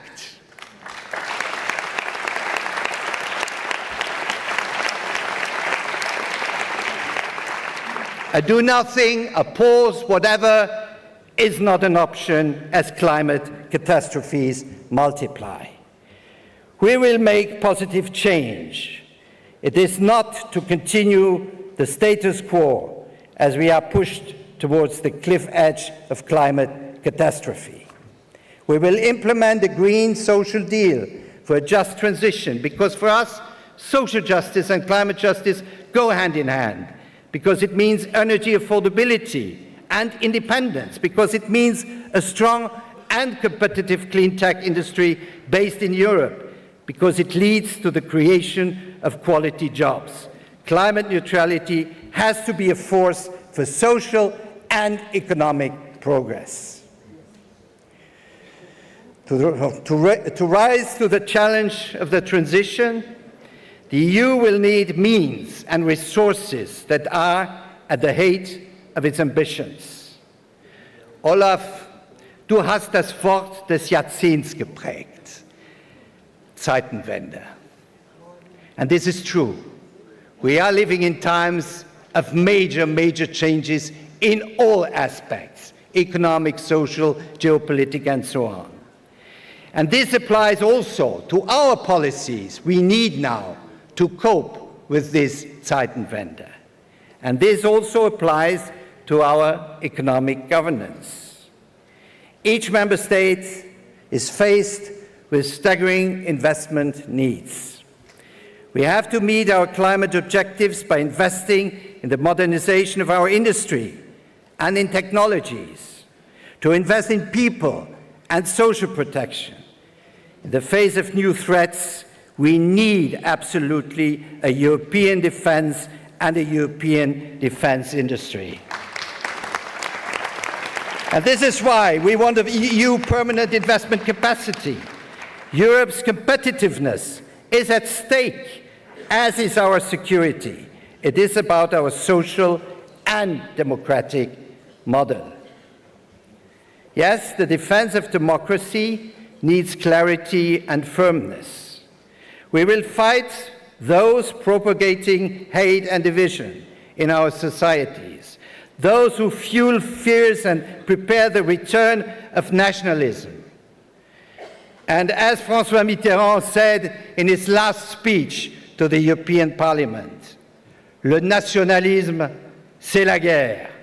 Hélas, il a eu raison.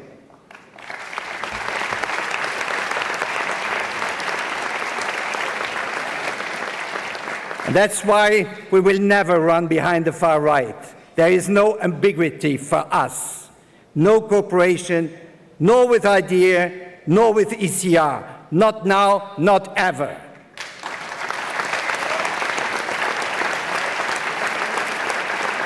And I want to send a message to both the EPP and ALDE. Be coherent with yourselves. Stay faithful to your own history, to your European commitment. The normalization of the extreme right, and we have seen it in the Netherlands, is dangerous and irresponsible. Take, for example, Italy, dove Meloni e il suo governo di estrema destra si oppongono a un salario minimo che garantisca condizioni di vita dignitose a chi ne ha più bisogno, i giovani in particolare. Dove, come a Pisa si reprime la libertà dei nostri giovani di manifestare in sicurezza.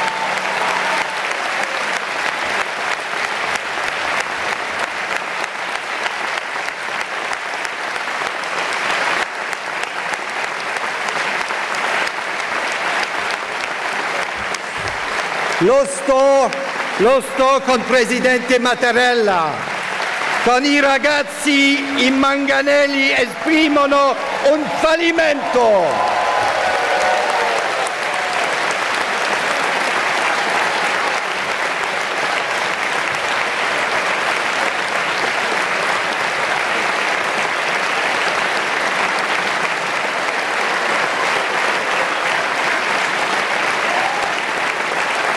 Grazie. Insieme contro la destra estrema.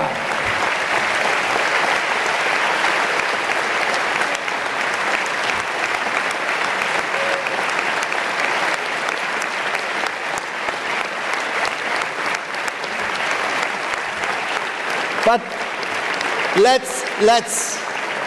let's leave Italy for one moment. And let's go to Finland. Yes, the True Finns party, together with the EPP ally, attacked the rights to strike and the rights of collective bargaining. In Poland, we know how PES attacked women's rights, particularly the right to abortion. And then in Hungary, well, Viktor Orban's government attacks press freedom, LGBTI rights, spreads state corruption, adopts repressive laws, and our comrade Zita's immunity has been lifted for fake reasons.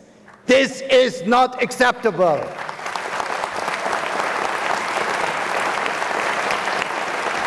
The far right is a poison for democracy.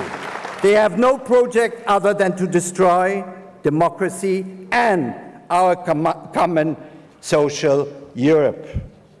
Instead, we socialists bring a message of hope. We want to shape a new Europe that protects and includes. And this can only be done through a strong social Europe. The promise of social progress cemented my convictions as a true European and a committed social democrat. That is why I joined the Luxembourg Socialist Workers' Party when I was just 17 years old. Inspired by the great figures of social democracy, such as Willy Brandt, Olaf Palme, Gro Harlem Brundtland, and Bruno Kreisky, who was the first to defend the rights of the Palestinian people.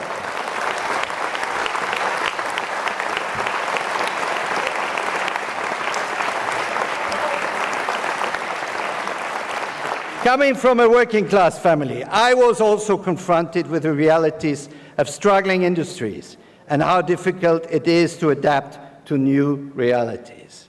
This is still the case today, as many regions, sectors, and workers are facing restructuring processes. I want to send a clear message. We will not let those workers alone. We will help all workers from those industries affected to find a new and a good job.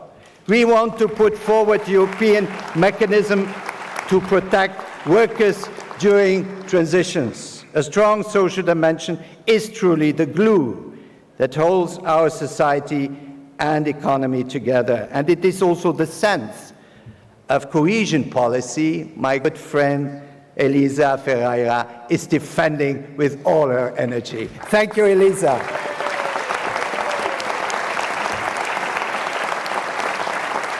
The European Pillar of Social Rights, which was born in Gothenburg under the leadership of our dear Stefan and continued in Porto by our friend António Costa, remains key. We must continue keeping it high on our EU agenda until its 20 principles are fully implemented. The fight against inequalities and the creation of equal opportunities defines our political identities. This is why we will continue to define rules to protect workers and ensure their social rights in the world of work, which is more and more digitalized and shaped by artificial intelligence. This is why we will continue to fight for zero death at work, and I know this happens very often in this country. As a Commission for Employment and Social Rights, I've got the honor of fighting for a fair minimum wage, for decent working conditions, for trade unions and democracy at work, for empowering youth protecting children and ensuring equal opportunities for the most vulnerable in our society. We will consolidate what we have achieved and go much further. Poverty and social exclusion are deeply entrenched, affecting nearly 100 million Europeans and mortgaging the future of millions of children. Rising prices, higher interest rates, and the ongoing housing crisis have exacerbated this social suffering, which is spreading to more and more middle-class families struggling to make ends meet month after month. Women are particularly hard hit, with single mothers facing particularly difficult living conditions. The gender pay gap and domestic and sexual violence are still a reality. Yes, we need a feminist Europe, a Europe without any kind of discrimination, Yes, we are social democrats, and that's why the distribution of the wealth we create together, the opportunities our society offers, and the solidarity we can show as a society are all the result of political choices. Europe must change course to be a continent divided, not to be divided between haves and have-nots. And that's why, dear friends, I will not give up on women's rights. I will not give up on workers, good working conditions, and decent wages. I will not give up on platform workers, and I hope to have an agreement next week. I will not give up on protecting trade unions and collective bargaining and more economic democracy. I will not give up on opportunities for our children and youth. I will not give up on fighting poverty. I will not give up on protecting our planet and giving citizens and workers the tools they need to make the transition a good opportunity for all. I will not give up, yes, on fair taxation and tax justice at all levels.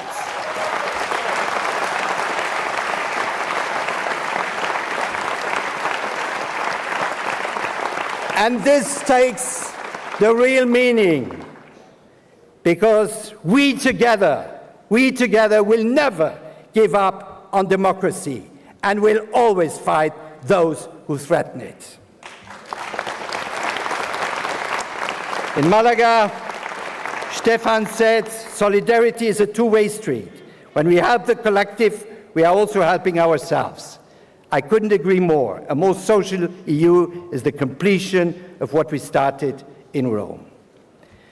A last word for those who are behind me. Not only our future, but our present, young people.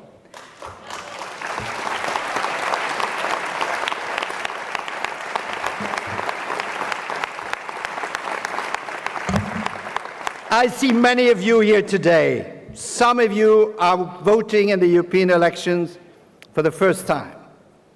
The Conservatives always give the impression that they care about the future generation. But what about this generation? About their future? We care about the youth today and tomorrow. And here's my pledge to you. We will not let you down. We will continue fighting precariousness and eradicate child poverty. We will adopt a directive on quality traineeships in the EU, because your work, your motivation, your commitment, your innovation capacity, they have a value.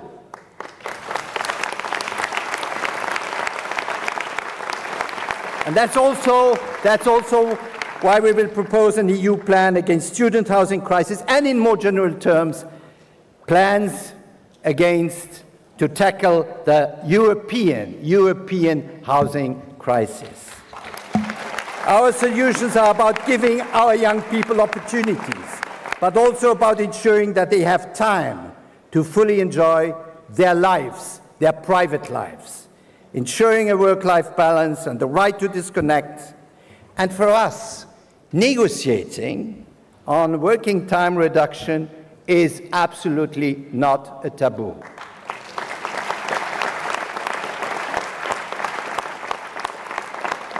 It's also about taking care of young people's health, especially mental health, through a strong mental health strategy, as mental health problems among young people have dramatically increased. It's above all about empowering young people. This is our pledge, because the EU also belongs to you. To conclude, comrades, friends, I look around the room and I get motivated to embark with you all on this essential journey. I'm proud to take up the torch left by our strong past common candidates, Martin Schulz and Franz Timmermans.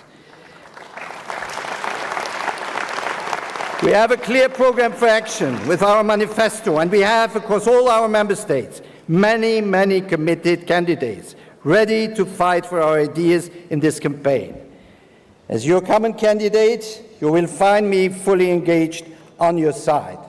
Comrades, we have a project of hope, of progress, of justice, and shared prosperity.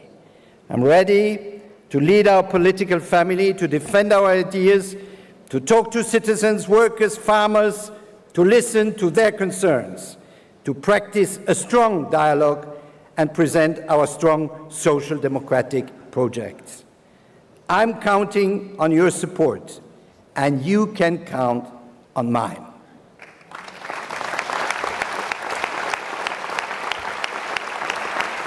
Care compagni e cari compagni, prendiamo ispirazione dal grande risultato ottenuto in Sardegna, grazie al Partito Democratico e a Eli, grazie a Eli, che ha tutta la mia stima e il mio sostegno.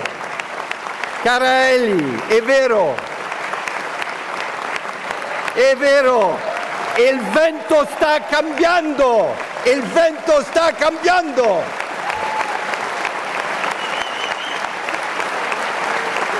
Vediamoci fino in fondo e andiamo a vincere queste elezioni. Grazie. Nico Schmidt, our common candidate for the European elections 2024.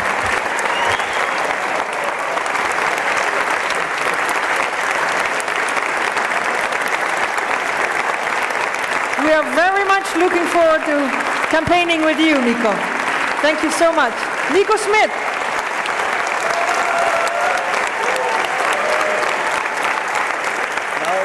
What do I have to do? I go back? Okay.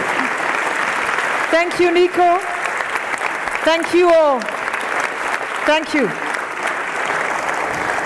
And now, Congress, it's always an honor to welcome our next speaker, another strong leader in Europe from our family, someone who has taken tough, decisive decisions, leading Europe through some of the most difficult times. The Chancellor of Germany, Mr. Olaf Scholz.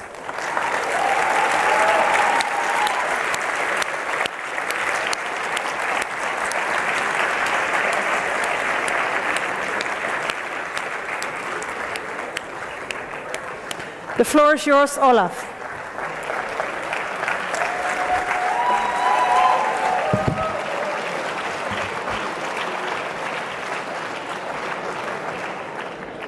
Dear comrades, dear socialists and democrats from all over Europe, cari amici, thanks for the opportunity to share a few thoughts with you.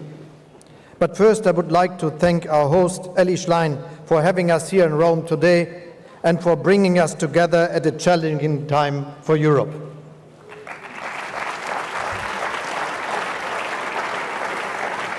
These days, much of what we thought was safe in Europe is at stake. The far right is on the rise in almost all of our countries and throughout democracies around the world.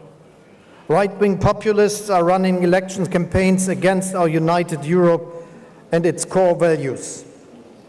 What they mean, though, is a nationalist Europe. What they try to undermine is that our national states can and will be strong in a united Europe. We live in a world of 8, soon 10 billion people. Economies in Asia, Latin America, and Africa are rising. These continents demand more political influence, and they have every right to do so. In order to maintain our impact, in order to be heard in this changing world, Europeans must act together. The strongest national interest of all our member states is a strong European Union. The European economy must prove its competitiveness in this rapidly changing world. The European social market economy remains a unique model of success in the world. However, the rising cost of living is hurting many people, and the pace and depth of the ongoing transformation leads many of our citizens to ask themselves, where is my place in all of this? Will this end well for me and my family? The war in Ukraine adds to this uncertainty. The largest country in Europe attacked the second largest country on our continent based on pure imperialism. 2 years ago, I called this a Zeitenwende. But borders must not be changed through the use of violence. The core principle of international law, this cornerstone of security in Europe, was a result of the hard work of social democratic leaders like Olaf Palme, Willy Brandt, François Mitterrand, or Helmut Schmidt. And this principle must be upheld. We must uphold it. This is our task.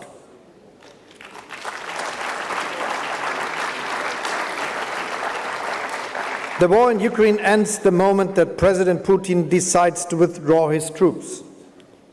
However, we will only take that decision if he realizes that he can't make any gains on the battlefield, that he can't dictate an unjust peace. Therefore, our ongoing support for Ukraine is key to restoring peace in Europe. And I'm grateful that many European leaders heeded our calls to do more so that Ukraine doesn't run out of money, weapons, and ammunition. At the same time, everyone at our meeting on Monday in Paris clearly reaffirmed that NATO and none of our countries will become a party of this war. We will not send European soldiers to Ukraine. We don't want a war between Russia and NATO, and we will do all we can to prevent it.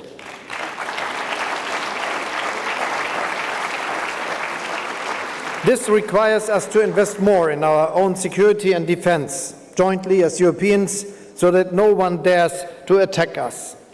Jointly also means that we must put narrow self-interest aside and build a strong and truly European defense industry. This will be one of the major tasks for the EU after the upcoming elections. At the same time, we must not lose sight of the world around us. I already mentioned the tectonic changes that we are currently experiencing. They are calling for a new cooperation between Europe and the global South. Citizens in Asia, Africa, and Latin America have every right to enjoy the same level of prosperity that we are already enjoying here in Europe. However, we all know that building that prosperity with the fossil technologies of the past will make our planet uninhabitable. It is in our best interest to establish true partnerships with countries of the global South to help them transform their energy systems and grow their economies in a sustainable way. We have what it takes: the knowledge, the technologies, and the political will.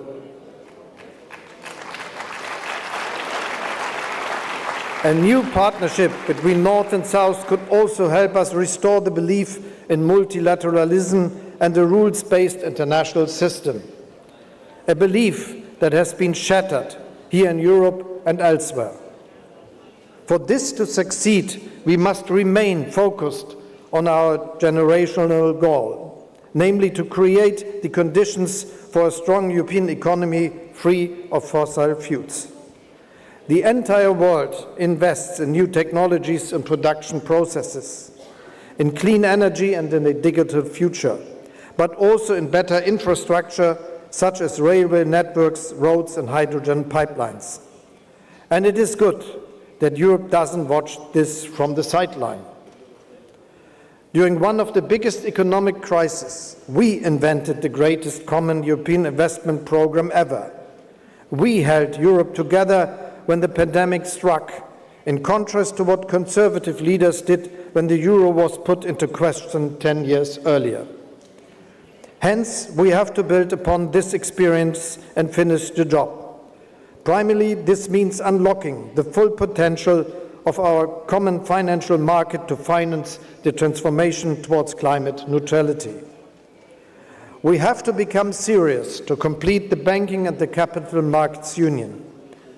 Doing so in a social democratic manner means that we need to put an end to unfair tax competition and avoidance by large companies in our common market.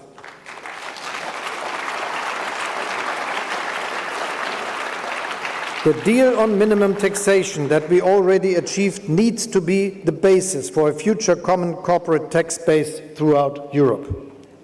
And of course, we will continue our fight for fair wages, for workers' rights, and for affordable housing in the EU. A few weeks ago, we also made progress on an issue that has divided us for far too long. We agreed on a European Pact on Migration. It combines solidarity with responsibility. It ensures better control of our European borders, and at the same time, we are not losing sight of those who come to us in need of protection. That is what makes a difference between us and many other parties in Europe. We keep fighting for humanity and solidarity, worldwide and within our own borders, because these are our European values, values that make Europe a unique place in the world. Humanity and solidarity are two traits that I also associate with our Spitzenkandidat, with you, Nico Schmidt.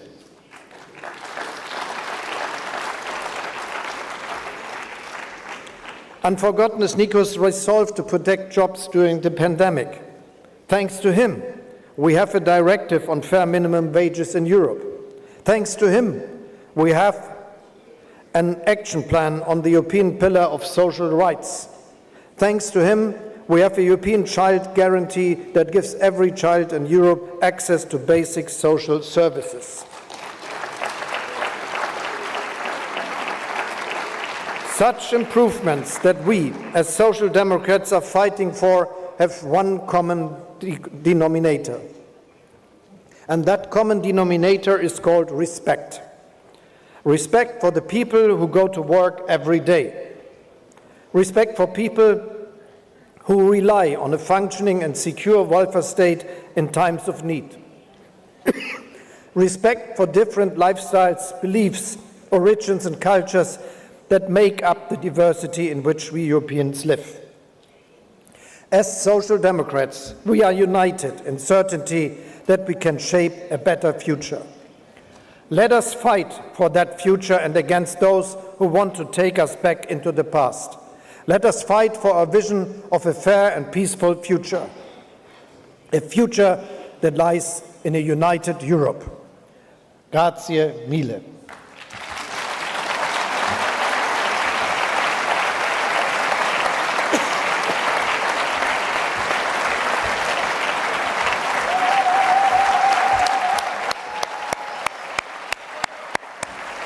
Chancellor Olaf Scholz, one of the most difficult jobs in the planet, to be the Chancellor of Germany in this time and age.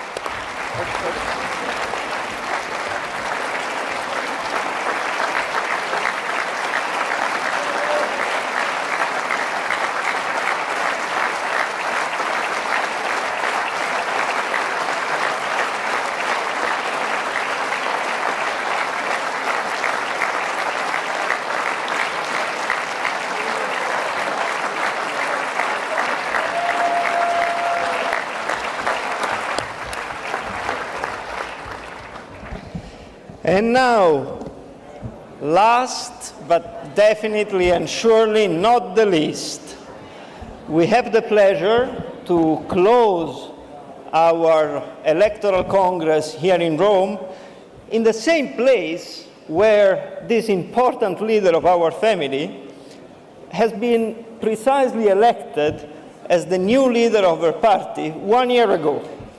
I'm talking about Elly Schlein.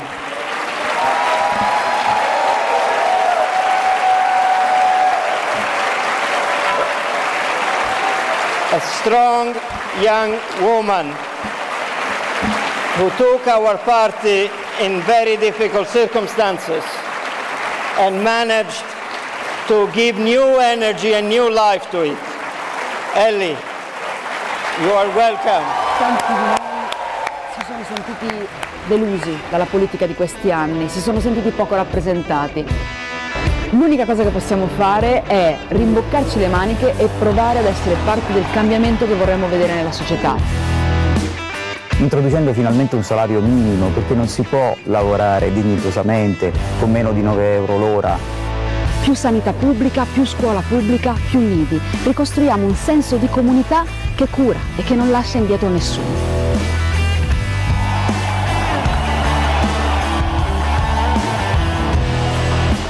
Siamo qui per riprenderci insieme questa voce, perché a noi interessa il potere di cambiare in meglio la vita delle persone.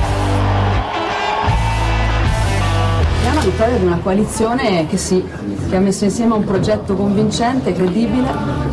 E mi sento di morire.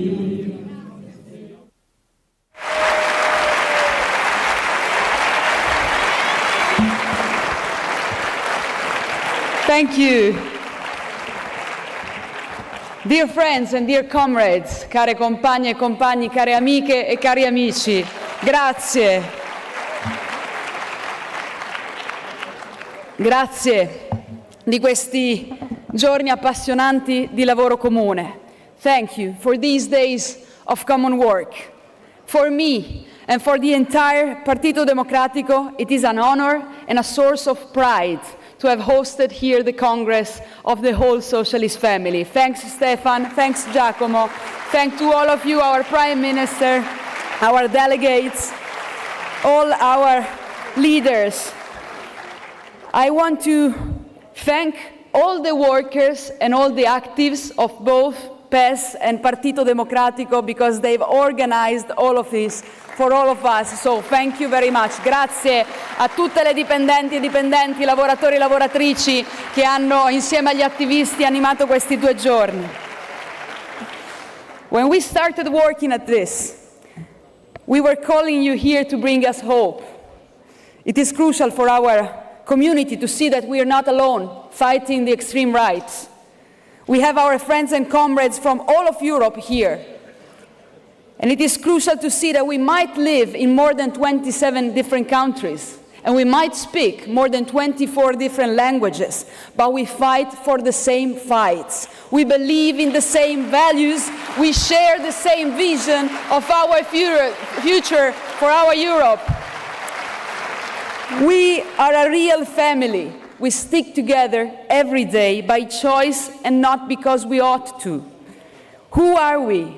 We are the ones fighting for social justice, against inequalities, fighting for climate justice, for decent jobs, for fair wages, for better housing and living conditions for all, and for supporting the economy against tax havens, fighting for gender equality and human rights.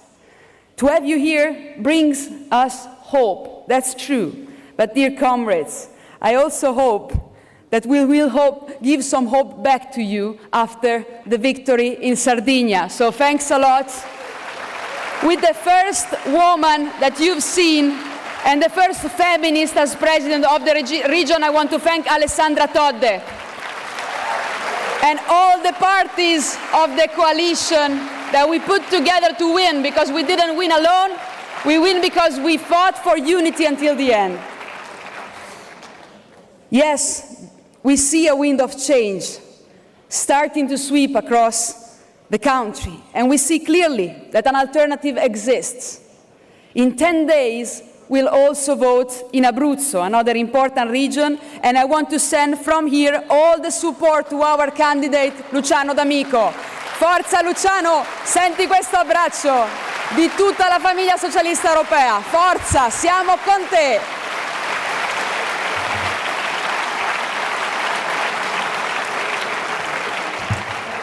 Change is possible, and we're already demonstrating it, and together we will demonstrate it throughout Europe on June the 9th, together with Nicola Schmidt. Nicola, thank you. Thank you for being our candidate. We are proud of this. And we are on the eve of a very crucial campaign and election for the destiny of all our continents, to decide which EU, which European Union we want, what voice Europe should have in a changing world. We are at the heart of global transition that, let's be honest between us, are scaring off our citizens. And we must be the force that drives this change in order to redistribute the benefits, redistribuire I benefici of the two transitions, the digital and the ecological transition. We, as progressive, are the ones willing to protect people through the green and digital transition and represent their hopes instead of blowing on their fears, as the right is doing across all Europe. There is a demand of protection in Europe. We cannot deny that. We have to look at that. There is a demand of protection, but it is mostly a demand of social protection. And that's why we can build together the answer. We must be the worst enemies of the fear of future that we see every day in the eyes of the new generations. Think about the multiple crises that have affected us in the last years. The economic crisis, climate emergency, the pandemic, the return of wars. They demand a more united European Union and have clarified once more that transnational threats can only be managed through stronger common institutions and common European answers.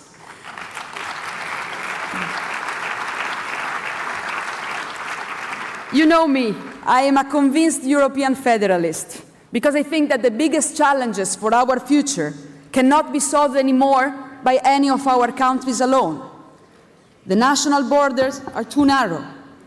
So, if you think about fighting inequalities, managing migration, and also ensuring better life conditions to all people, in front of global phenomena, we need European solutions. And Europe is not an accident of history. These were the words of a great pro-European, David Sassoli. We miss him so much.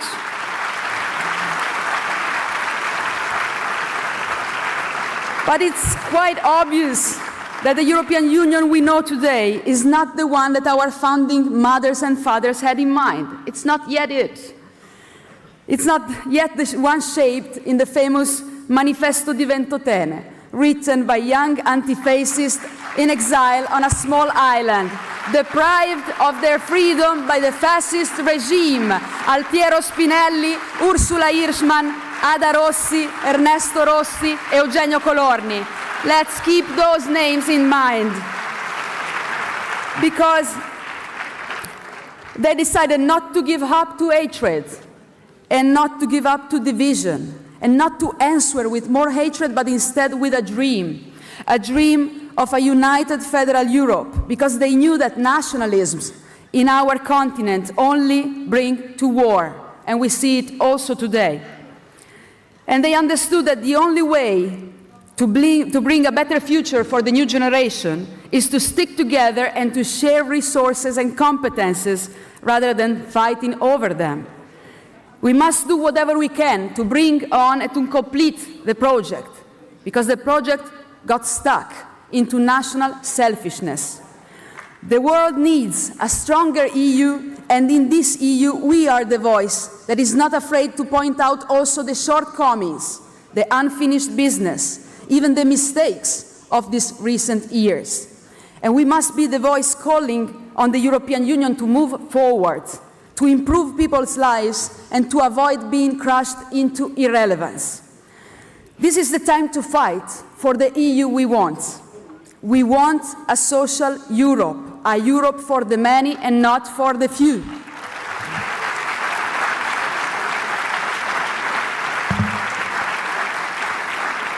A union that delivers for the most vulnerable parts of our society and that is closer to the needs of people in poverty and working poor. We want a Europe for workers, per I lavoratori e le lavoratrici. The one that put 100 billion euros on the social safeguards of the SURE program, saving 42 million jobs in Europe. And I have to thank, really, Nicolas Schmidt for the great work he's done in the Commission on social issues. You're a social champion, Nicolas. We fought for the directive on the minimum wage, for regulating artificial intelligence, for the child guarantee, and against unpaid internships that exploit young people. Dear Nicolas, we will continue to fight with you for the rights of over 30 million platform for workers, because it was a mistake of the Council to let it down, and I'm sure that you will find together with the support the compromise we need. We want a Europe that leads the world fighting climate emergency. We want a Green Deal with a red heart, as António said this morning.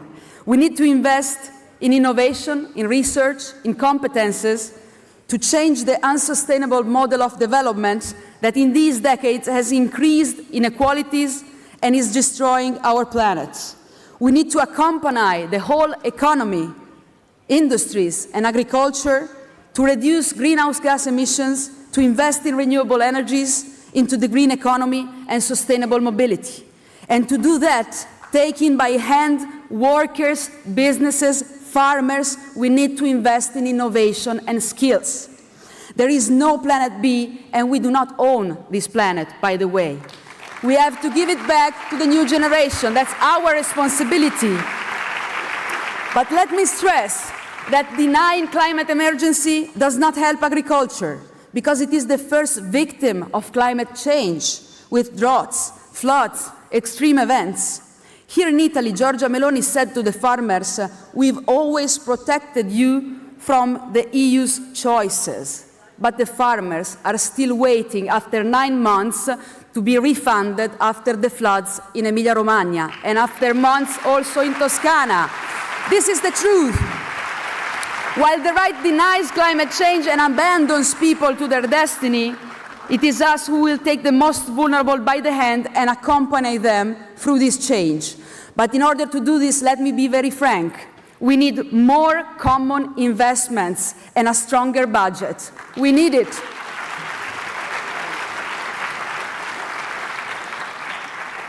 After the pandemic, thanks to our socialist family, Europe woke up, and finally we saw the suspension of the Stability Pact, the SURE program, the Green Deal, the Next Generation EU. A qualitative leap has been made, a change that did not come out of nowhere, but came largely from the commitment of our political family. And here I want to praise our commissioner, particularly our Paolo Gentiloni, and all the other commissioners of the family for their work in the Commission, but also our S&D group in the European Parliament, because you have made the EU closer to citizens in need in these years. We must ensure that this window of opportunity does not close down in order to avoid to go back to austerity and divisions. Conservatives and nationalists are already trying to close this window and to cancel these steps forward. You see it in your countries. It's the same thing. It's the same rhetoric.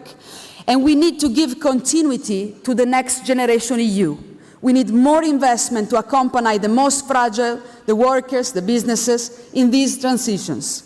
Mario Draghi warned out about the needs of at least 500 billion of common investment every year to support a just digital and green transition. Our former secretary, who is here, by the way, and I thank him, Enrico Letta, is soon to deliver his paper on the social and economic rethinking of the future in the single market. Thanks, Enrico. It will give us good insight and input to go on. We need a European industrial plan to lead the transition, or they will hit in the face the poorest. This is not enough if we don't have a greater budget. Let me say that the budget of the EU is something like 1% of European GDP. It's not enough to meet the challenges that we have ahead of us. And to be honest, we cannot build the next generation EU without listening to the next generations. Thanks to the young European socialists for their leadership and their commitment. We want a Europe without tax havens, because we still have 27 different fiscal systems that are competing with each other. And it is estimated, as you know, that we lose something like 700 to 800 billion euros every year to tax evasion and tax avoidance. It's like another next generation EU plan. I think that we must stop the race to the bottom in terms of tax incentives between member states, with companies reaching tax rates around 0.0005%. This is not acceptable. This is unfair.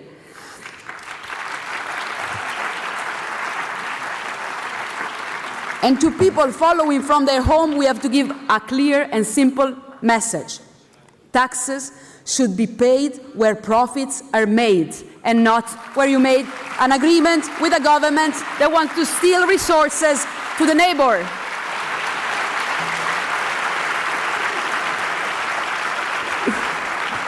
We want a Europe of solidarity. We need to stop the externalization of our borders. We need a shared European mechanism for reception based on solidarity, sharing, and responsibility as well. We have to be clear with people like Viktor Orban. You cannot want only the benefits of belonging to a great union without sharing the responsibilities that come with it. It's very simple. We need to provide safe and legal ways of access to prevent people fleeing from war from ending up in the hands of human traffickers. And we need a European mission of search and rescue in the Mediterranean Sea, because it's a shame that people continue to die. I was in Cutro last week, you remember, 95 deaths. Among them, 34 were children. We cannot accept this. Europe was not created to build walls, but to build new hopes.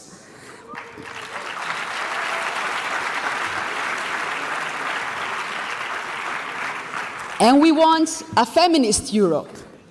And I want to thank Zita for her leadership and give to Zita Gurmai all our support, because her fights are our fights, and we cannot accept the attacks that you're receiving.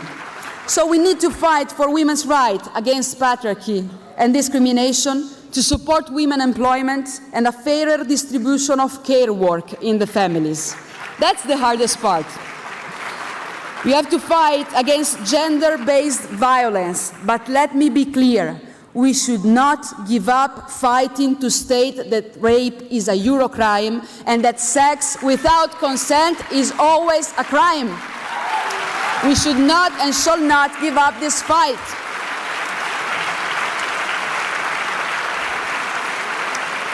Here we have a government led for the first time by a woman, but it's taking decisions against women every day, cutting their pensions, cutting public health and children's education, making it harder to access abortion. There is a big difference, I always say, between a female leadership and a feminist leadership. It's useless to have a woman in charge if she doesn't fight every day for the rights of all other women in Italy and in Europe.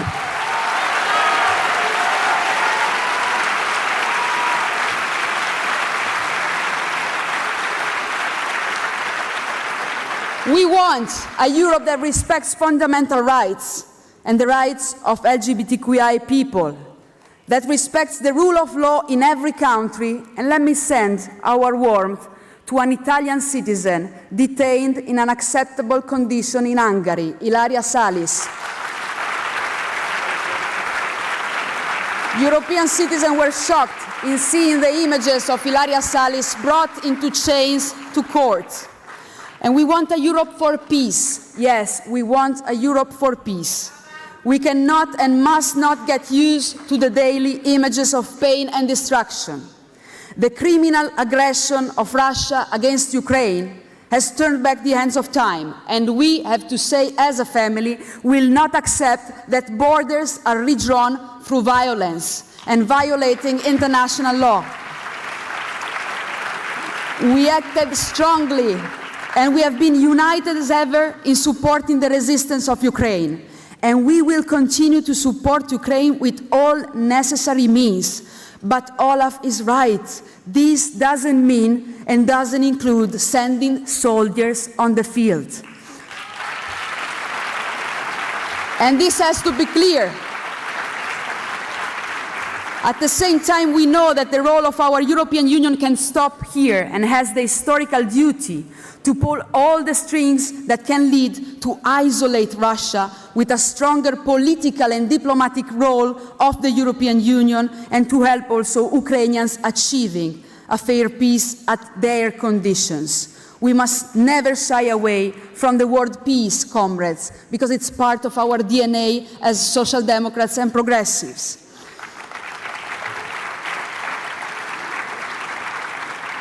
For the same reason, we want a stronger role of the European Union to start a peace conference in the Middle East. What is happening in Gaza is not acceptable. Hundreds of civilians killed while waiting for humanitarian aid.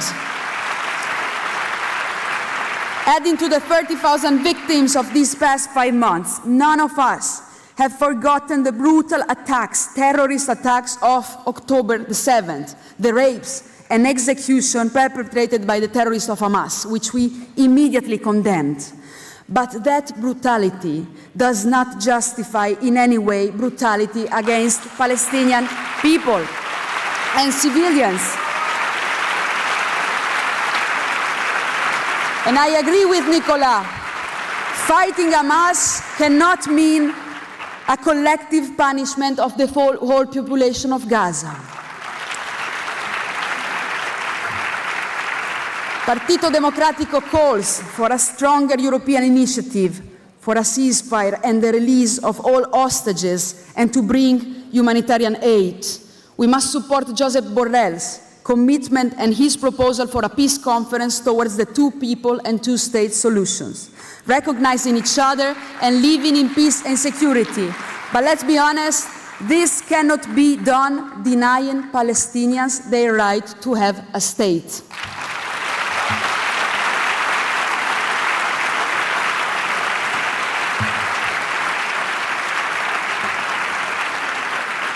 Who else should champion peace if not Europe, who was born to preserve peace? And we need to strengthen and deepen our common foreign and security policy, and also build a common defense. But let me be clear, it means putting together competences and political will, have common investments instead of 27 different strategies, not just creating a new commissioner with no real power or portfolio.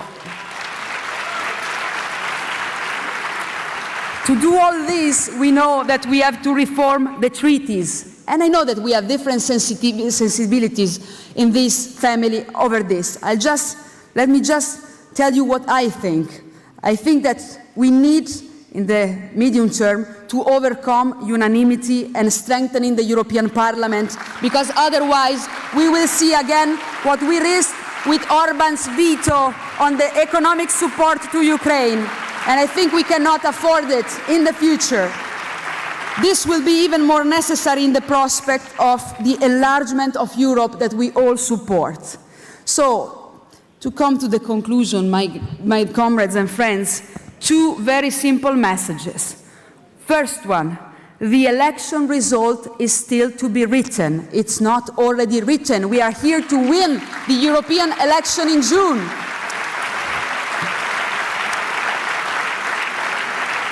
And the second message is that the Social Democrats are not to be taken for granted. We are not to be taken for granted. And let's warn the Conservatives. I ask them, are you really willing to betray your history by opening the doors to the extreme right? Where is your limit? I am asking it to the Conservatives and the EPP. Let's stop the normalization of the extreme right. Meloni has opened the door of the ECR to Orban and to Zemmour. So where is the limit for the EPP? It's something that we've already seen here in Italy. It ended with the parties of the EPP family becoming a minor ally of the extremists of ECR and ID. This has led in Italy to the most right-wing government in the history of the Republic, and I assure you, it has behaved exactly as expected from the far right. We wanted to host you here in Italy to see the disasters of the right wing at the government. Since they started, they've cut public health and welfare. They reduced schools in the internal areas. They've cut pension, especially to women. They made it more difficult to save lives at sea, and they are criminalizing young people. They have denied recognition to the children of LGBTQI couples, and they cancelled support to pay the rent and the subsidies against poverty. This is what they really are. But we also wanted to host you here because Meloni and Salvini have brought to Italy the extreme right nationalists, Eurosceptics, friends of Putin, people holding their sign with no money to Italy. This is the people, this is the allies that they have selected. And here we show that we are bringing to Italy the friends of the EU and the friends of the Italian interests. These two things go together. The friends with whom we obtained the Next Generation EU and the Directive on Minimum Wage.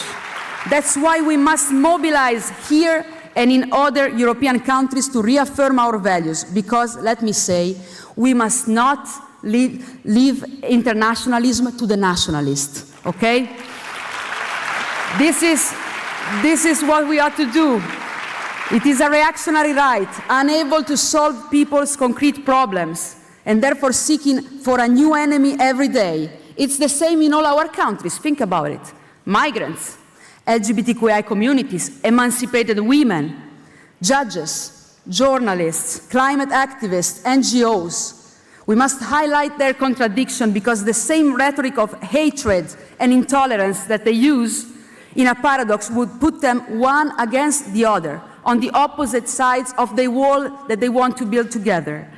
We have to show that we have much more in common as a family. We share values and a vision, and we have to bring concrete answers to our people's needs. Social justice, good wages, quality jobs, healthcare and mental health care for all, education and affordable houses, clean energy and more participation and democracy. It is up to us, comrades, if Europe will choose fear or hope, closure or progress, the past or the future, and we owe it to the next generation. We owe it to the next generation. Let me just conclude with some words in Italian. Noi insieme ci battiamo per aumentare i salari. Loro sono quelli che bloccano il salario minimo. Noi ci battiamo contro il lavoro precario e loro sono quelli che lo aumentano. Noi ci battiamo per la sanità pubblica mentre loro la smantellano. Noi ci battiamo perché ciascun bambino e bambina abbia diritto ad un'istruzione di qualità, mentre loro riducono le scuole e le autonomie scolastiche nelle aree interne. Noi ci battiamo per la solidarietà europea, mentre loro rendono più difficile salvare le persone dal mare. E noi ci battiamo per i diritti e il diritto ad amare chi ti pare, mentre loro negano l'anagrafe ai figli e alle figlie delle coppie omogenitoriali. Vergogna! Noi ci battiamo per l'eguaglianza delle donne, mentre loro ne tagliano le pensioni, e ci battiamo per il diritto alla casa, mentre loro cancellano il fondo per l'affitto. E noi ci battiamo contro la povertà, mentre loro si battono contro i poveri. So, we owe it to the next generation, to that woman, 27 years old, raising alone her child, who earns 90 euros a month and pays 850 euro to the bank for the interest on her house. We owe it to the young woman who graduated as engineer and sent out it's a true story, 127 CVs to look for a job, and she was only offered unpaid trainship. And we owe it to that man, Nicolas, that I met in the airport of Turin. He was working there, earning €5.16 an hour and doing 3 jobs to be able to get a dinner on the table at night. We owe it to them, our fight, and together we will make it. Thank you.